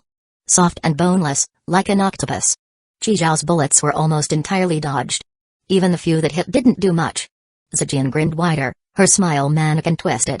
Come on, if you make me happy enough, I'll let you become a part of me. Seeing things going bad, Kei rushed up to block her. He thrust out his sharp claws, lunging at Zijian, aiming straight for her heart. But the tentacle at Zijian's navel moved even faster. Whoosh! And coiled around Kei's neck. A bluish-purple tint quickly surfaced on Kei's face as he was forcefully choked unconscious. Zijian laughed as she started yanking Kei's tail, and with brute force, she tore it clean off. Kei woke up from the pain, only to be choked out again. Tail gone, Kei was casually tossed aside by Zijian. Holding the severed tail, new tentacles sprouted from her palm, coiling around it. After straightening it out, a tail sword made of tentacles was complete. She gripped the tail sword and continued advancing. Seeing this, JLB's eyes were bloodshot with rage. She had misjudged the entity inside Zijian. Or rather, it had hidden itself far too well. All that frailty, that weakness, was just an act. Looking at the now tailless K lying motionless on the ground, JLB was overwhelmed with helplessness and despair. Coupled with the increasingly uncontrollable desire, she collapsed to her knees, legs weak, unable to control her own body. At that moment, she suddenly felt light, and saw Zijian growing smaller in the distance. It was Qi Zhao. She was now slung over Qi Zhao's shoulder, being quickly carried away from Zijian. No more close combat. That scent wasn't a toxin, so antidote potions were useless. The lust triggered by that fragrance. Either you wait for it to fade over time, or you let it out. Kay could die, but JLB couldn't. Because only she could activate that cross. Qi Zhao made a quick decision. Ignoring his own physical reactions, he hoisted JLB up and pulled back further. Once they reached a safe area, Qi Zhao dropped JLB to the ground and pulled out Old Master Ren and the crimson dice. The biggest problem was that scent. It could make someone react in just 1 second. Give it a few more seconds, and you'd lose all will to fight, your head stuffed with nothing but that stuff. But Old Master Ren was a zombie. Now even a cyber zombie. He had no desire. And the crimson beast summoned by the crimson dice should be fine too. Qi Zhao tossed 3 dice to the ground. Clack, clack, clack. Triple fours. 444 Assassin's Shadow. It has the fastest speed and can briefly go invisible. Born for assassination, its hand blades are sharp enough to slice through steel. The 3 dice quickly fused into one form. As expected, when all 3 dice show the same number, the Crimson Beast summoned has a special trait. Last time, triple ones summoned the Snake of Curiosity. Not much attack power, but great for stealth. This time, triple fours summoned the Stab and Slash Expert Assassin's Shadow. A Crimson Beast about 1.5 meters tall formed. Slender build, with 2 blade arms.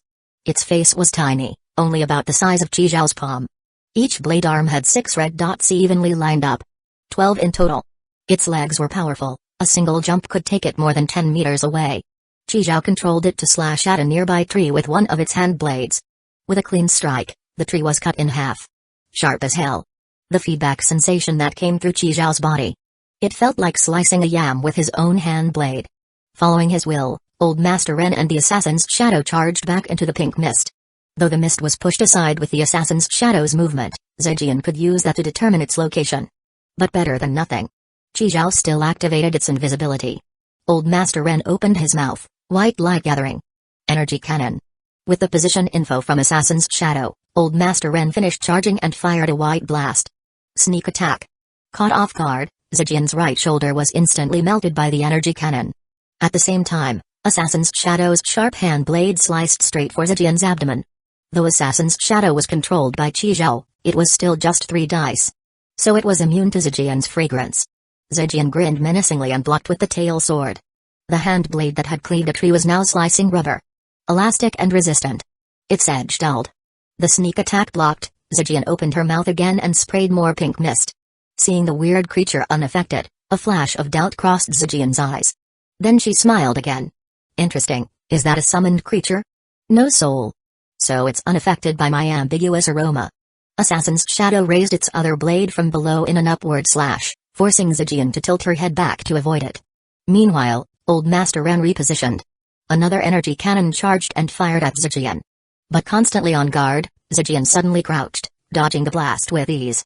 Chapter 123, Not afraid of damage, just afraid of control. Zijian's quick reaction dodged the energy cannon, but it also exposed an opening to Assassin's Shadow. The sharp hand blade whooshed past, and blood gushed out from Zijian's back. Old Master Ren raised both arms high, sparks flying from all 10 fingers, unleashing a barrage of energy bullets with power on par with a standard rifle.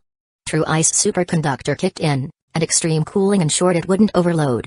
Zijian was now under attack from both sides, assaulted from the front and rear. Most crucially, neither of these attackers was affected by the ambiguous aroma. Assassin's Shadow slashed open Zijian's belly. Through shared vision, Qi Zhao saw the cross hidden inside her body. But in the next second, the massive wound abruptly closed, and the cross was swallowed back in. Even the previously melted right shoulder regrew once again.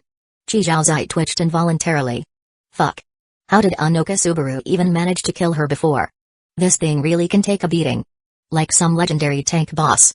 Normal physical damage was completely useless on her. But things like frost bullets and charm spells, control-type skills, were actually effective. Wonder if Toad Potion will work on her. Yep, Chizhou had applied Toad Potion to both hand blades of Assassin's Shadow. Now that Zijian was wounded, it was just a matter of whether the poison kicked in. Sure enough, Zijian's face changed suddenly. Toad Potion was kicking in. Even though the wound had closed, the poisoning couldn't be stopped. Her back and belly began to break out in tiny red toad-like rashes.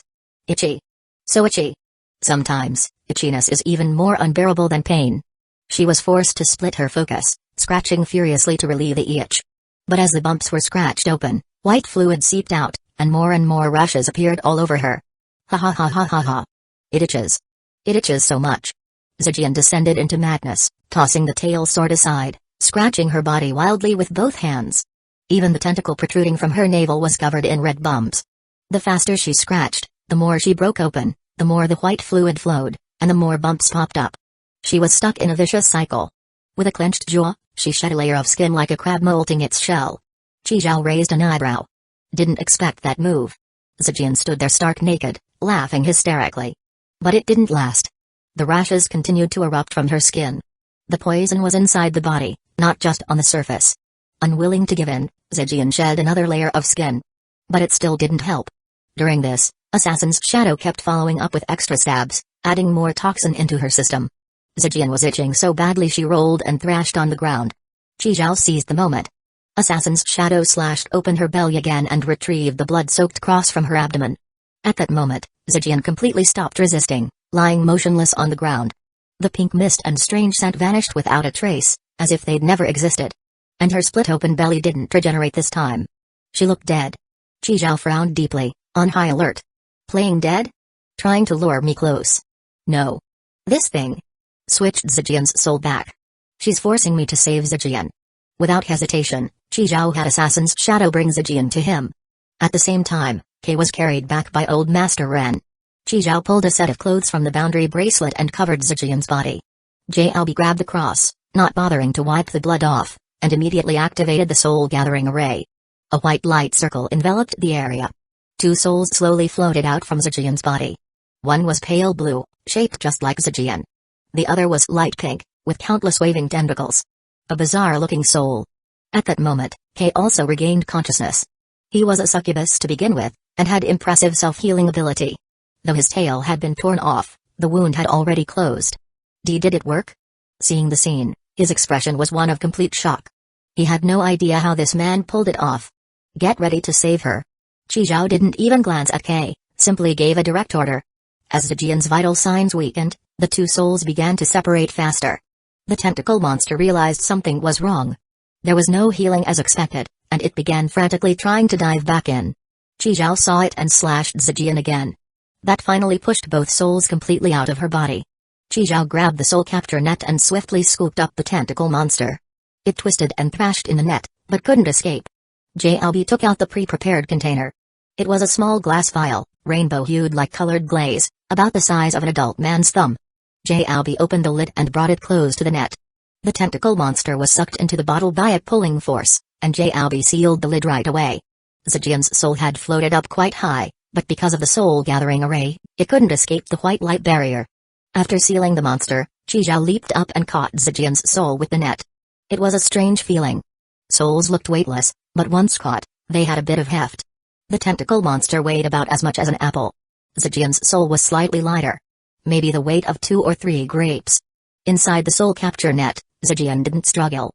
She just stared blankly at Chizhou, eyes open. As if sizing him up, silently watching. Kei had already started treating Zijian's injuries, but Chizhou found the process too slow. He took out 1 intermediate healing potion and 1 intermediate antidote, and poured them straight into Zijian's mouth. Back at the transfer station, Konyu had given Chizhou 4 bottles of basic healing potion, 2 intermediate healing potions, and 1 intermediate antidote. He used 1 intermediate healing potion on Li Huizi, and the last one on Zijian now. Only basic healing potions remained. Time to hit the trading platform again. Chizhou sighed. Never can have too few healing items. With the potions and Kei's healing spells, Zijian's body recovered quickly. The red rashes vanished under the effect of the intermediate antidote. Chizhou carefully brought Zijian's soul close to her body. Seeing the soul slip in with ease, Chizhou finally exhaled in relief. At the same moment, Zijian's heartbeat and breathing resumed. Like a reboot. Not bad. Smoother than expected. Didn't even have to use the costume card. This tentacle monster wasn't even at full power and was already this troublesome. If more time had passed, it would have been way harder. Actually, killing Zijian was easy. The hard part was striking the right balance. How to ensure she died just enough but could still be brought back. That was the real challenge. Plus, the ridiculous regeneration granted by the tentacle monster made that balance even harder. But surprisingly, one toad potion solved everything. This monster wasn't afraid of direct damage. It feared debuffs. With that hidden threat handled, Chizhao could finally relax a bit. When Zijian slowly opened her eyes, both Kei and Jiaobi let out a sigh of relief. If they hadn't managed to save her, they knew their fates wouldn't be pretty. With the kind of combat power Chizhao had just shown. And all those strange items. Neither of them could have handled him. Jiaobi dismissed the soul-gathering array, said her goodbyes to Chizhao, and left with Kei. Kei flapped his wings and flew off into the night sky, carrying Jiaobi. Your tail. It's fine. As long as I absorb this soul, I'll grow another one eventually. Yeah, this soul's regeneration and body modification are really strong. Jiaobi pulled out the glass vial from her chest and looked at the tentacle monster inside, beaming with joy. Without him, this wouldn't have been possible at all. Chizhao. Chapter 124, A Blessing in Disguise. The train rumbled through the boundless darkness. Chizhao sipped his cola and looked out at the starlight, finally able to catch his breath. Tonight had been way too hectic. First, they stumbled upon Kong Yu's train being inspected, then Jiaobi's late-night exorcism. But thankfully, all the problems had been dealt with. Just then, Chizhao saw a flash of a yellow train vanish into the distance. A train had just brushed past him. Chizhao had once wondered what would happen if he broke the window and jumped out. He'd mentioned this once during a casual chat with Ziyuan. Her answer was, you'd be drifting in the void, just waiting to die. If you were lucky, maybe you'd get randomly transported to the nearest station. That's right, the train traveled through the void. And those tiny dots of light were the stations they stopped at. Each one was its own little world. Chizhao had already reached level 20 and unlocked the Rest module and Outfit Master module. But there was a problem. The Rest module let you choose to stop at a public station, but the starting point couldn't be a public station. Which meant, if you wanted to transfer between public stations, you first had to do a random stop. Right now, Chizhao was on the way to the next station. This stop, Yaoyao's Outdoor Stadium, Multiplayer Station, 8 other trains also stopping, latest departure time, 6 hours after stop. This station is a sports arena. Yaoyao will randomly select a sports competition. Winners will receive one of Yaoyao's prized carriages. Losers will have one of their carriages taken by Yaoyao. Tomorrow's competition, track and field, Yaoyao Stadium. Looks like as his level went up, the station forecast info became more detailed too. Even the randomly chosen event could be previewed now. 8 trains were stopping here. That was the first time he'd encountered this many people. There were definitely veteran players among them. Rewards and penalties being carriages? That was a first. Track and field, huh? Chizhao waved his hand to close the screen and walked into the kitchen. On the table, there had originally been 2 plates of fruit. One of strawberries, one of grapes. Li Huizi had washed those earlier and left them for Chizhao. He hadn't gotten around to eating them. Now they'd all gone to Zijian. Not long after Chizhao brought her back, she started whining about being hungry and wanting food. As for what happened earlier in the forest, she seemed to have no memory of that part. She only remembered Chizhao randomly calling her wifey, and everything after that was blank. Watching Zijian devour the food, Chizhao frowned slightly. After suffering so many injuries, shedding her skin twice, and even dying once, had her body completely burned through its energy? When Chizhao was cleaning up the battlefield, he had already disposed of both layers of Zijian's shed skin and Kei's severed tail. He didn't leave anything behind. Burp. Zijian set down a half-eaten chicken leg in her hand and burped. She couldn't eat anymore. Li Huizi didn't know what had happened, only that Zijian had left with Chizhao in her pajamas and come back wearing Chizhao's clothes. That naturally led her mind to all kinds of scenarios. After Chizhao briefly explained what happened, she finally got a general idea of the situation. And when Zijian heard the full story, her brain basically blue screened for a while. So, I was possessed by some dirty thing? It's fine. It's all been taken care of. There won't be any side effects, right? You don't feel anything? Following Chizhao's gaze, Zijian looked down. Holy shit, they're this swollen? Li Huizi had estimated herself to be a C-cup, and now Zijian was at that level too. Maybe even a bit bigger. Yup, even though the tentacle monster had been exorcised, the modifications it made to Zijian's body hadn't reverted. Though the tentacle at her belly button was gone. Zhejian looked thrilled. So this counts as a blessing in disguise? Don't know. Might just deflate in a few days, Qi Zhao smirked. Not exactly all natural, you know? Fuck, seriously? Zhejian calmed down. Whatever, even if they did shrink, there's still the wood egg fruit. Thinking of that, she stole a glance at Qi Zhao's crotch. Doesn't seem like anything changed. What are you looking at? Qi Zhao noticed her stare and shot back. Haha, nothing. She raised her arms high and stretched lazily. So tired. Feels like all my bones are falling apart. Zhejian yawned and tugged on Li Huizi. Come on, time for bed. She dashed back to the bedroom, twisted left and right in front of the mirror, admiring her surprise gains. Nice. Who'd have thought they'd grow this big without even eating a wood egg fruit? If she did eat one, wouldn't that be overkill? Nah, this size is just right. Zhejian nodded in satisfaction. After brushing her teeth, she flopped onto the bed and snuggled under the covers. Gooey, touch it. It feels amazing. He. She yanked Huizi's hand over to share the joy. It's fine, you touch mine, I touch yours, he. The next second, the scene around them shifted. Zhejian saw Qi Zhao and Lao Yu and froze for a moment. This was their bedroom. Li Huizi noticed too. Her face flushed, and she quickly pulled her hand back.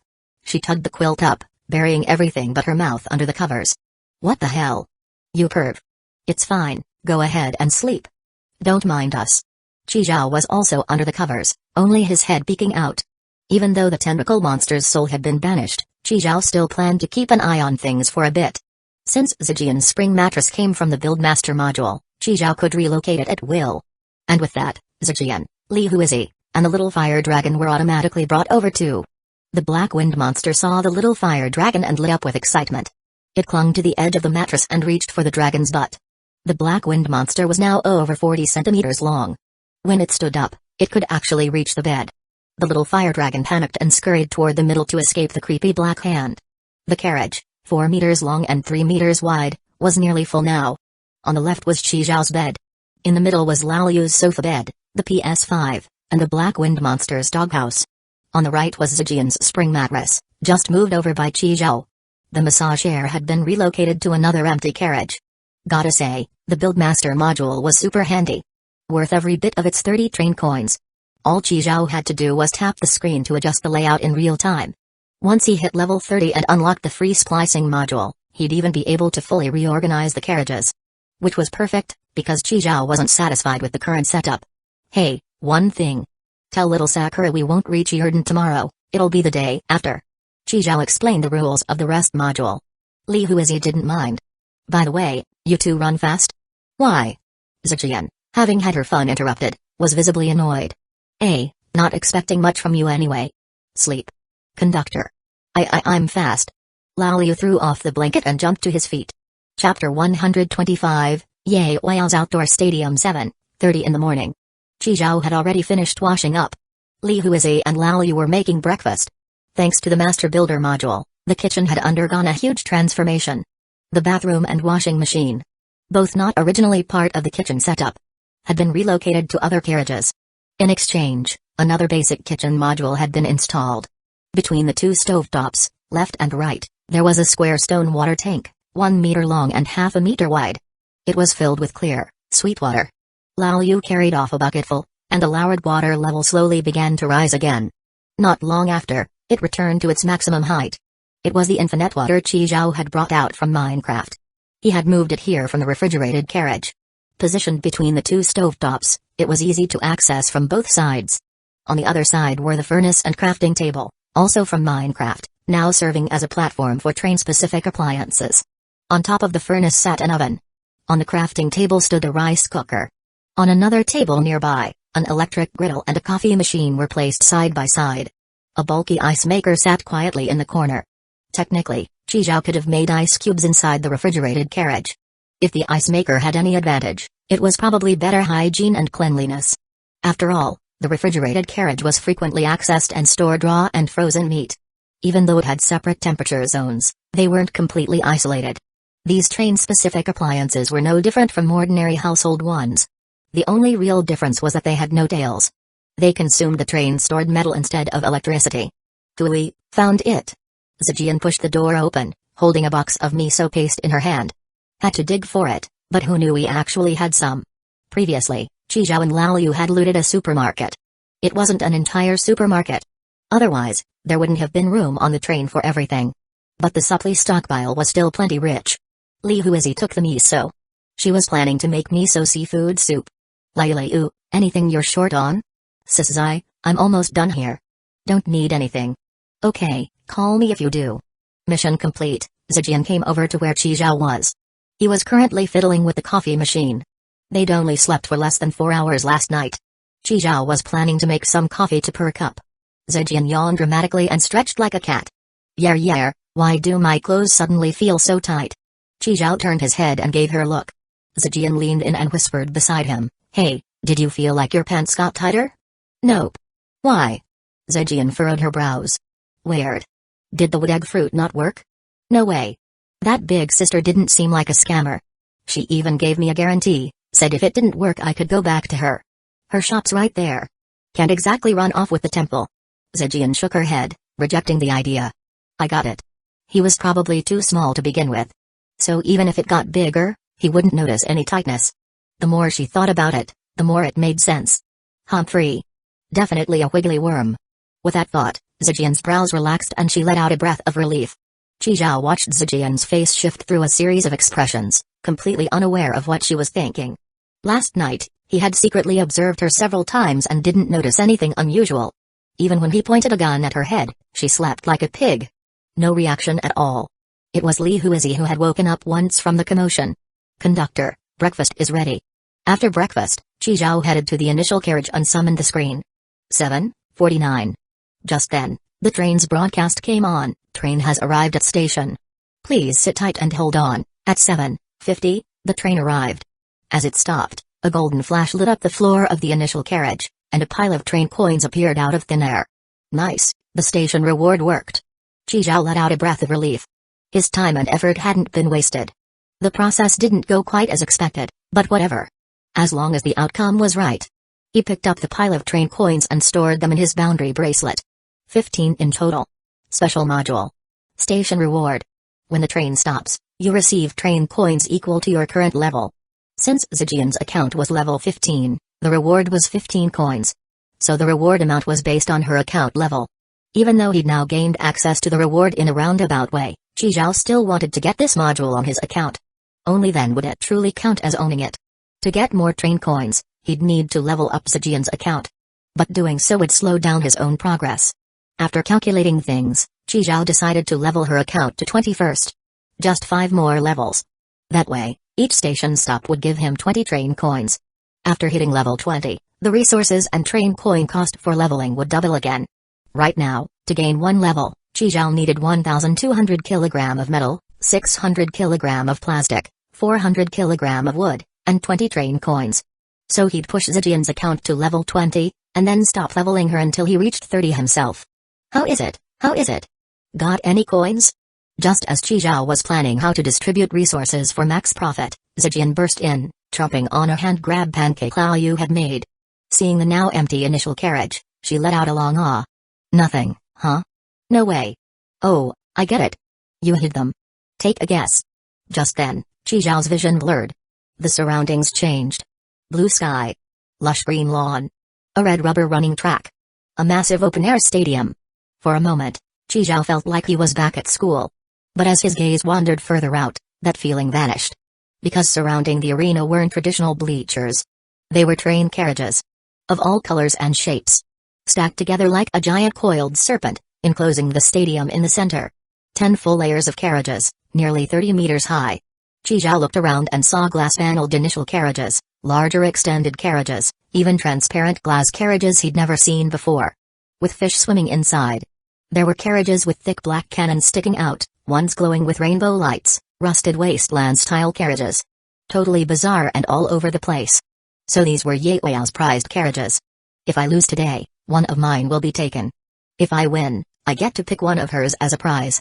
As Chizhao examined the carriages around him, a tiny twin-tailed lily in a white training uniform slowly walked over from the opposite side. She was less than 1.5 meters tall, her twin ponytails reaching her lower back. She wore white baseball socks and thick-soled black sports shoes. Chapter 126, Beer Belly with a Blue Entry. That's Ye Weiyao. She doesn't look very professional.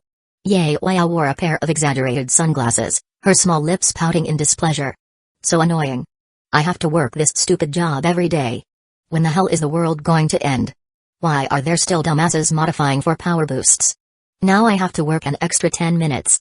As the manager here, every time a train conductor arrived, Ye Weiyao would be forced to go to work.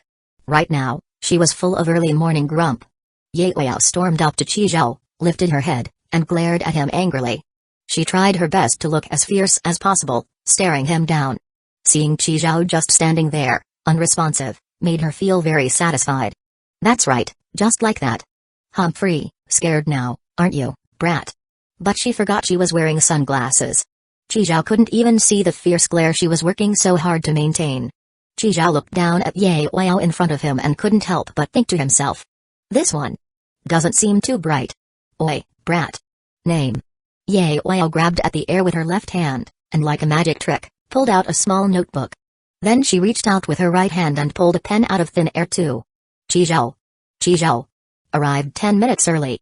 -5 points for impression. Ye Weiyao mumbled while jotting down his name. Qizhou? Do you know that because you arrived 10 minutes early, I didn't get to eat breakfast? I'm still growing, okay? Breakfast is important, don't you get it? Qizhou nodded in agreement. Ye Weiyao then pointed at her notebook, smirking wickedly. Of course, those impression points aren't impossible to earn back. What do you want? Qizhou didn't beat around the bush. Oi, brat, you catch on quick. Not bad, not bad. Ye Weiyao tossed her notebook and pen aside. They didn't hit the ground but vanished into the void. I want milk, remember, it has to be chocolate flavored. And toast, with 1 egg and 3 slices of cheese. Spread chocolate and peanut butter on it. No veggies. I also want fruit. What fruit? Let me think. Strawberries. Qizhou said. Because there was still a plate of strawberries on the dining table in his train. Strawberries, not bad. I'll take strawberries. I have all that, but, Qizhou spread his hands, and Ye Weiyao immediately caught his drift. She pointed at Qizhou with her index finger. I'll give you 3 minutes only. Go, brat. The next second, Qizhou was back on the train. But the train was completely empty. Zijian, Lao Yu, and Li Huizi were all gone. Only the black wind monster and a little fire dragon remained in the kitchen. Qizhou frowned, already guessing where the others had gone. He quickly activated word spirit, time-0 to prepare what Ye Weiyao wanted. As for that notebook and the impression points, Qizhou thought they were basically kid stuff, useful for nothing more than entertaining children. But she was the ruler of this place, so it was still smart to stay on her good side. 3 minutes later, Qizhou reappeared in the outdoor stadium. And the 3 who had vanished, Zijian, Lao Yu, and Li Huizi, were now standing across from Ye Weiyao. Just as expected, they had been teleported here too. Ye Weiyao held her notebook and mumbled, Lao Yu. That's a nice name. I like it. +5 points for impression. Lao Yu, call me Sister Yao. Yao. Sister Yao. Good boy. Ye Weiyao reached up and patted Lao Yu's head. So obedient, I like that. Another 10 points. Qizhou shook his head. Definitely just some kid-level stuff. After getting her breakfast, Ye Weiyao was in a great mood and sat down right on the spot to eat. As she sat, a seemingly invisible, non-existent chair appeared under her butt and held her up steadily. The eggs cooked nicely. Qizhou smiled. He didn't have time to cook eggs. That was from earlier when Lao Yu made them. Just leftovers. Even though word spirit, time-0 could boost his own speed, it couldn't speed up the cooking time of an egg. Conductor. Lao Yu had looked pretty flustered earlier, but calmed down as soon as he saw Qizhou. Zijian leaned in next to Qizhou and whispered, What the hell is this place? It's fine. It's not dangerous here. Qizhou glanced at Ye Weiyao again, then added, Just don't piss her off. Zijian nodded and relayed that to Li Huizi. Look around.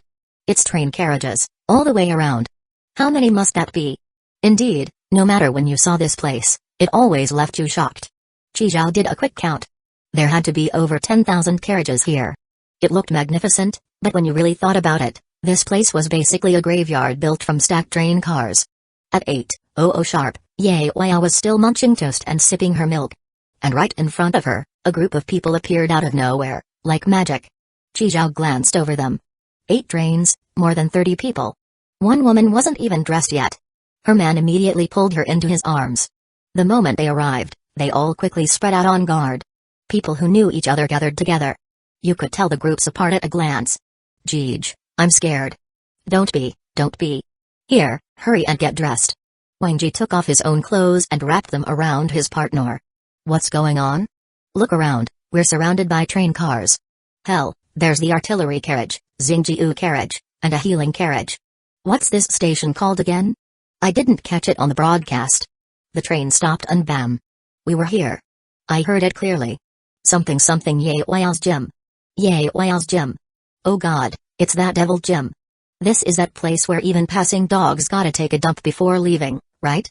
So fucking noisy. You brats. Ye Wao let out a burp, tossed her empty milk bottle, and stood up. At her shout, the chaotic crowd immediately turned their attention to her. Small body, big voice. A chubby guy with a beer belly, greasy hair, and thick black-framed glasses leered. I'm Ye Wao. You can call me Sister Yao. In this place, I am this. Ye Wao stuck out her thumb and pointed to herself. And you, she pointed to the group below and then raised her pinky, are this. Whoa damn, this little Lily's got some nerve. Still doesn't even have hair down there, huh? She clearly doesn't know the power of the beer belly. Today Big Bro's gonna show her what beer belly crushes twin-tailed lawless really means. That fat guy's name was Fang Zixi, and like Shi Zhao, he was a 5th-generation player. In one of the entry worlds back in Newbie Village, he got himself an entry. A blue entry. Beer belly. Chapter 127, so great, we've totally got this.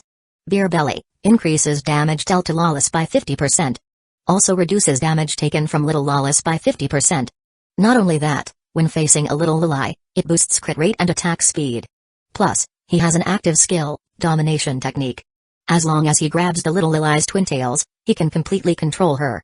Ever since he got this entry, he basically became a Lili slayer. Now, in his judgment, Ye Wao was just a little Lili.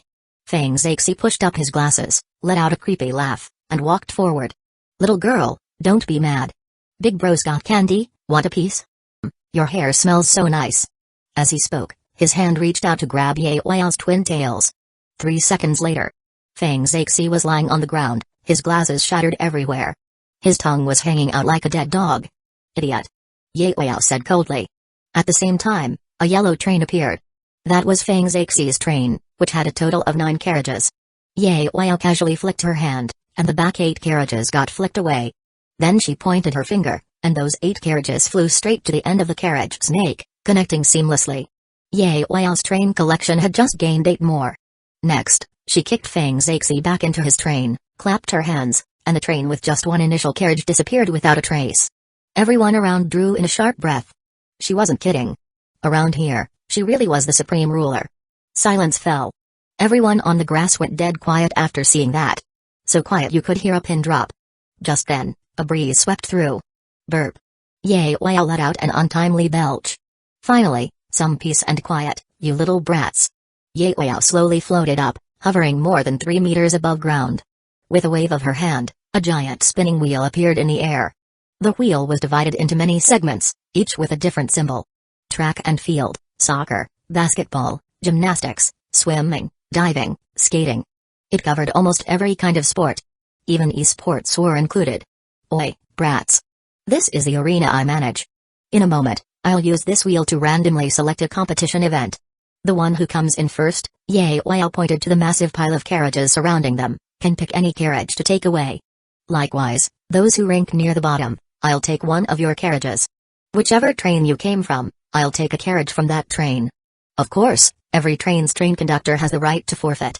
Just like that fat pig earlier. Forfeiting means all your carriages become mine. Silence. Who would dare forfeit?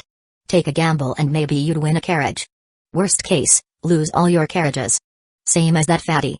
To forfeit was to willingly give up the chance. No one forfeited. Very good. You've all got spirit. Ye Wao nodded.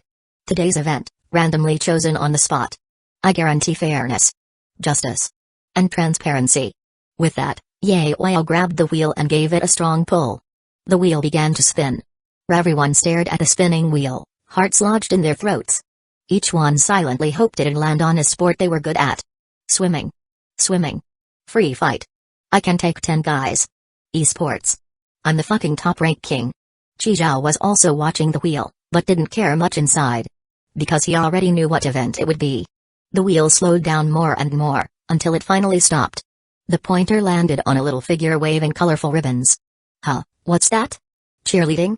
Dancing? Idiot, can't you see it's gymnastics? Gymnastics? You want me, a grown man, to do gymnastics? I'm good. I've trained in pole dancing. Yes. Chizhao furrowed his brows slightly. Wasn't it supposed to be track and field? Wait, the station forecast shouldn't be wrong. Actually, it never had been wrong. Its info might lack detail, but it never gave the wrong event. Sure enough, just as the wheel stopped, it mysteriously moved a little bit more.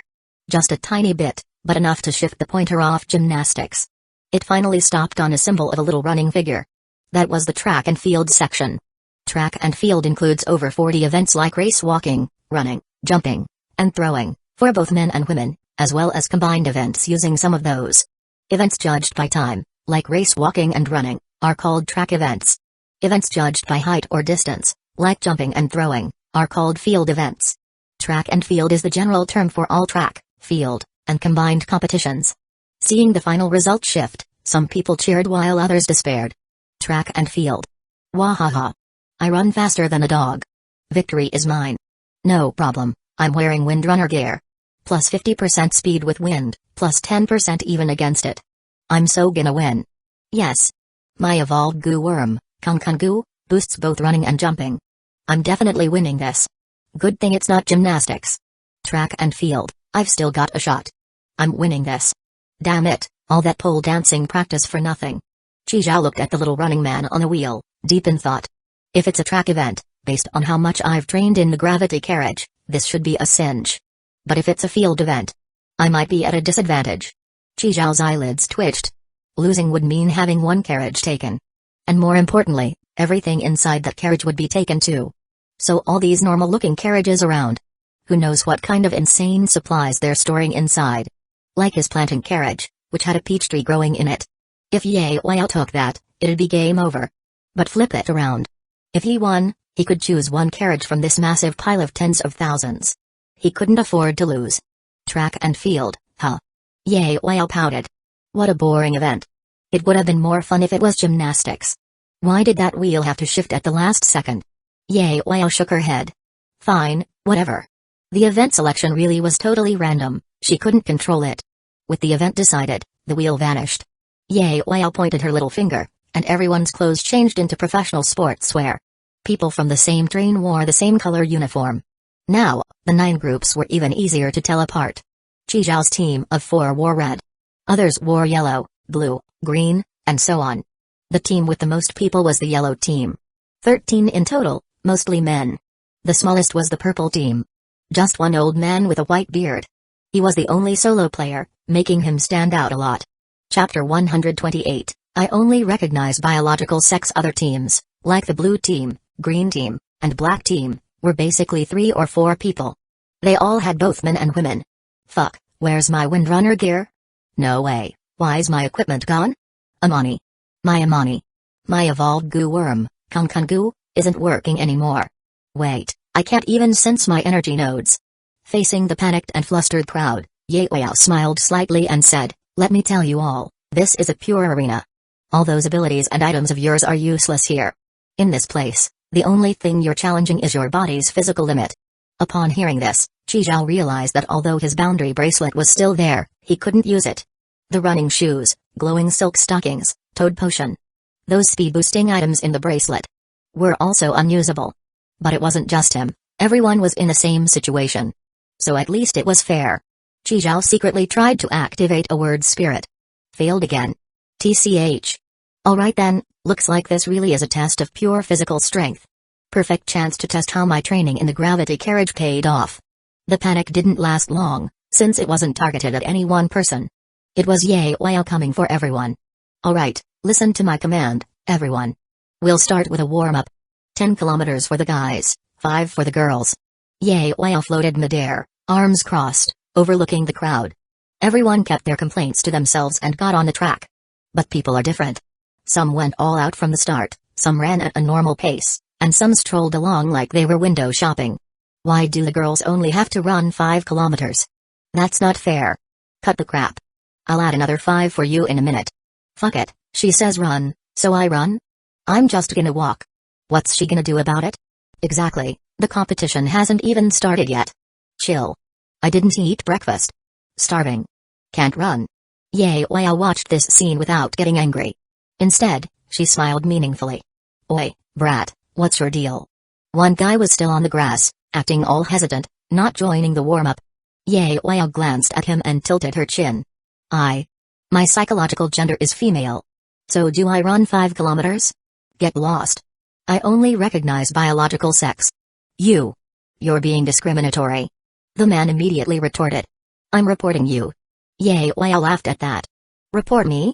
I'm the boss here. You think you can report me? Then she pointed a little finger. The man's Adam's apple shriveled up, his chest began to swell, and his hair grew longer. He realized his body was changing and quickly reached for his pants. My little weapon? My little weapon is gone? My little weapon. Alright, you're officially a girl now. You only need to run 5 kilometers. Hueco chuckled, revealing a sly grin. He only wanted to cheat his way out of 5 extra kilometers. Who would have thought he'd lose his family jewels in the process? Get moving. He dropped to his knees with a thud. I was wrong. Sister Yao. Aren't you the one who said your psychological gender is female? I granted your wish. Sister Yao, I'm begging you, please. I really know I was wrong. Hueco started whistling like she didn't hear anything. How about this? If you win the competition later, I'll consider changing you back. Thank the heavens. Thank you, Sister Yao. I'll give it my all. She knocked her head on the ground twice with a loud thump. When she reached the track, her teammates gathered around. Bro, you smell amazing. Get lost. Her voice had turned shrill, and when she yelled at her teammates, she sounded like a girl pouting.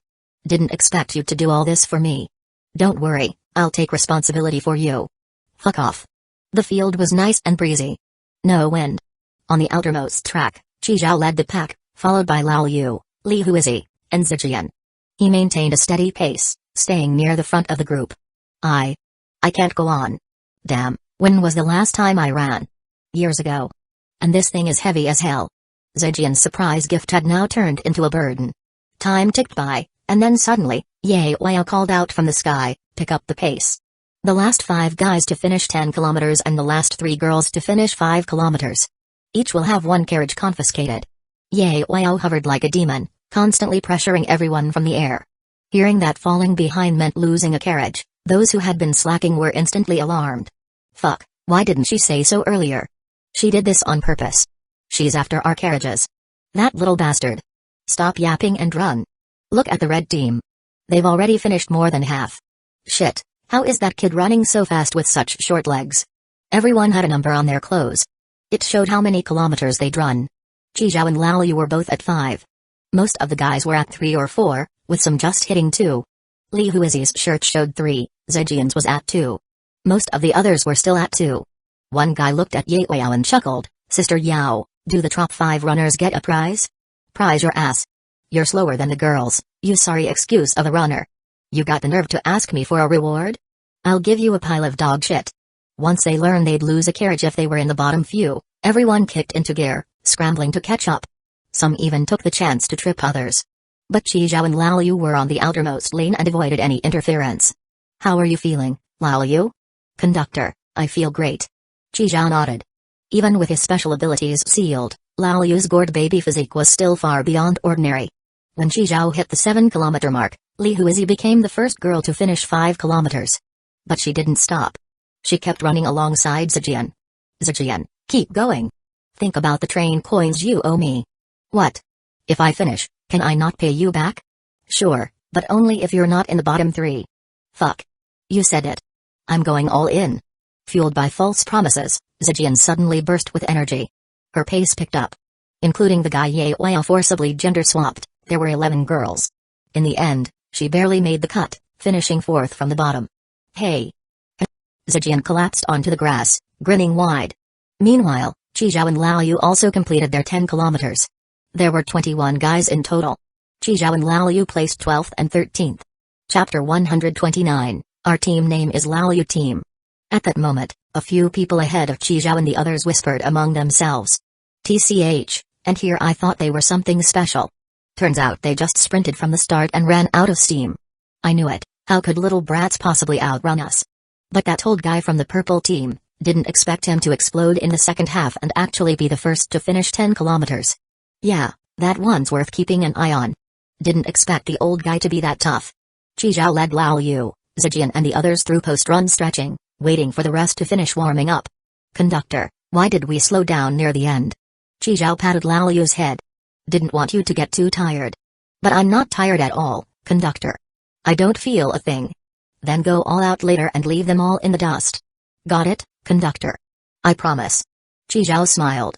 Since there were no rewards for being at the top, there was no reason to push hard now. The real competition hadn't even started yet. No need to show off. Getting targeted now wouldn't bring any benefits. Just like that old guy in purple. People were already on guard around him. I'm done. Let me rest a bit, okay? Zijian whined and flopped onto the grass after just a few stretches, refusing to get up. If you don't stretch after a run, your calves will bulk up. Huh? Then I guess I'll stretch a bit.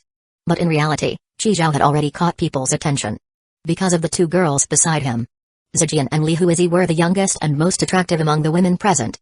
Many men had their eyes glued to them. Look at that kid, face so pale. Must be kidney deficient. And he's traveling with two hotties too. Right? Especially that one with the ponytail. Slim waist and big bust, what a perfect figure. Nah, she looks fake. I prefer the one with the high cut. Purely natural. She's my dream girl, I swear. People will drive themselves mad comparing. I don't get it. Why do girls like these always go for those pretty boys? Really makes it easy for that pretty boy, PFFT. If this was anywhere else, I'd slap a lust goo on him right away. Too bad in this fucked up place, no powers or items work. Total bullst.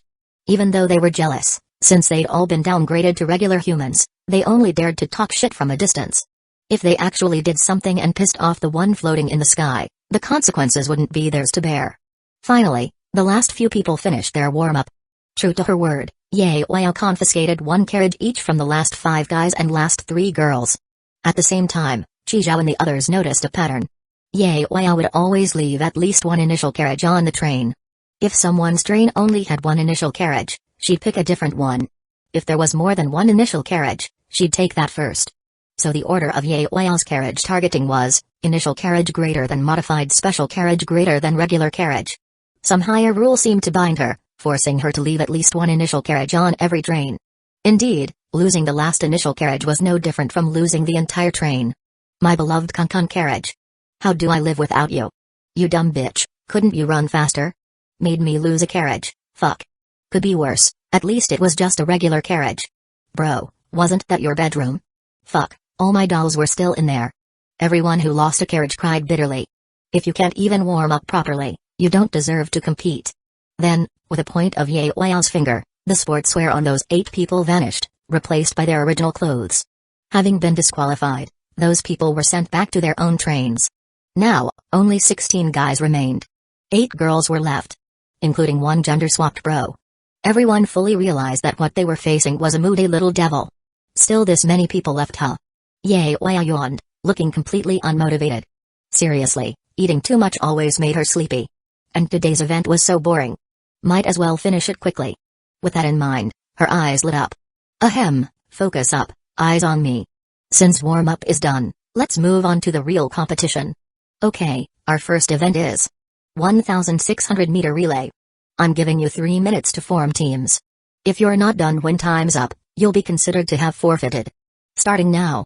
With that, Ye Wao sat cross-legged in midair again, looking totally relaxed. Everyone was stunned. This was nothing like what they expected. Turns out the first round was a team event. There were 24 people present, just enough to form 6 teams.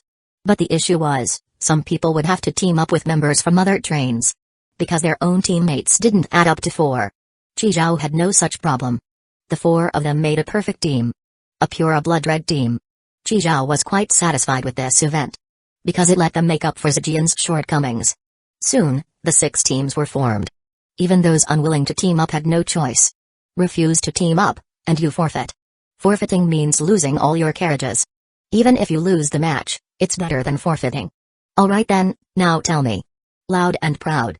What's your team name? Huh? We need team names too? What, did I not say that just now? Without a team name, how do you show your unity? Your fighting spirit? So, the team scrambled to name themselves. Conductor, what should our team name be? Lao Yu turned to look at Qi Zhao. Let's name it after you. Qi Zhao patted Lao Yu's shoulder. Do your best out there. The conductor named the team after me. Lao Yu was overwhelmed with joy and pride. He raised his hand and shouted, Sister Yao. Sister Yao. Our team name is Lao Yu Team. As Lao Yu proudly shouted the name, everyone turned their heads. Their eyes were filled with subtle contempt. But Lao Yu didn't notice at all. He was still thrilled that Qi Zhao had used his name. Besides Qi Zhao's Pure Blood Red Team, there were two Pure Blood Yellow teams. One was called Team Sky Tyrant, the other Team Earth Tyrant. Especially Team Sky Tyrant. They were the four fastest guys in yellow tracksuits. In the warm-up earlier, all four ranked ahead of Qi Zhao and Lao Yu. Their captain, the conductor of the yellow team, had even ranked second overall. The first place went to the purple-clad old man's team, Return My GG team. That gender-swapped bro on the team was no slouch either. Despite all the delays, she still ranked second among the girls, right after Li Huizi. As for the remaining two teams, nothing special about them. Chapter 130, The Familiar Record Holder Zijian, you're running first. Little Sakura second, I'll go third, Lao Yu will anchor.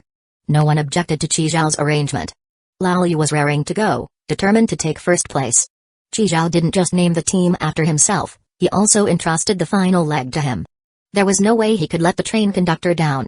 Everyone at the starting line suddenly had a relay baton appear out of thin air in their hands. Then Ye Huayao continued explaining the competition rules. They were just the usual relay race rules. After finishing the explanation, Ye Huayao curled her lips into a sly smile and said, 6 teams, top 3 advance, bottom 3 are eliminated. Those who advance, no reward. Eliminated teams, 1 carriage each will be confiscated. You bunch of little brats, if you want to keep your crappy carriages, then run like dogs for me. You hear me? Damn, they're actually eliminating 3 teams at once? Everyone instantly felt the pressure shoot up. The first runners unconsciously gripped their batons tighter. The most competitive teams are definitely Team Sky Tyrant, and that Return My GG team with the old guy from the purple team and the gender-swapped bro. Also keep an eye on that Heim-cut girl. I saw her run 5K without breaking a sweat, even kept running afterward. No worries. Look at her teammates. Pretty boy, little brat, big boobs girl. We're good. Our average strength should be about the same as Team Earth Tyrant. As long as we beat them, we're in. Let's go, everyone. With the race about to start, everyone was sizing up their opponents. Some were excited, some nervous, some indifferent, and some full of confidence. At that moment, Ye Huayao reached into the air and pulled out a starting pistol. Ready. 3, 2, 1. Bang. The moment Ye Huayao fired, 5 people shot out like wild dogs. Each team had their strongest or second strongest running first. Getting an early lead massively boosts morale. But Lao Yu's team? Their first runner was the weakest. Zijian. Actually, that was because Qi Zhao and Lao Yu were confident they could hold the line.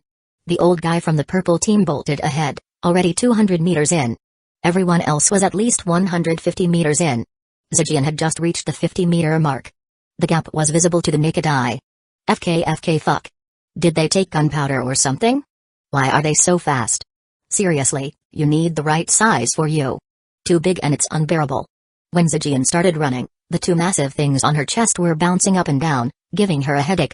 Return My GG team's second runner had already started, while Zijian had just reached the 200-meter mark. What the hell? Is that guy really an old man? Aren't you gonna drop dead running like that, uncle? No, I gotta go for it. At the very least, I can't be dead last. And the outcome was obvious. Li Huizi was the last of all second-leg runners to receive the baton. The rest were already over 200 meters in. Return My GG team's second runner was even over 300 meters out. Zijian clutched her knees, gasping for breath. Woo woo woo. Dead last. I've failed my hometown folks. She looked up at Li Huizi, who had dashed far ahead, and could only cheer for her in her heart. Go. Go, Huizi. Li Huizi took the baton and shot off like a lightning-fast cheetah. Even though her cherry blossom secret technique couldn't be used here, her physical abilities still blew these normies out of the water. You could tell just from the fact she could chop off one of Li Jieyang's mechanical arms. Qi Zhao saved me twice and took me in for so long. I've got nothing to repay him with, and if I cause him to lose a carriage, I'll never forgive myself. At the very least, I can't lose to anyone here. It's just 300 meters. For my GG. Go. Gender-swapped bro grabbed the baton and sprinted off at full speed. Every team's second runner was pushing hard to be the second one to pass the baton. The second legs were in a dead heat. Unlike the first leg, where the gap was immediately clear. All thanks to Purple Old Man and Zijian. One was way too fast, the other way too slow.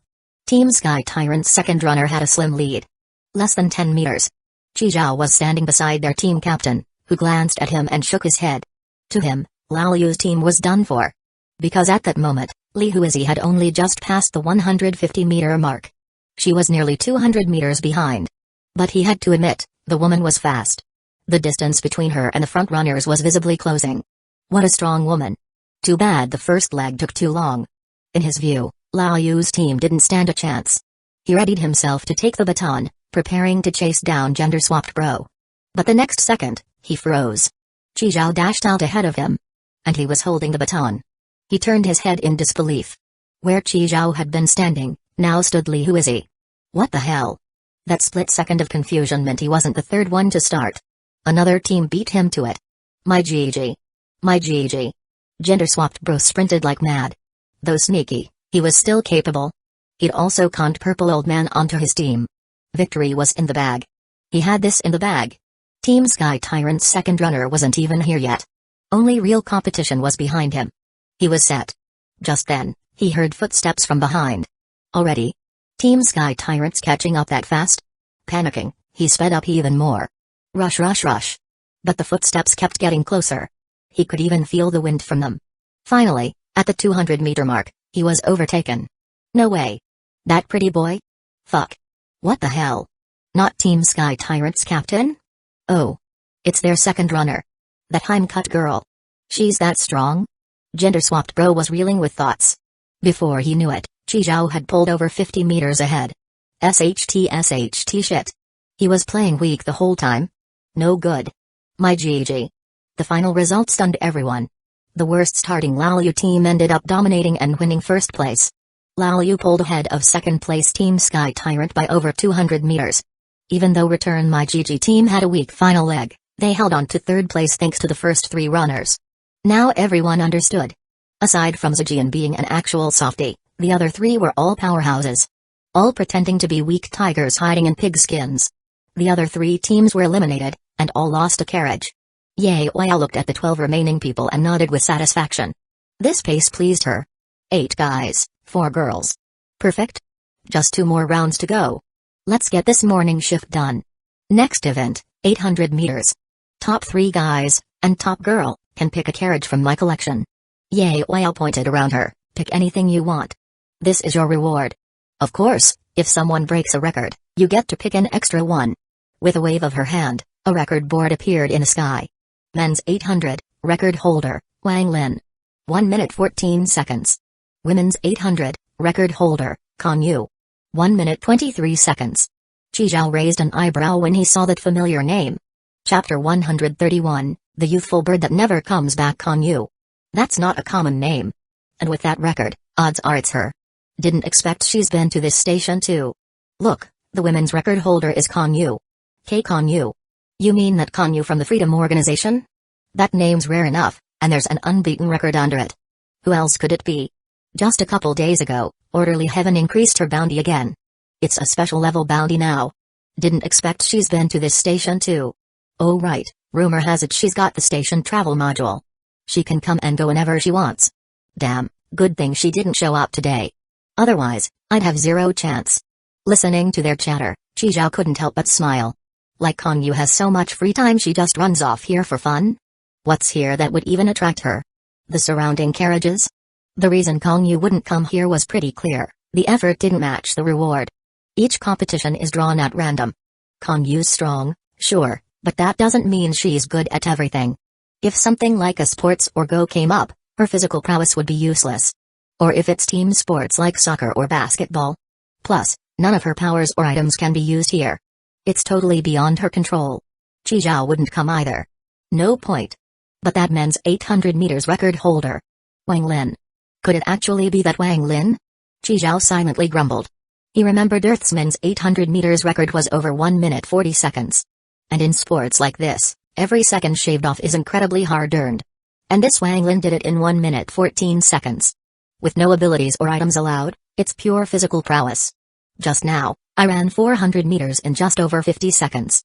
Less than a minute. Of course, I wasn't going all out. If I ran 800 meters at full force, it'd still be at least a minute and a half. Top 3 should be fine. But breaking this record? Probably no chance. But there's someone who might be able to. Qizhao looked over at Lao Yu. Lao Yu is a gourd baby, with unmatched potential. His 400 meters just now? He left the others behind by half the track. Maybe he really could break the record and become the new holder. And the best part? We'd get to pick an extra carriage. Lao Yu, see that name up there? Wang Lin? Yeah, I see it, conductor. In 10 minutes, that name's gonna change to yours. It's gonna say Lao Yu. Really, conductor? You think I can do it? No doubt. You're my vice conductor, after all. Then Qizhao let out a sigh.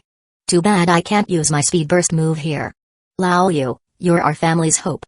You just ran 400 meters in 40 seconds. Believe in yourself. You can do this. Qizhao placed a hand on Lao Yu's shoulder.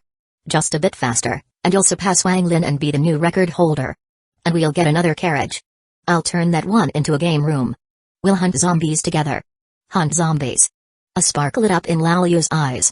Conductor, for the sake of our family, I'll give it my all. Lao Yu raised his fist, determination in his voice.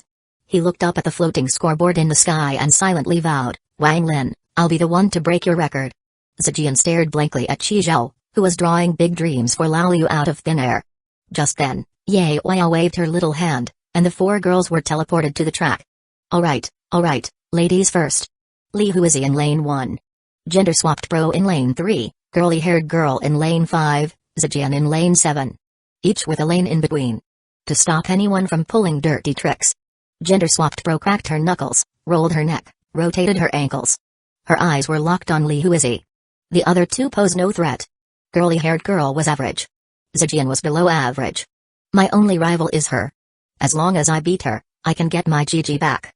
I'll go back to being a real, upright man again. Thinking this, she glanced back at the floating Ye Huaya, eyes flashing with venom. That damned little potato, fucking bastard. Humphrey, whatever. Guess this disaster turned into a blessing. Less competition on the girls' side, and I get to pick a carriage. She looked at the guys waiting on the side. Purple old man, Team Sky Tyrant's captain, pretty boy, little brat. They're all stronger than her. Especially purple old man and little brat. If I were in their race, I wouldn't even crack the top 4. Yeah. A blessing in disguise after all. Li Huizi wasn't from Earth. She came from the modern world of Demon's Lair. Though there were no demons anymore, the breathing techniques still existed. She had trained in a branch of water breathing, flower breathing, and even more specifically, Sakura breathing. She wasn't a genius, but she worked incredibly hard. In 3 more years, after passing the exam, she'd be qualified to wield an Ichiran blade, made for slaying demons. But one day after training, she mysteriously ended up on a train. And faced danger multiple times. Almost dying at the gates of hell more than once. I've survived till now. All thanks to Qizhao. Li Huizi pulled herself from her drifting thoughts, ignoring gender-swapped bro's intense stare. Her mind focused on a single number. 1 minute 23 seconds. The women's 800 meters record, set by Kong Yu. Can I break it? No. I will break it. That way, Qizhao can pick 2 carriages. You got this, Huizi. You can do it. Don't let all those years of training go to waste. She started taking deep breaths, adjusting to her best possible state. Even though her Sakura breathing couldn't be used here. A decade of training still set her apart from the average person. I will break this record. I'll win 2 carriages for Qizhao. To repay him for saving my life. As expected, Li Huizi easily took first place. She left gender-swapped bro over 100 meters behind. Because her goal was higher. Sometimes, that's how it goes.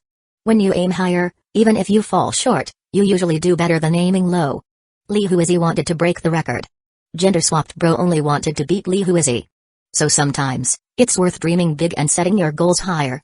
But even though she won, Li Huizi wasn't happy. She hadn't broken Kong Yu's record. Her time, 1 minute 23.97 seconds. Just 1 second slower than Kong Yu. Seeing Li Huizi looking glum even after winning, gender-swapped bro nearly exploded. My GG. My GG. I had a reason I had to win, you bastard. But life's just like that. Sometimes, even when you give it your all, you still don't get what you want. As Li Huizi pulled farther and farther away, that youthful bird of hers was fated to never return. Chapter 132, Picking carriages, we're screwed. This is even worse than being on the guy's team. Is this chick here to troll newbies? She almost broke Konyu's record? No, wait, I still have a chance. I'm on the same team as Fatty. If he makes top 3, maybe I can give up my carriage and beg Yaoi to turn me back into a man. Gender-swapped bro had this thought and hurried to find Fatty. She punched him square inches the chest. Fatty, you better fucking try harder. My DCK depends on you. Bro, you want me to beat those guys for top 3? Fatty pointed at Lao Yu, the old man from the purple team, and the Sky Tyrant team's captain. Bro, if it doesn't work out, we can just head to Zune for surgery. Get a mechanical one. Fuck off, I want the original, you get me? The real deal. You don't get it, the original's the best. I'll try my best. You gotta go all out, bro. Then give me a kiss. Fatty shyly pointed to his cheek, right here. Kiss me here. Fuck you. While everyone was stunned that Li Huizi had almost broken the women's 800 meters record, Yaoi waved her little hand, and the remaining guys were teleported to the track. Their race was about to start. Chizhou and the others are gonna win, right? Zhejian stayed by Li Huizi's side and asked. She had just secured 4th place with ease in the previous race. They will. Chicken Zhao worked super hard. Even though Li Huizi hadn't been on board long, she'd seen Chizhou training in the gravity carriage till late night, more than once. Hard work never lets you down. As the starting gun fired, 8 people shot out. Way ahead of the pack were an old guy and a youngster. Naturally, the old man from the purple team and Lao Yu. Right behind them were Chizhou and the Sky Tyrant team's captain. Kill zombies. Kill zombies. The conductor's gonna take me to kill zombies. Lao Yu's eyes sparkled as he charged forward. Suddenly, his speed ramped up again, fast as lightning. He gradually overtook the old man and was now in 1st place. The old man was surprised, but didn't break his rhythm. He too began slowly picking up speed. Running under normal gravity felt easy. Chizhou had been training under double gravity in the gravity carriage for over half a month. Now, his body felt light as air. But still, he lacked explosive power. He couldn't catch up to Lao Yu and the old man. Faster, I can still go faster. Chizhou pushed his limits, secretly speeding up. The one most shocked was the Sky Tyrant team's captain, on Chizhou's left. What the fuck, what's with this kid? Damn gourd baby or something? Running this fast to save grandpa. And that old dude. Seriously, aging like fine wine? I wanna yank that beard off and see if it's glued on. And that pretty boy. During the relay, I clearly started behind him and still caught up, but now I can't shake him off. Right now, Chizhou was stuck to him like a leech. Was this guy hiding his strength the whole time? No way. I have to snag 3rd. Can't let her take all my carriages for nothing. He had the most people on board. So far, he'd lost 9 carriages. And most of them were modified with special functions, including 2 initial carriages. His heart was bleeding. He was a veteran from the 4th season, worked his butt off for years to get these. And in this weird place, Yaoi took them all. Worst part. He couldn't do a damn thing about it. None of his items or abilities worked here. Right now, it was just like when he first boarded the train. Nothing but his own 2 hands and legs. No way. I have to take that carriage back. I can't lose. That 3rd place is mine. But halfway through the race, he still hadn't shaken off Chizhou. No good, if this keeps up, I'm toast. He decided to cheat. Pretend to lose balance and push Chizhou to mess up his pace. Unlike the girls, the guys weren't running on separate lanes. 300 meters. 200 meters. 100 meters. No time left. The old man and that little brat were about to cross the finish line. Just as he made up his mind, he realized Chizhou had somehow overtaken him without him noticing. Only 2 or 3 meters ahead. But that was enough. He just couldn't close the gap. Crap. And Chizhou was only getting faster. He even passed the old man. No way. Is this guy a slow starter? What kind of freak is this? He got distracted, twisted his ankle, and went flying. The results shocked everyone. The Sky Tyrant team's captain didn't even make top 3. Instead, that pretty boy did. And even passed the old man, snagging 2nd place. Most shocking of all, Lao Yu broke the men's 800 meters record. Time, 1 minute 11 seconds. That's 3 seconds faster than the previous record holder, Wang Lin. Wang Lin's name vanished from the scoreboard in the sky. Replacing it was the new record holder, Lao Yu. Yaoi conjured countless fireworks and streamers to celebrate for Lao Yu. Meanwhile, everyone except Lao Yu, the old man, Chizhou, and Li Huizi were teleported back to their respective trains by Yaoi. And they didn't lose any carriages. Chi Zhao let out a sigh of relief. Just as he thought. Ye Weiyao hadn't mentioned any punishment for the losers when she explained the final rules. Ye Weiyao looked at the 4 remaining and nodded. You each get 10 minutes to pick a carriage. Li Huizi goes first. Lao Liu could pick 2. Chi Zhao could pick 1. Li Huizi, as the top girl, could also pick 1. Definitely a nice haul. Li Huizi walked up to Chi Zhao. Chicken Zhao, you pick first. It's okay. You earned it. Your pick. In the end, Li Huizi chose a red initial carriage. Chi Zhao smiled, said nothing. Conductor, which one should I choose? Chi Zhao had already made up his mind. There were a lot of carriages, but most were regular ones. The special ones were easy to spot. Like initial carriages with windows. Oversized ones that had gone through bigger modifications. Weirdly shaped carriages with unknown functions. These made up about 5% of the total. The carriages Ye Weiyao took from others were all added to the end of the serpent tail in order. That meant the bottom ones were likely from Season 1 players. The higher you go, the newer they got. Older carriages or newer ones. Which would have better loot? It was like those container mystery boxes in short videos. Some open to nothing. Others hid treasures. Too bad. If I were higher level, the station forecast module would give me more info. Might even point me to a treasure. Chi Zhao sighed. Level really does matter. Next up was Lao Yu. He picked a red oversized carriage and one with a black cannon sticking out. Then it was Chi Zhao's turn. I want that one.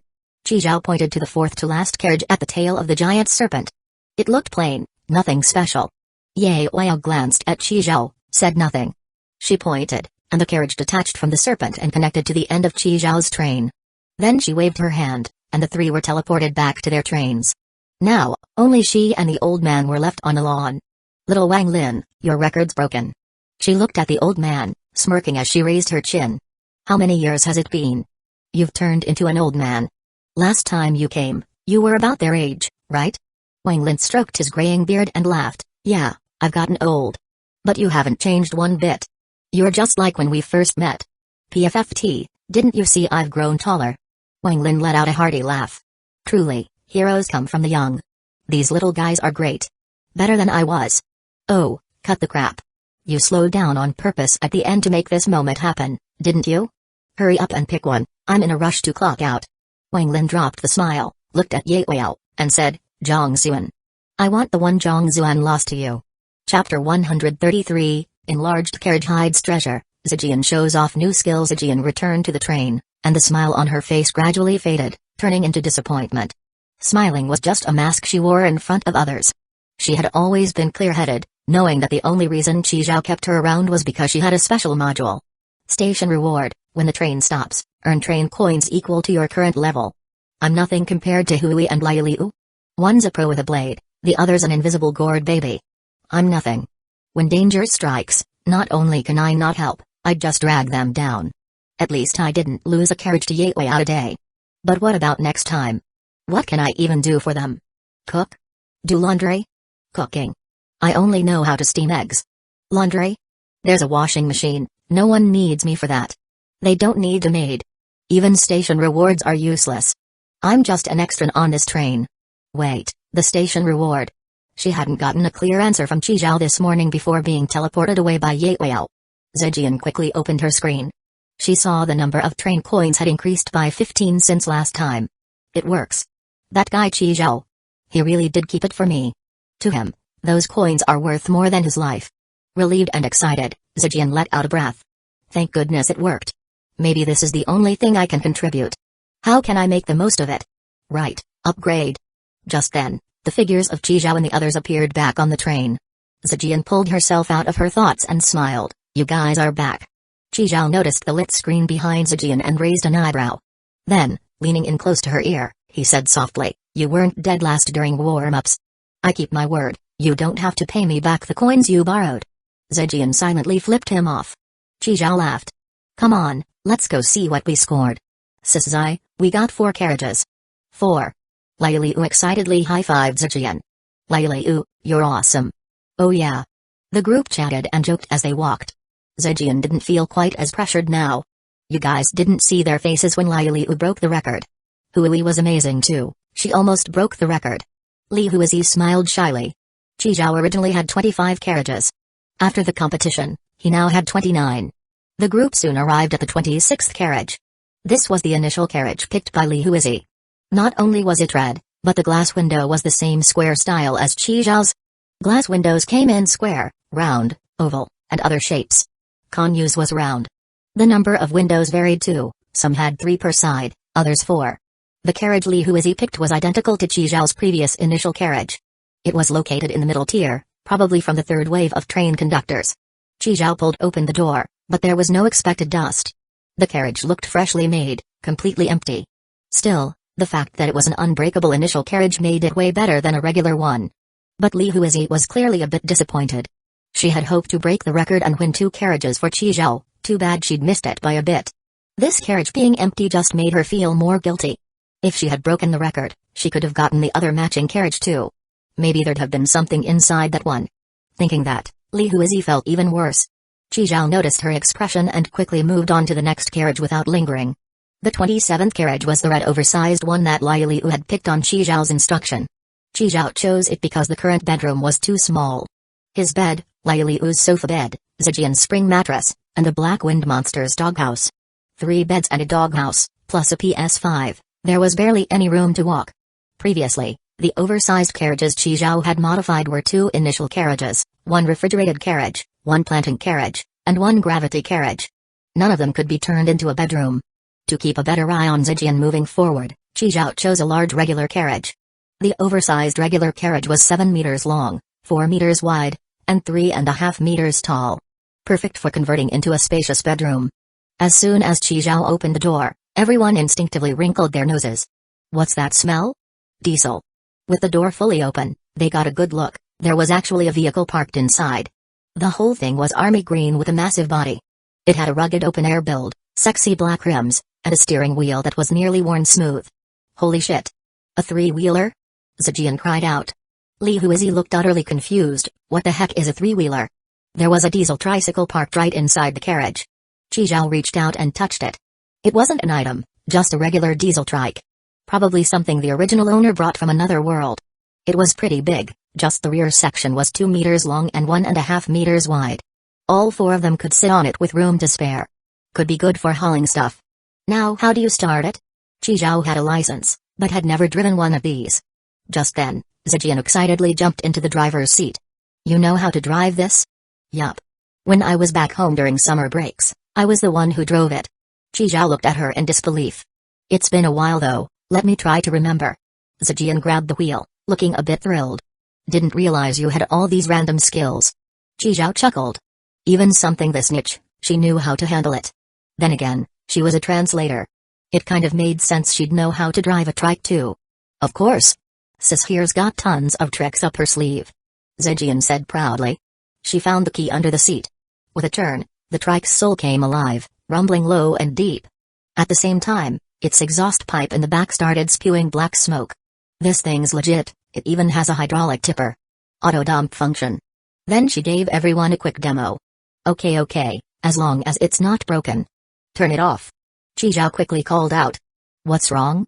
It's spewing black smoke, we're gonna sleep in here, remember? Huh? Zijian looked a bit disappointed but shut it down anyway. Qi Zhao had already collected the 5 barrels of diesel from the corner into his boundary bracelet. They'd have to give the whole carriage a proper cleaning, move the beds in once the smell was gone. After confirming there was nothing else, they headed into the 3rd carriage. Zijian finally hopped off the trike and hurried after them. The 28th carriage was the only one of the 4 with a strange design. From the outside, it had 3 thick black cannon barrels on each side,